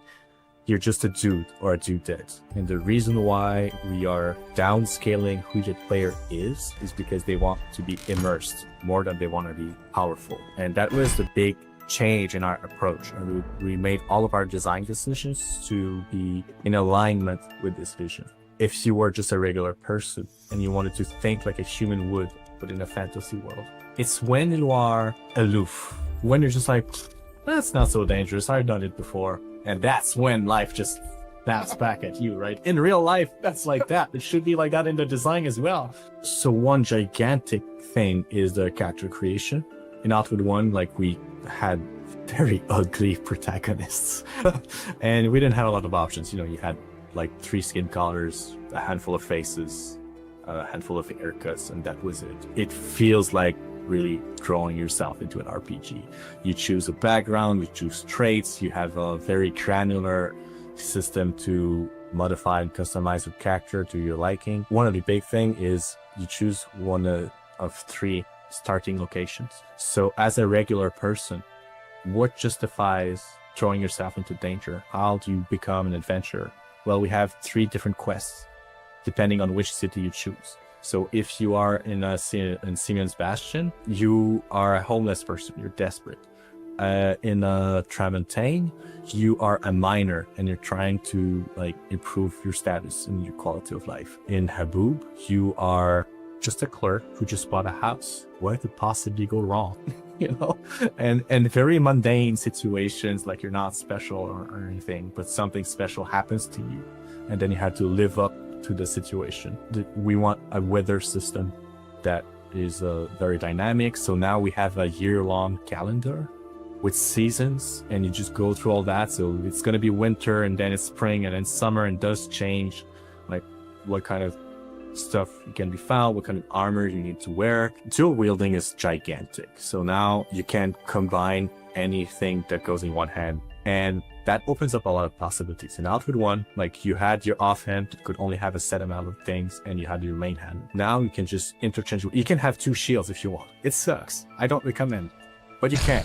Of course, like just visually, and the fact that it is much more lush, it's more filled, it's more visually vibrant. That's going to be something that people will notice very quickly. Just like in Outward 1, we have 8 skill trees, and all those skill trees have some exclusive skills. So if you take one, you can't take the other, and you have a maximum of 3 breakthrough points. So there's only 3 skill trees that you can learn from to the maximum of the capabilities. Otherwise, you only have like the first few layers of skills available. One thing we added are the attribute points, the core stats, so strength, agility, constitution, willpower, intelligence. We added those. We're gonna track a lot of different things that you do. They're all gonna have like different thresholds. So let's say you dodge attacks successfully a certain number of times, you unlock a note that will give you a passive trait and increase your agility.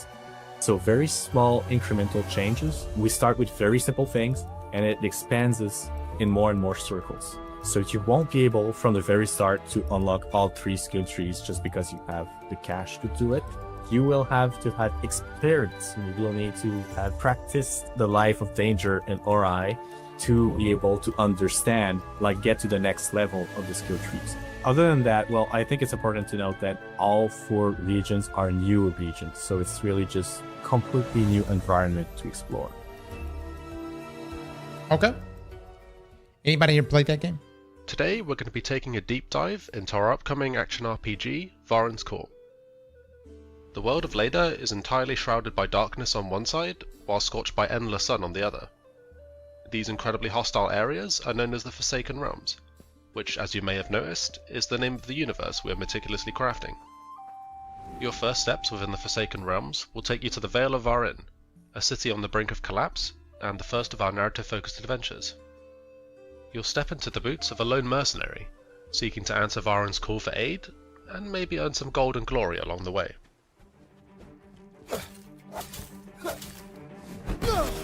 What does this game remind me of? Was that Enshrouded? Every hero needs a way to slay the countless fantastical beasts they'll encounter. Varren's Call aims to cater to a wide range of playstyles, offering you the freedom to combat the unknown in a variety of ways. Whether you prefer to be a nimble-footed archer, flinging fireballs between arrows, or face your foes toe-to-toe as an it does kind of remind me of RuneScape Dragon Wilds. The choice is yours. The game's classless system means you're never locked into playing a specific way.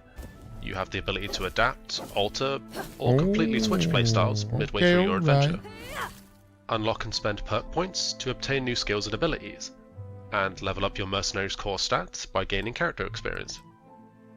Hidden chests throughout the world will reward you with a range of weapons, armor, and unique trinkets, some providing unique effects to help you gain an edge in your next combat encounter. The local hamlet of South Vale acts as a hub, a safe space that provides various amenities for you to further develop your character. Oh my god, it really is like RuneScape. To upgrade the weapons and armor you find throughout the world, and the dismantling bench to deconstruct items for materials. Nice! The spell crafting table can be used to increase the power of your magic. Everything from an area of effect freeze attack that stops the enemy in their tracks, to ripping up the ground from underneath their feet with destructive force.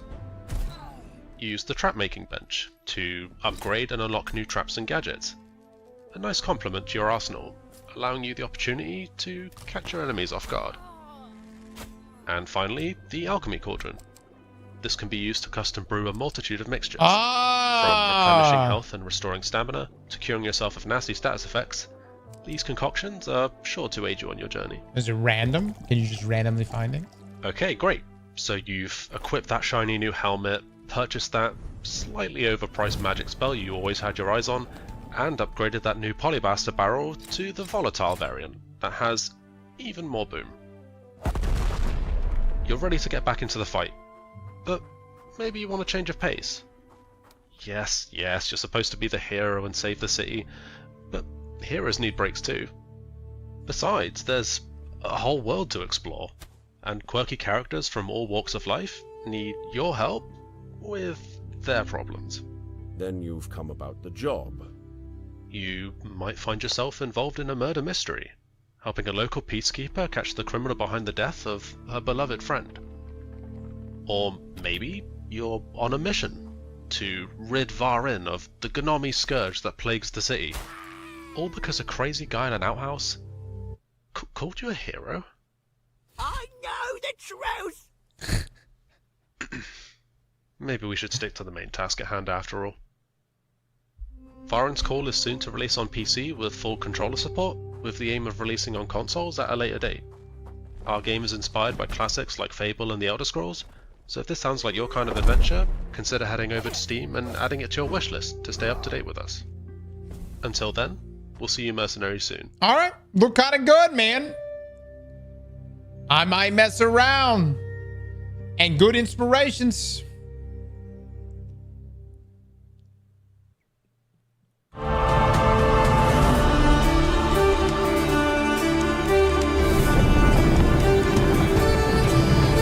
Wait, what?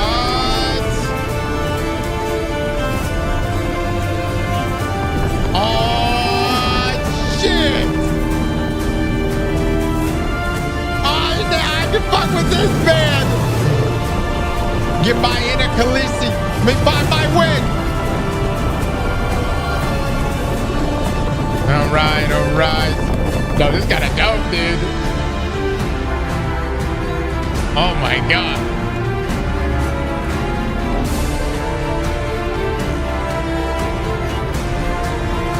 Okay, the focus on the stage is on the tech and systems.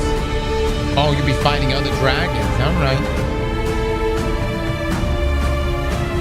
It's saying the game depends on future funding.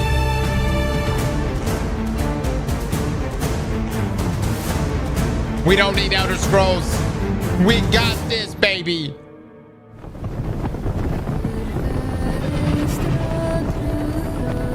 An early access demo is available to Patreon supporters. Wow.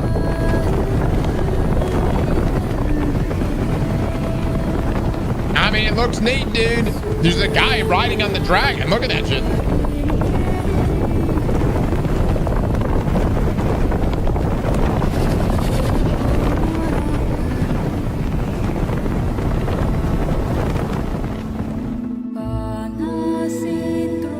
Oh my god, you can customize your own dragon? Nah, brother.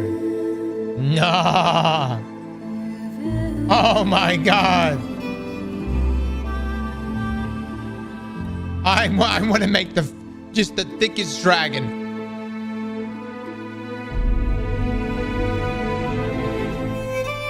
I want the smallest wings, but the most round dragon possible.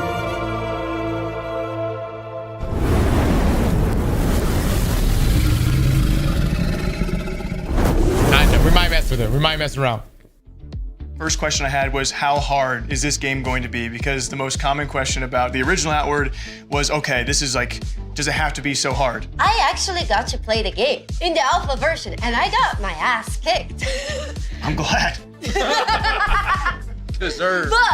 But it's actually amazing. Like, I actually really enjoyed it because exploring this game felt very rewarding, and there's like a camping system, so you can camp like right outside like the enemy zone, and then you prepare like your weapons and everything to wreck the enemy, because if you don't prepare, ban anyone that talks shit.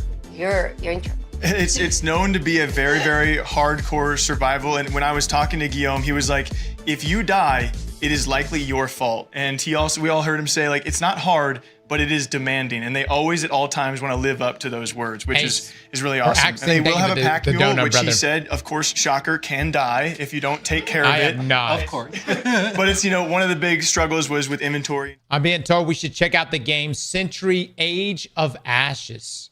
Play out this game, like you were saying earlier. It's a dragon. It has insanely good dragon flying mechanics. Mods, write that down. Dual wielding, so you can dual wield, he says, anything in the game. You can even double shield it up, which he says is not recommended. You can attack with the shield, it's super cool. He really loves to stress all of these niche things. Yeah, there's a lot of like you can sprain your ankle, you can perforate a lung. Trauma. She has clearly sprained it. You can sprain her. I also got brain damage. You can have a concussion. It will all impact you, and all of these ailments like take different lengths of time to recover from. I got a concussion in game as well. It was really tough. As well. What were you doing? What were you doing out of game? It was kind. No. It was just kind of like a play on, because whenever I told people I got a concussion, brain damage in game, a lot of people in my chat was like in game. Sounds like the most hardcore of hardcore survivals. It was really fun, and you can also play with friends, and then things become a lot more bearable. They've showed the split screen. Yeah, and so it you looks can play awesome. split screen with your friends, and it's really nice.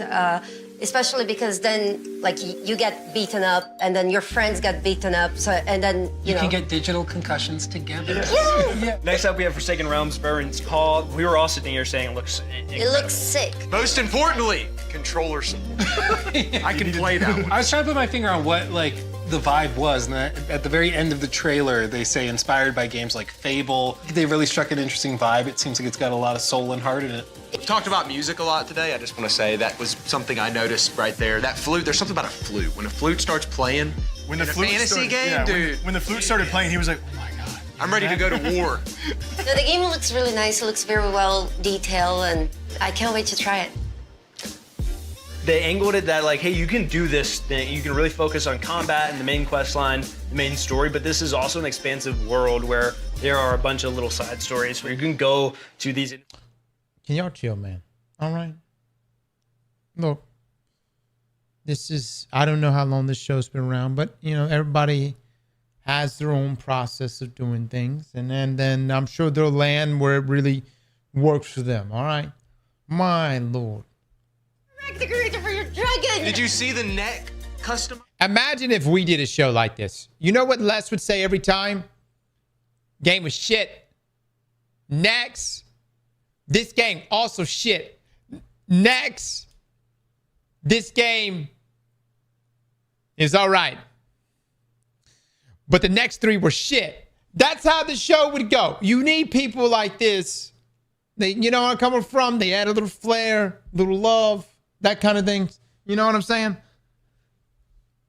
So you see, and you're like, of course. The last thing you want developers when they're sitting down getting interviewed by you is someone sitting in the background going, why is it so ass? Why is it so, how is anyone gonna buy this if it's ass? maybe fighting and how that's going to come into play, I'm really curious The movement, I mean, you're going to get some Battlefield pilots. It's so cinematic. The cinematic shots you're going to get with that dragon is going to be crazy. Next up, we have some exclusive content coming from Munfish, a comparison of the twins from Atomic Heart. Now in the cube, a very exciting game I think we're all looking forward to. And for Atomic Heart, some new screenshots from their DLC number 4. On top of that, there is also Immortal Gates of Pyre that we had an incredible interview with that Jake hosted, where we talk a little bit about the making of the game, the people behind it, and RTS in general. Let's see it then.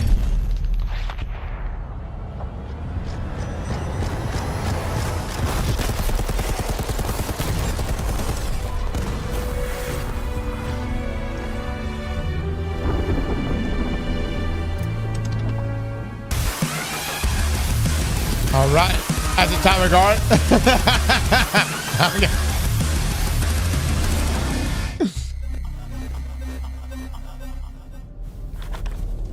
Is it recording? Yeah, it is. It's in the sky, a giant cube. I can still barely believe it myself. When it showed up, I was in the lab. I didn't even see it. You know? I felt that same fear, though. A terrible sense of my own powerlessness.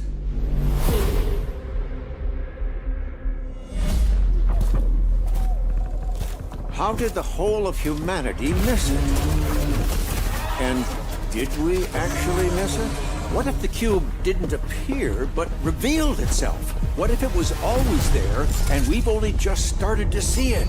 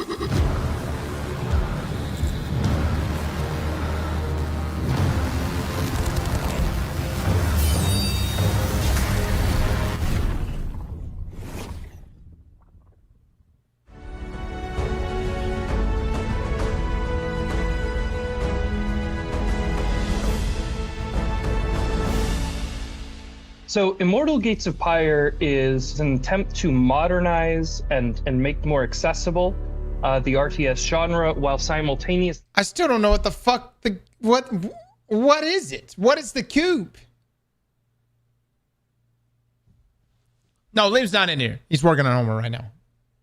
There was like essentially like a re-showing of its original trailer.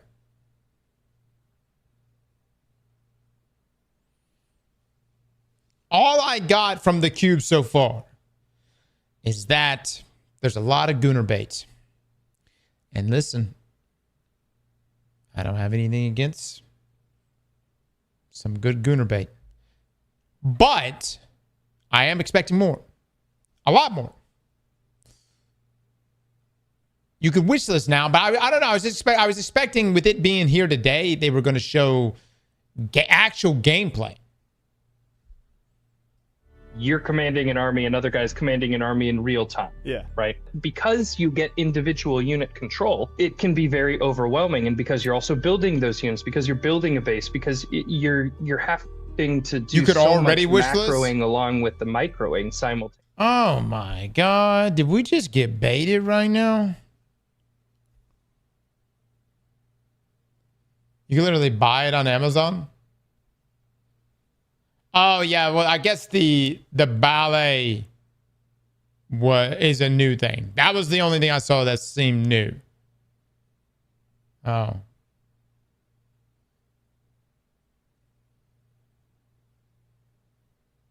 There's a page on Steam that's dedicated to this stream right now.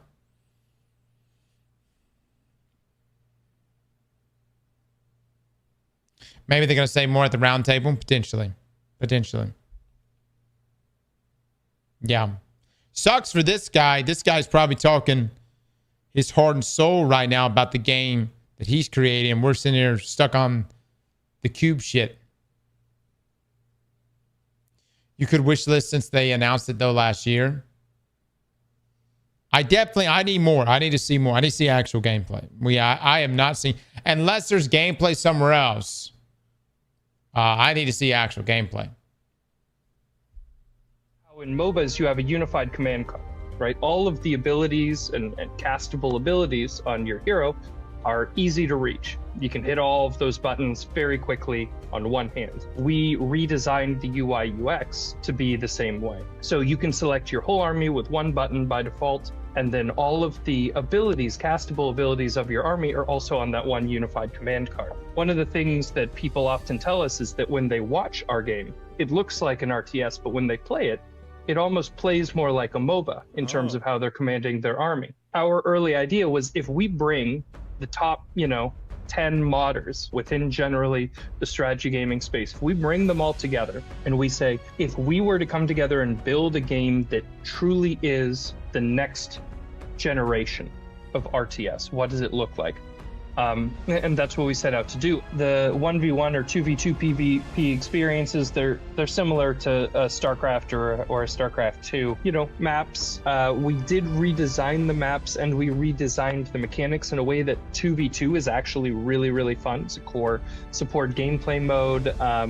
And players, including pro players, have actually really enjoyed doing 2v2 tournaments. But the ultimate goal is to destroy the enemy's town centers. So it's kind of a tactical back and forth with counters, absolutely and strategic dying sniping, genre, using immortal abilities in clever ways. So it's great for mastery and laddering and skill gain. Ultimately, or at least the goal, is to have other PvP modes that are more casual or more playful, kind of some chaos modes, auto battler modes, things like that, where if you just have 10 minutes and you want to have a beer while doing it, and you want to do something that's a bit strategic, but you don't want to get that sweaty, we want to have those experiences too. That's a big part of the target market that we're looking at, is people that like to be challenged mentally, but don't necessarily want to try to do the crazy APM and don't want to get too invested in the competition. We want to do a full grand campaign. The inspiration for how we kind of want, or how we see the ideal campaign, if we can build it, is very similar to Dark Crusade. It's a grand campaign. You can be kind of any of these different factions and conquering territory and building new and unique stories. One of the better trailers that I think we all saw back around SGF last Not year. a new trailer that we're showing with this. Of course, the twin comparison is new, which is very cool to see the twins for the first time in this universe, if you like Atomic Heart. But the trailer itself for the Cube, nothing new. The potential for that game is like unmatched. It is a They're crazy so concept. good at cinematics, and also just like the concept of playing a game like that with the map constantly changing, the biomes changing. It like breaks my brain to think about, but in a fun way. I think. Like different terrains, different weather. Yeah. They show that sliding clip where she's sliding, and then as the cube is apparently rotating, we don't know how that mechanic even works with the Well, I'm map. assuming you can fall off. Like if you fall You would off the think, map, right? you just like that's. I'm sure you're Or get dead. crushed. And they've taken so many gameplay mechanics already. We saw from that short trailer. You saw wall running. You saw just like traditional gunplay. The other cool part to me is that it is set in a universe that people have already been a part of. The world of Atomic Heart's very interesting. Can you explain it a little bit? It's kind of like it is Soviet Russia in an alternate timeline where they've mastered robotics, but then there's like evil robots. And in terms of vibe, it's kind of like Soviet Bioshock. And it's a vibe. That's a good way to put it. And what's interesting is that from the original game Atomic Heart, one of the primary things people loved about it were like the boss fights and then like the outdoor environments and the art direction. And that is just the cube. And then they're adding in this multiplayer. I saw nothing new from the trailer outside of that last bit. I don't know. I need gameplay. I want to see gameplay. I'm going to be honest. I'm a bit skeptical. Nothing against Atomic Heart. I don't know. I need to see what it is they're making. What's the gameplay behind it? Sounds really cool. But also kind of sounds like it could be shite. You know? DLCs people love. It's already been well over a year. We need to see some gameplay. Anybody know? Are they doing any type of open play testing too? It looks good. Yeah. You know? Then the third game on our list with that one was Immortal Gates of Pyre by Sunspear. Jake, you had a great conversation with Ian. My boy Ian. It's a game that's been in development for a long time. We're going to probably talk about how it's a group of modders, and so they've hired a lot of modders, and they have that DNA for this game and a lot of the concepts they want to plan out for the future. They've had hands on this for almost 10 years, but they've been working hard on it for about 5, is what they would tell you.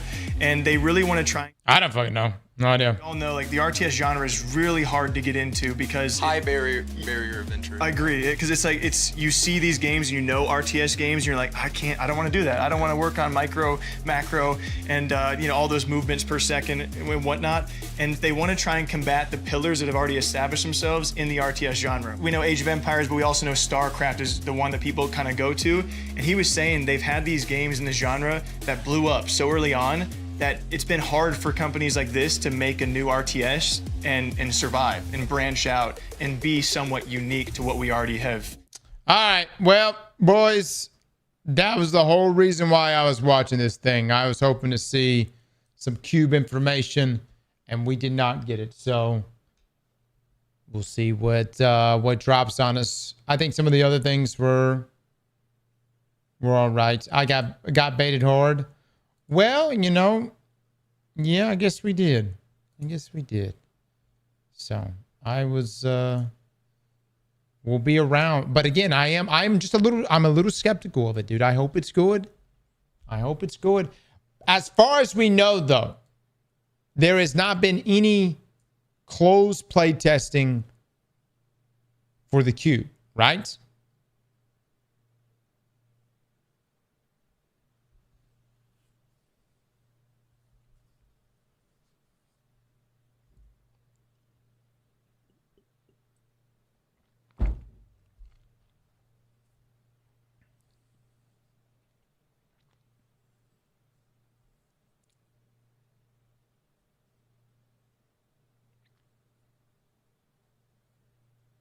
They probably won't be doing playtesting.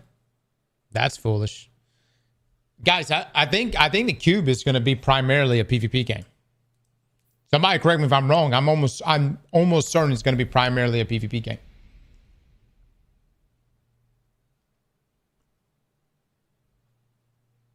Yeah, I saw it, Architect. I'll take a look at it. They said FPS MMO.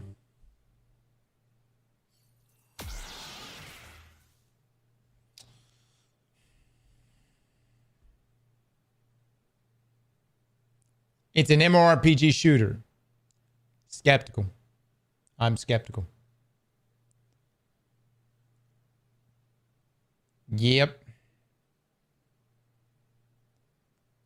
We'll see. We shall see.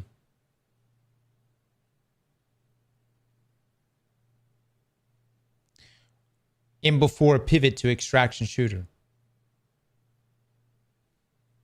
I'm throwing it out there. Look, am I excited to see what happens? Of course.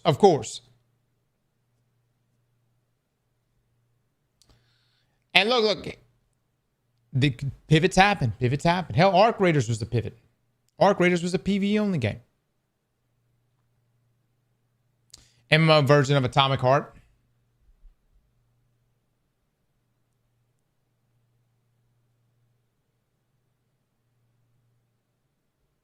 The Cube is an MMORPG shooter, a giant levitating cube with rotating rows and edges, hidden with its unknown equation capable of altering the laws of reality. Can you survive another turn?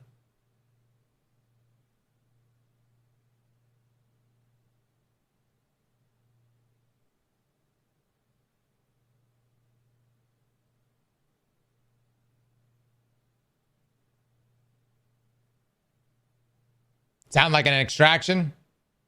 Kind of does. Anybody here seen gameplay of the Cube? Anyone? Any gameplay? Jabroni with the 27 months. Thank you so much.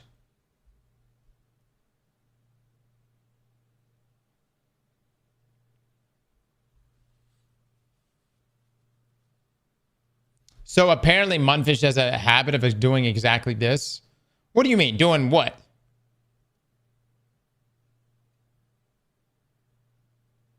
What is exactly this?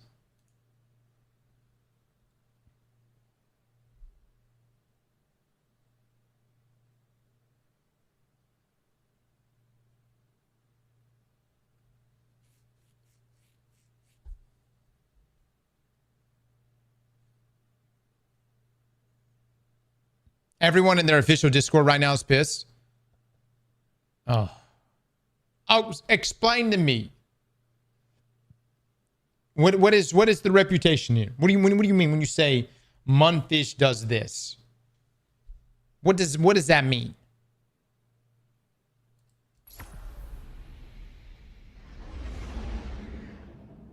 They bait their fans. They have a habit of explaining a lot but revealing nothing. They bait their community.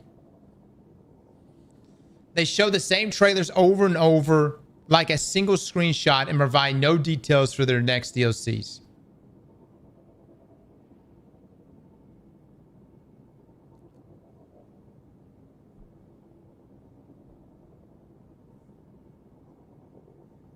Sounds like Bethesda.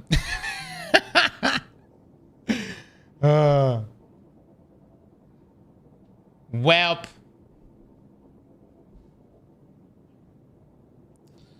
We'll see, man. We'll see. I don't know. I will say I was expecting something more today. But is what it is. Is what it is. Their logo isn't a fish hook for nothing. 6, how pissed off is their official Discord? I'm not in it.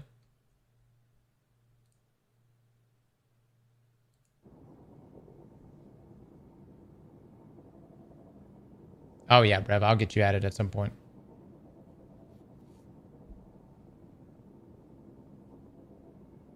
It's hilarious. I can send a screenshot. Send me a screenshot.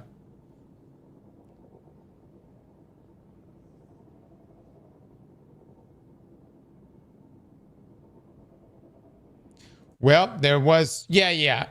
And look, Gunnar Bait's all right, but it loses its appeal. You know what I mean? Like it He doesn't hit. That's good the second time. It's good. It's good shock value in the beginning. And then afterwards, like, oh, you know.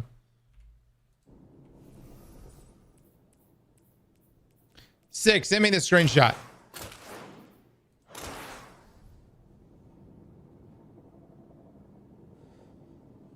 Oh yeah, that is true. We reached peak Gooner bait in First Ascendant, right?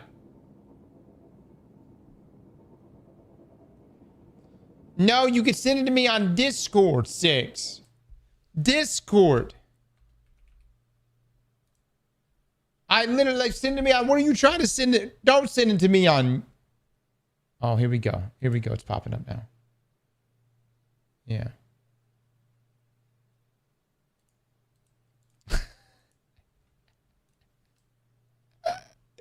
This is from the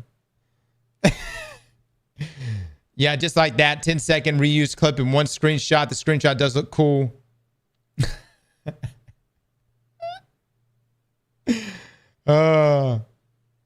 They really must love to bait the fuck out of us. Oh my god.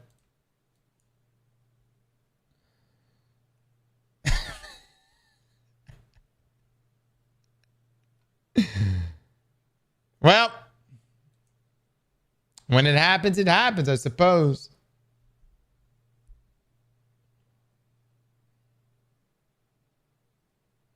Gamers love getting scammed. Apparently at 3, there's going to be a real reveal. What? Don't fucking tell me that. Are you shitting me right now? Are you baiting me, DG? Are you baiting me right now? Tomorrow in the Discord.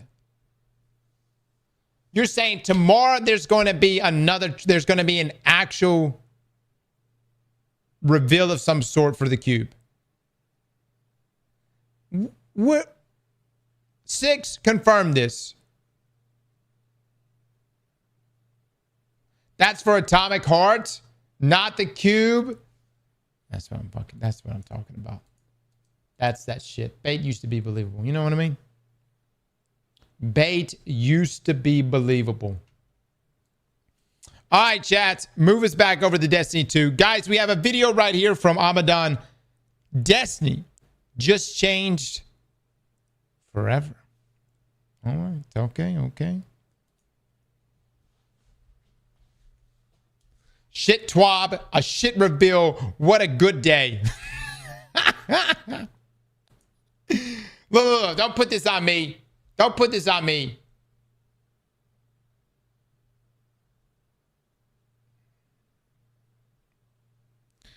As far as the cube goes, look. I've got no other information on it other than what's literally on their Steam page, fellas. And yes, I have high hopes for the game. Hell, I'm sitting, you know what I mean? I've got high hopes for the game. But we don't have anything else. There used to be another game that I had really high hopes for. Y'all remember that game called The Day Before? Or was it The Day After? I can't really remember.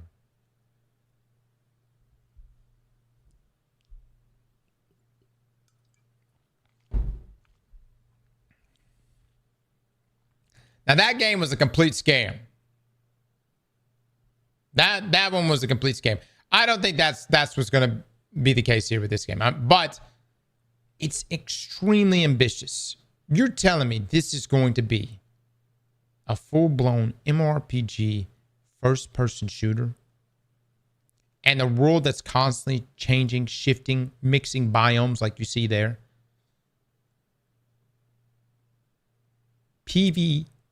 EVP, and it's not an extraction shooter.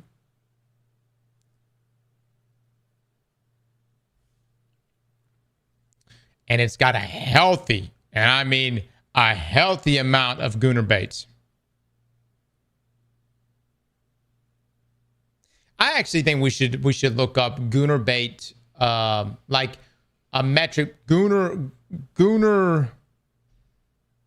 Like, what is the correlation between Gooner bait and actually launching a successful game? You know where I'm coming from? Because I do think there's an inflection point where too much goon results in said game going down in quality. You know what I'm coming from? There's some games, though, that could rival that thesis. Stellar Blade, perhaps, you know?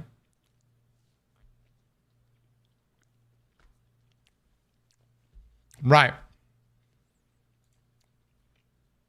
What you don't want is a game to be all about Gooner bait, and then turns out it's not that good of a game. You know what I mean? Again, let me ask the question directly to my people that play Atomic Heart.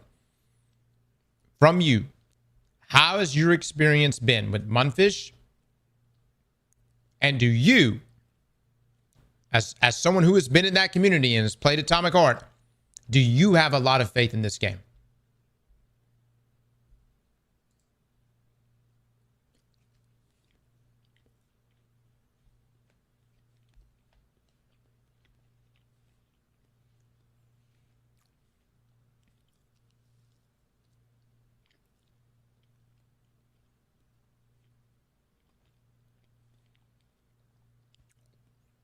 Atomic Heart was okay, nothing special.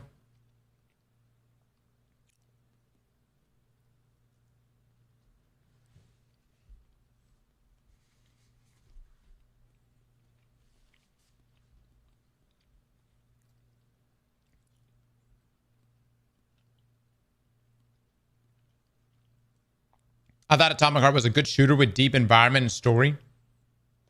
Let me put it to you like this. Was it a good enough game that you walked away from it going, I am definitely going to buy anything Munfish makes in the future? I'm going to be honest with you. Arc Raiders, even though, yes, we did do the early play test, and yes, it showed promise, a huge thing that contributed to me investing my time inside of Arc Raiders was the finals. The finals was fantastic. I think it's one of my favorite PvP games ever. So, I mean, like, of course I was going to give Arc Raiders a go just based off of that. So, that's really what I'm curious about. Now, what this really relates to is, I guess at some point we're going to have to play Atomic Heart. That's what we're going to have to do. We're going to have to play Atomic Heart. I'm hoping this is going to be a good game. It's extremely ambitious. You can go get some muffins. Go get some more muffins for us, buddy. Go get us 3 more, okay? Come back in a little bit. It's an extremely ambitious game. And what I've seen in the past is games that are extremely ambitious ends up not really delivering on any front, unfortunately. If you know where I'm coming from.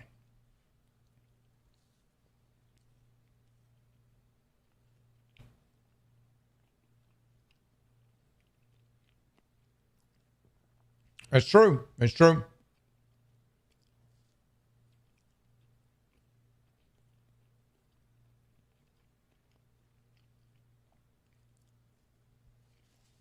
Damn, those muffins are good. Hot damn. The one plus about having kids is randomly things get cooked around the house magically. Food just appears. And if you're lucky, some of that food might be for you. But you got to move quick.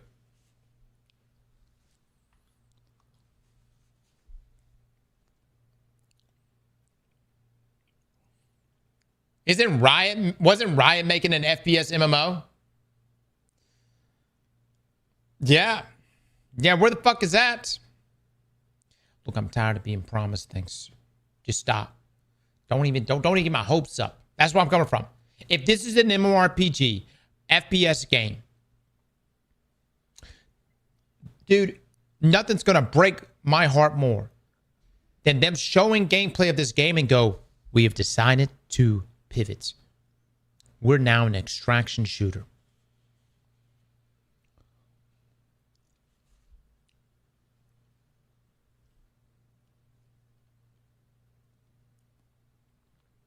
They did make the FPS MMO? Who? I sent you some cube assets you can look at in Discord.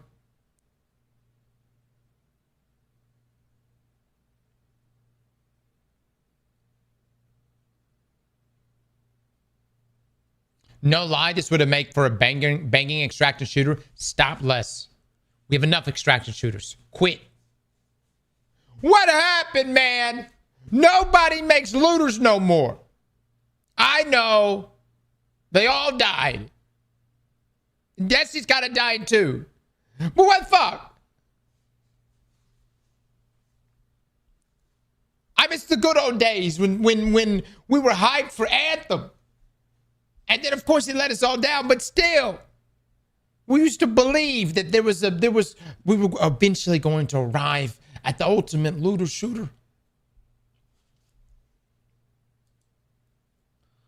All right, I have been given assets to the cube. And so if you were not convinced today, fret not. You're about to be convinced now. Now, what you may notice from this picture is it is in fact a cube. So that was not a lie. Good. Good. I was curious if that was going to be real or not.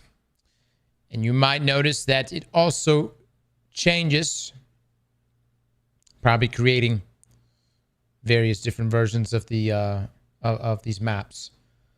But here's what's even more shocking. What the fuck shape is that?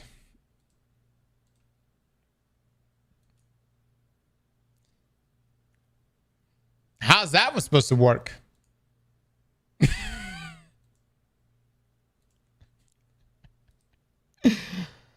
Better yet,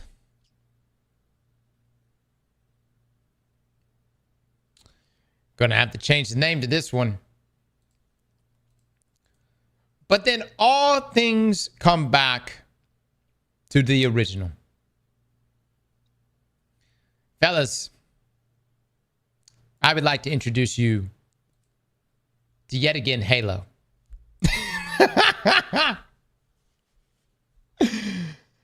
An interesting design. It's been explored and now being re-explored. Some would call it a donut. We'll just say it's Halo. Lord of the Rings. Yep. So 6, these shapes you have shared with me.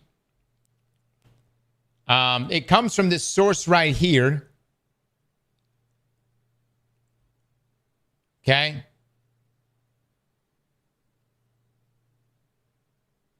The fuck am I looking at?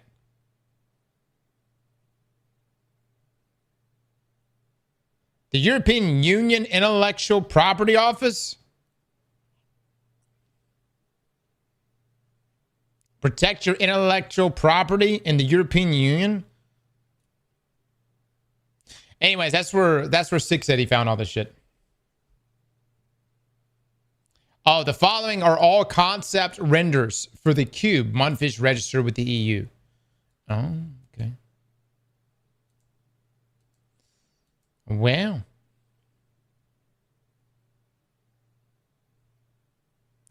Sounds like we have some sequels.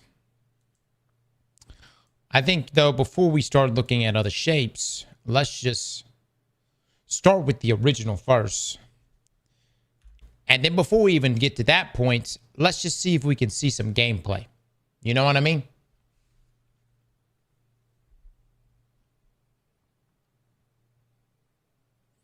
Season of the Butt Plug. Cross, check out the game they're showing. What game?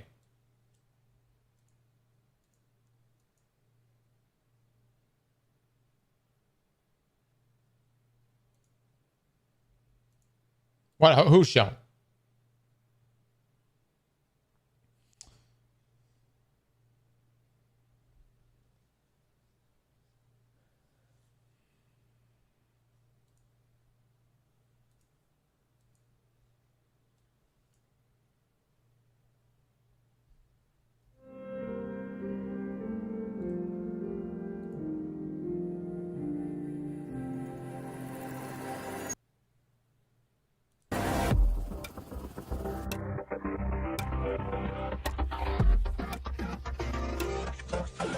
What game are you talking about?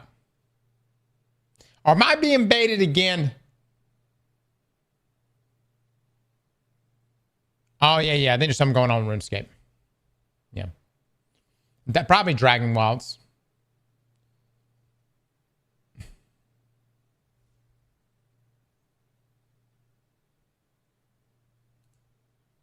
That's the hype trailer. That's what El Dragon, how does it feel to fuck me live at twitch.tv/Aztecross?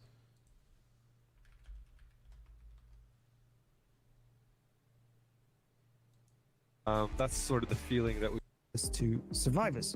So what are we doing? Like, we can't rest on our laurels, our 10-year-old laurels from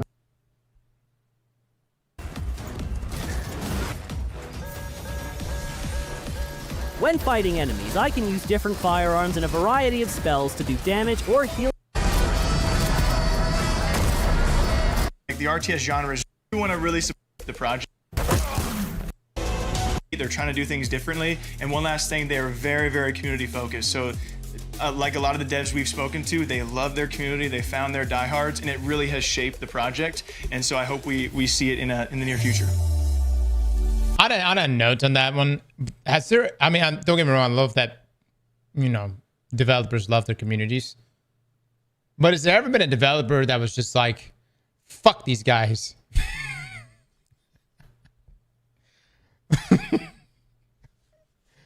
Fuck these people.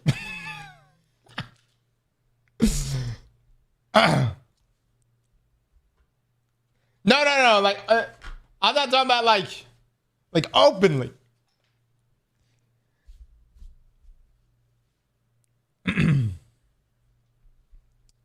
Oh my God. Next up, we have what I'm calling kind of a Western section. We have some new footage from the game X Killer. That's going to be Paradark Studio. There is Far Far West from Evil Raptor and Erosion from Plot Twist. That's word.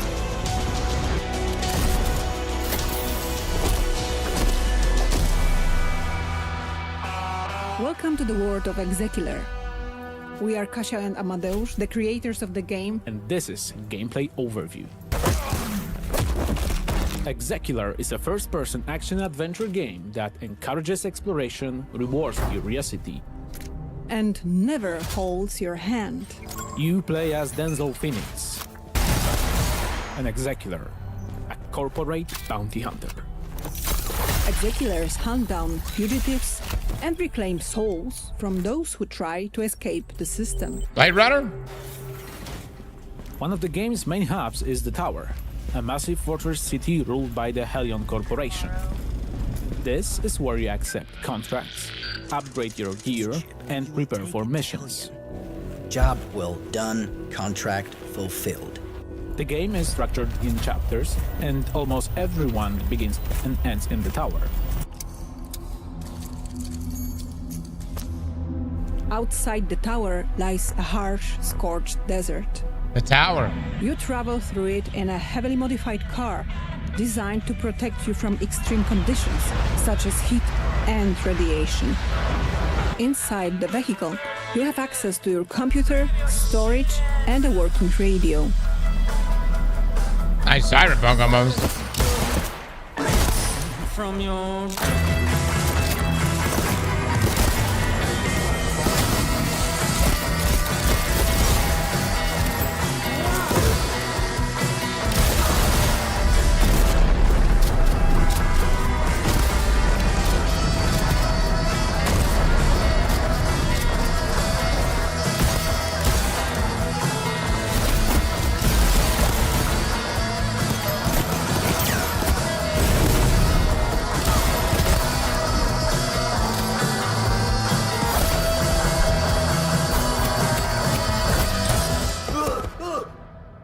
Survival is core part of the experience.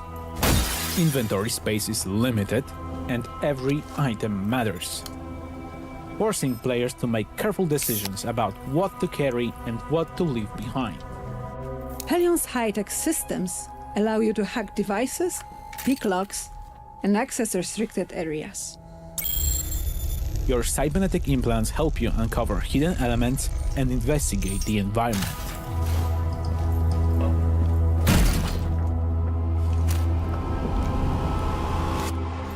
Missions and level design are fully non-linear. There's no single way to complete a contract. Stealth, dialogue, and combat are all valid approaches and can be freely combined. In Exekiller, every decision matters. What's it gonna be? Plata or muerte? Yeah, man. You want to bring the muffins over? All right, buddy. Yeah. Bring not too many. Just bring a couple. All right, bud. Yeah. Two. All right, bud. Thank you. Love you. Good kid. Good kid. Bring the muffins. Hell yeah. Wishlist Exekiller on Steam. Hi everyone, Robert here from Fireshine Games. I am the Senior Product Manager for Far Far West, developed by the incredible 6-person team at Evil Raptor. Far Far West is a 1-to-4 player co-op PvE first-person shooter where you play as robot cowboys in a weird western world. Work together to kill bosses, collect bounties, and cleanse the lands of the evil enemy invaders. Today, I'm going to talk you through a short, single-round session of Far Far West. Here, we're exploring the Far Far West hometown, an evolving space where you can upgrade your weapons, spells, and character. Once the team is geared up and ready to go, we can pick the bounty we want to hunt and drop into the game.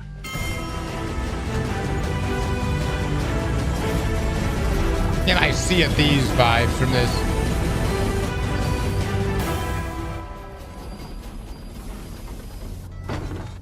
Now that we have dropped into the map, it is time to head to our first objective.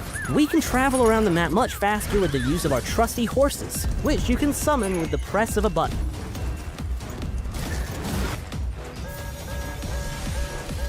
When fighting enemies, I can use different firearms and a variety of spells to do damage or heal myself and teammates. Spells and guns can also be comboed together to make their effects more powerful, spread their damage further, or even create new spells. Oh! To summon this boss, we need to do the obvious. Launch a nuke at its nest. So let's get this rocket loaded with explosives and shoot it into the sky. When playing co-op, you have to work together as a team to complete the objectives and defend yourself from enemy attacks. Right now, we're throwing sticks of dynamite to my teammate for him to put in the rocket, of which he is actually only catching a few. While carrying out objectives, you will attract the attention of the enemy hordes, who will try and stop you. My man. Now we have the rocket all powered up, let's launch it at the boss nest to really make it angry. This bounty is far from over. Now we have to take the beast down. Borderlands. Let's summon the boss and get this party started.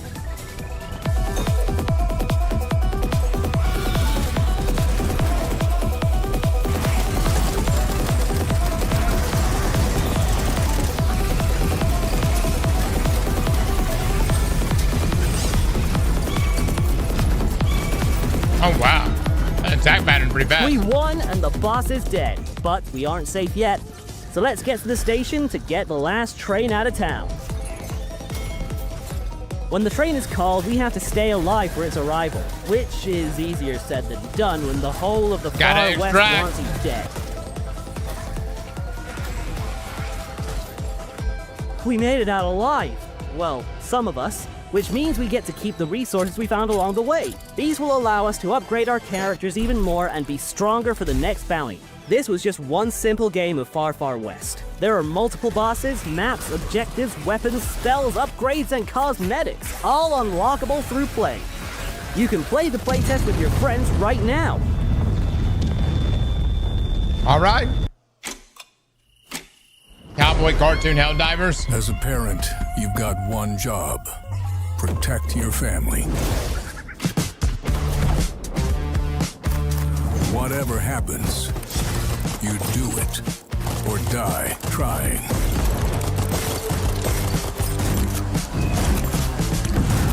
But even if you kick the bucket, you don't stay dead for long.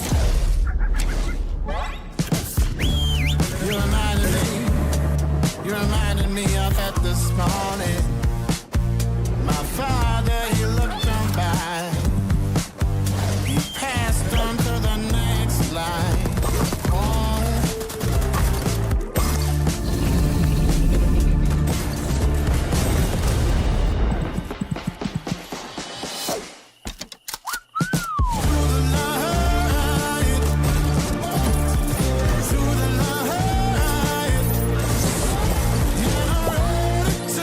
All right, all right.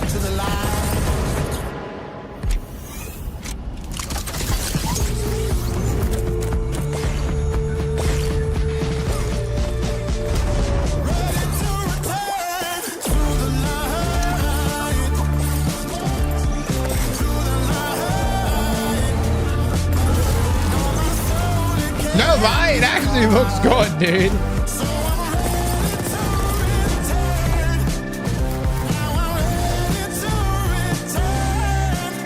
The singer.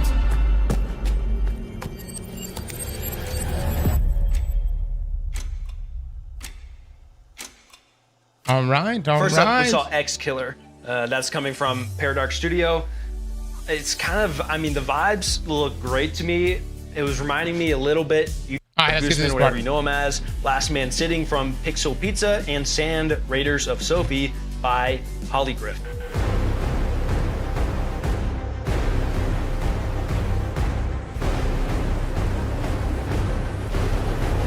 Why am I seeing Division gameplay? If you imagine a real world location, the most important city in the United States, Washington, D.C., completely ravaged by a pandemic and struck by the strongest, worst blizzard of all time.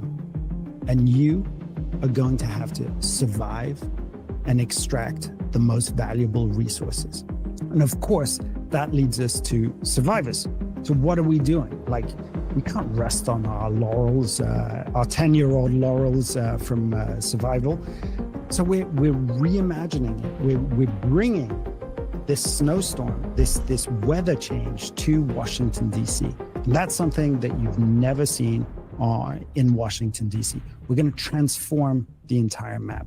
We're thinking about it in a very different way, with innovations that haven't been seen yet. There's a focus on this to make it such a different feeling experience from the core Division 2 experience. I think we've got something super, super promising here. Survivors is developed with Magnus Jensen, who is the original Division 1 creative director. So this is a guy who lives and breathes the Division. He's so excited about jumping into this type of game mode again. And there is a hint in the title of something that we're going to be doing really differently from everybody else. We always develop with a player in mind, with player types in mind. And I think here we have to acknowledge that the Division 2 has a large player base of passionate gamers. And one of the things that we want to do is really lean into the sort of comfort game of the Division 2. People are happy to jump in, know their way around the controller, know their way around the map. They know how to play this game. So we're going to take that and subvert it a little bit and change the map and make sure that the weather has an impact on you, which it doesn't have in Division 2. So there are lots of little things that we're doing to surprise our core audience. Veteran players, they're going to be surprised. All of these locations that they know by heart, they're going to be transformed. So the Division 3 is in production, right? This is not a secret. It's been announced. It's shaping up to be a monster. I can't really say anything more than that, but this is within these walls in Massive. we are working extremely hard on something that I think will be as big an impact as Division 1 was. There's a team in Paris working on this, and they're putting the final touches on a mobile execution of the promise of Division 1. So Division 1, New York, pandemic strikes, take back New York. This is a brand new story with mechanics that are really fine-tuned to a mobile phone. Graphically, this looks like a PS5. You may have seen the adverts for it. It looks phenomenal, really, really good. It plays really. That doesn't instill confidence. A few innovations. You know, the Dark Zone, this area of atypical PvP. It was an area where, much like other games today, popular games today, you could walk around, you could hear gunshots, go over there, there'd be another agent. You'd approach cautiously, feel each other out, and decide whether to partner or to actually engage in PvP. The whole of the Resurgence map is friendly to other agents. So you'll hear gunshots on a corner. You won't need to be in the Dark Zone. It could be anywhere, and you can group with those people. So PvP is off by default, but being able to group up and to see other agents in the streets, that's never been done in a Division game before, let alone a mobile game. All right, so let me get this right. D3 is currently, not Destiny 3, the Division 3. The Division 3 is currently in development. Is it the creative director? What did he say? The creative director from the Division 1 that is running it.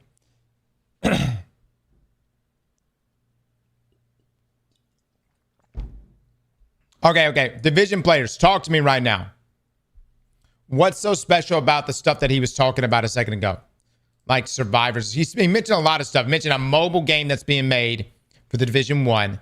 He's mentioning what sounded like essentially a massive amount of updates to Division 2, correct? And then the Division 3 is also currently in production, correct? Survival is what saved Division 1. Okay, so what is survival? I have not played this. I don't think I've played this.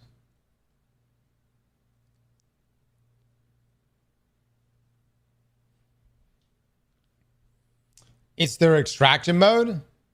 So like Dark Zone?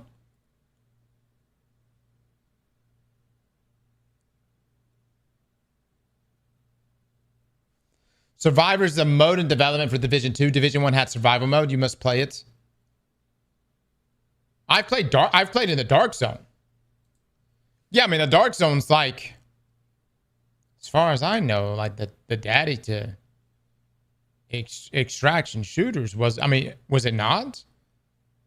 I mean, we talk about like losing loot and gaining loot. The Dark Zone, I think, was like the first one to really do it. Nah, it's legit in extraction. A mode they made, probably the first to do extraction. Survival was its on mode, not just an area of the map. This on-screen gameplay. Snow gameplay is survival. Gotcha.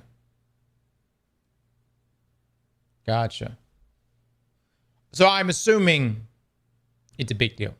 And you're saying that this survival mode is coming to Division 2.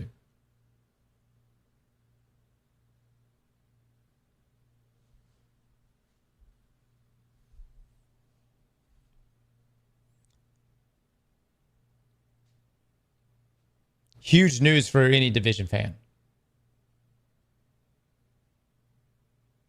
This is different from the Dark Zone because you don't have any gear in survival. The fuck? How you get shit? How you get stuff? Here's a snow mode where you load into a blizzard. It has cold elements, death from freezing, etc. But this seems like bait. They didn't show any Division 2 in snow. Just old trailers.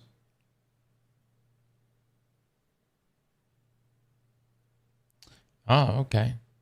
So you have to find stuff. You have to survive. And then I'm assuming you have to extract. Right?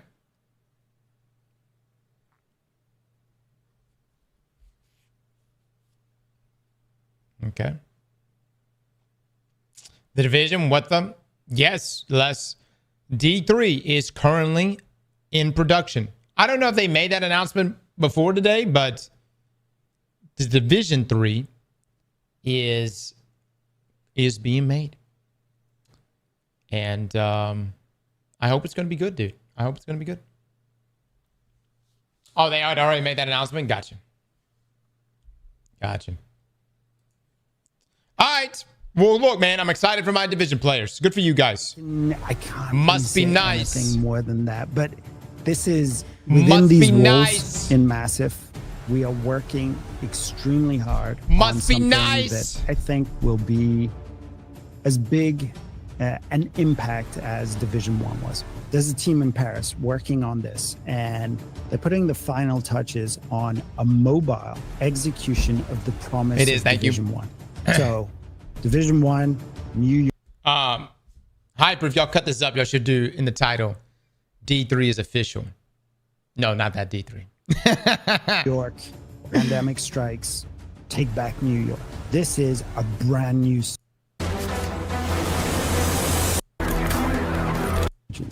So it's never been done in a Division game before, let alone a mobile game.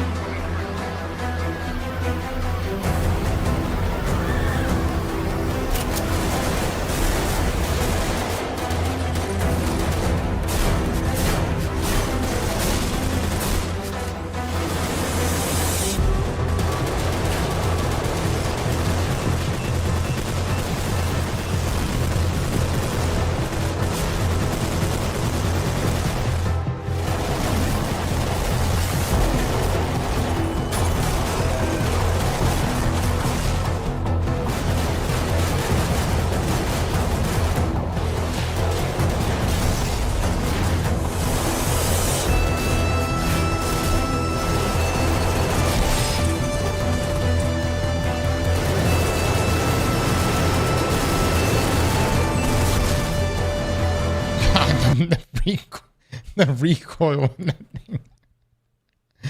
The damn flash too, man.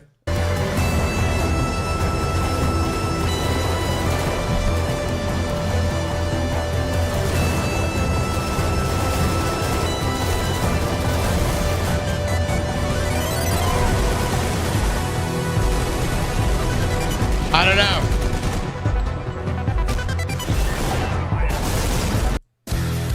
Last Man Sitting is a game where you blast through the environment mounted on an office chair. So you're always on an office chair, and you also have a freaking gun. So movement-wise, it sort of feels... this is what office workers wish they could do at work. Even more power-ups when playing the PvE game mode. So that's when it gets really ridiculous. Okay. And you can... All right.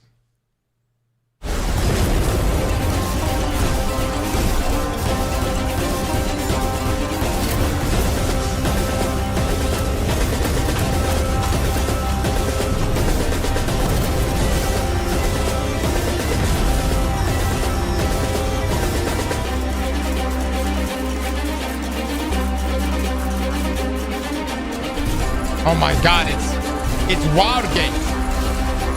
But you build your own little moving forts.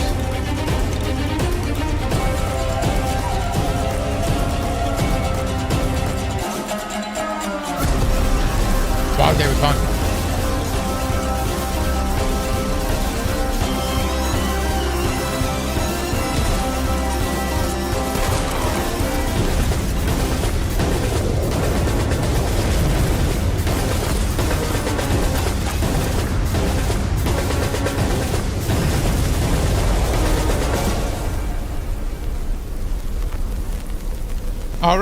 All right. That looks cool. I say first up, we're going to talk about the Division interview. Of course, we weren't able to get a ton of new information, but they are working on a lot of different projects right now. I don't know if I've ever talked to anyone else who has 26 years at a single company in gaming. So talking to him, he was, I was doing a bit of glazing because everything he said felt like a storytelling experience. And so we're talking about Survivors, and this is the kind of redone version of Division 1's original Survival. And so it's a snowstorm impacted, weather hit Washington, D.C. And it's what he kind of also alluded to as like one of the original extraction shooter-esque like games. But yeah, you have to fight for survival out and weather the elements. He says it's really, really shaping up. And also original players of Survival are going to experience, he couldn't tell me everything, but they're going to get to experience, you know, remastered things and things that are updated from the original that they did want, but he couldn't tell me too much as to what it was, besides that it's really shaping up and it's really interesting. And both new coming players, you don't have to play Division or Division 2 to stumble across this and love it just as much.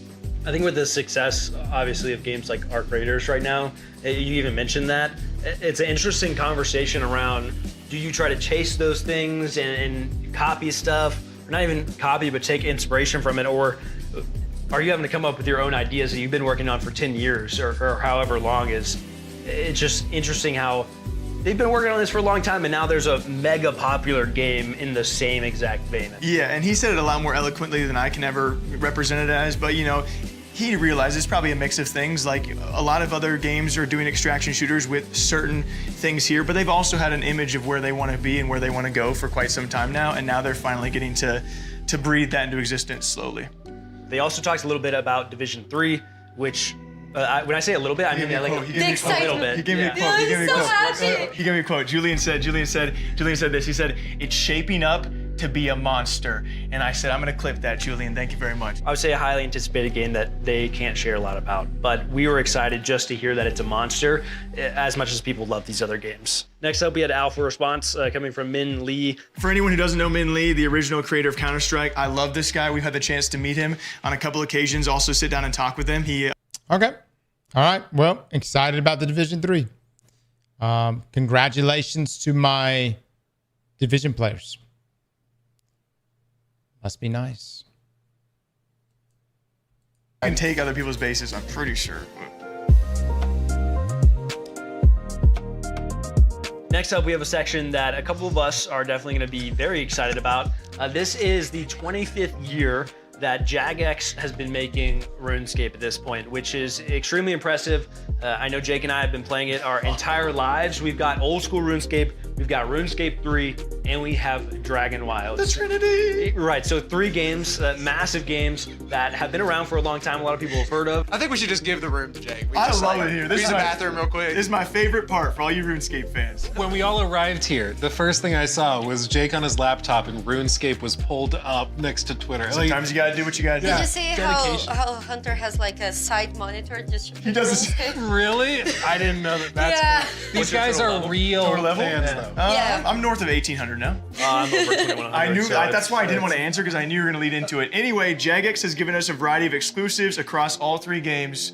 We're super happy to talk about it. They've done a lot of very impressive things over the past year, I would say. They did Varlamore with Jake's favorite, the Gemstone Crab. Just AFK there, it's awesome. Has the Delve with Doom. They have the Gridmaster. The Gridmaster this year, which was super fun. I played that one. They also added Sailing most recently, which is the first new skill ever in old school RuneScape. Had a lot of back and forth.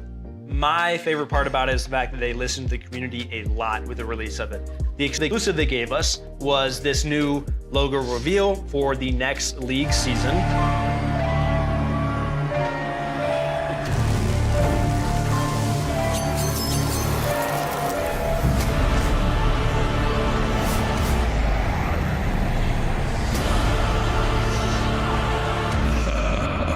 that was League 6 Demonic Packs. We don't know much more past that. Obviously, Leagues is a lot of fun and probably the most engaging time periods of RuneScape. I think you see player peaks every time. So I imagine a lot of those WoW players are going to come back and be a part of that. Outside of that, RuneScape 3 was also in the news a lot this year. For a variety of reasons. One of the biggest ones being they removed the biggest monetization methods they had in the game, which was widely talked about and has been for probably next to a decade. You know, obviously in the MMO genre, you have to make money to sustain such big games and big servers for a reason and to keep these updates coming. They're not small teams. And so it was that community battle of like, we need monetization, but at what point? Dude, I'm so out of, like, I haven't played RuneScape, guys. Like, seriously played it in years. And so, you know, I'm happy for my RuneScape people, you know. I don't know. Maybe one day we might go dabble back inside old school RuneScape. I don't see myself ever going back to RuneScape 3. Point is it too much monetization, and they finally reached that breaking point. I think we also have some reveals of some of the areas they're revamping, which is very cool. They're trying to declutter the entire world, because right now the game, if you as an old school player log on, you're probably like, what is going on? Yeah, most of the time. So that's very cool. They also gave us the image of their anniversary cape, which looks fire. Isn't that beautiful? And I actually have one behind me. This is Jake's Avengers Endgame. Oh man. And then finally, we also had Dragon Wilds, which is a game that we are very excited about. Another incredible game. We are big fans of those types of games. Yep. Valheim, we spent a ton of time on. So when RuneScape announced Dragon Wilds is actually really we were good. super stoked personally and played it. They're in early access, but they talk a lot about their 1.0 release and everything that's coming. As much as you yap about the game, look, I yap about RuneScape because Jagex has made some terrible, and I mean terrible, mistakes in the past. The reason why I bring up Jagex so much is because I've seen a studio literally chop their own sack off, blend it up, and then piece it together. Little tiny fragment to one another. And it took many years of absolute agony and pain. Here's the thing. What Jagex proves is that it's possible. But it really begins with engaging your player base and asking them directly. One of the best moves Jagex ever did was doing in-game polls. In-game polls, man. Everybody's moving. Everybody, you know the direction the game is going. You, the community, are leading that direction. For those unaware, Dragon Wilds is the survival game inspired by RuneScape. And so being a big survival game guy and my love for RuneScape, it was kind of the mixing of both worlds. So Dragon Wilds was always going to be a big thing for me. And as you said, it is early access, still developing. They are aiming for that full release though. It's still a great game and getting better and better. If you like games like Valheim or Enshrouded, I would say this is the kind of game 100%. you would like to play, because it's just like that. You can spend a ton of time building your house and making it better and better. And then they're also adding iconic RuneScape things. Again, we talked about that with like the cube. It's cool to see a world you already love in another format. The fresh twist. Yeah. They already have released their roadmap, but we have a lot of cool stuff that... What if Bungie made a Destiny survival game? Would you play it?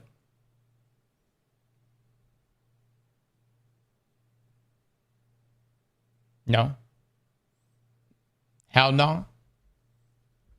All right, I just wondering. Is coming to the game that RuneScape players will recognize. New skills come out at each time. So fishing, prayer, agility. You're going to get mithril armor, rune armor coming out. There's 3 new regions next year coming with the 1.0 update, like over time. And then we got... All right. All right, boys, that's it for me. Yeah, I'm sure there's probably some cooler stuff that was shown, but...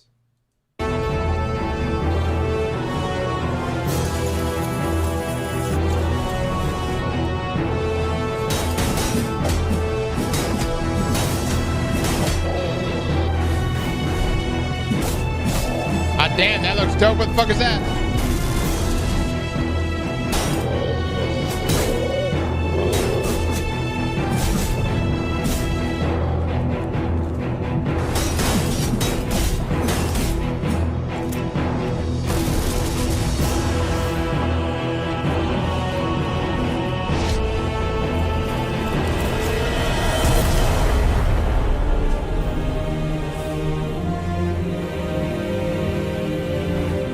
Unawake. All right, boys. I gotta get off. You guys have been great. Listen, we'll be back tomorrow. We'll probably mess around in some trials if y'all want to play some trials. And finish up our build battle. And then we probably need to finish off Anthem, okay? But it's late right now. I'm going to go ahead and get off of here. I hope y'all enjoyed some of the things that were shown today. I know we didn't get to see anything cube-wise, but I think there's some other promising things for sure. The real question is this year, 2026, are we going to get as banging of a year as we got last year? And are we going to get anything that we personally want? Like, not that I don't mind playing good games. Obviously, I just want good games. But like, man, dude. Where's that MMO looter shooter, man? Where is that MMO looter shooter? That forever MMO looter shooter that's being made right now. You know what I'm saying? I mean, man. Yeah, GTA 6 delay incoming. I hope not. I hope not.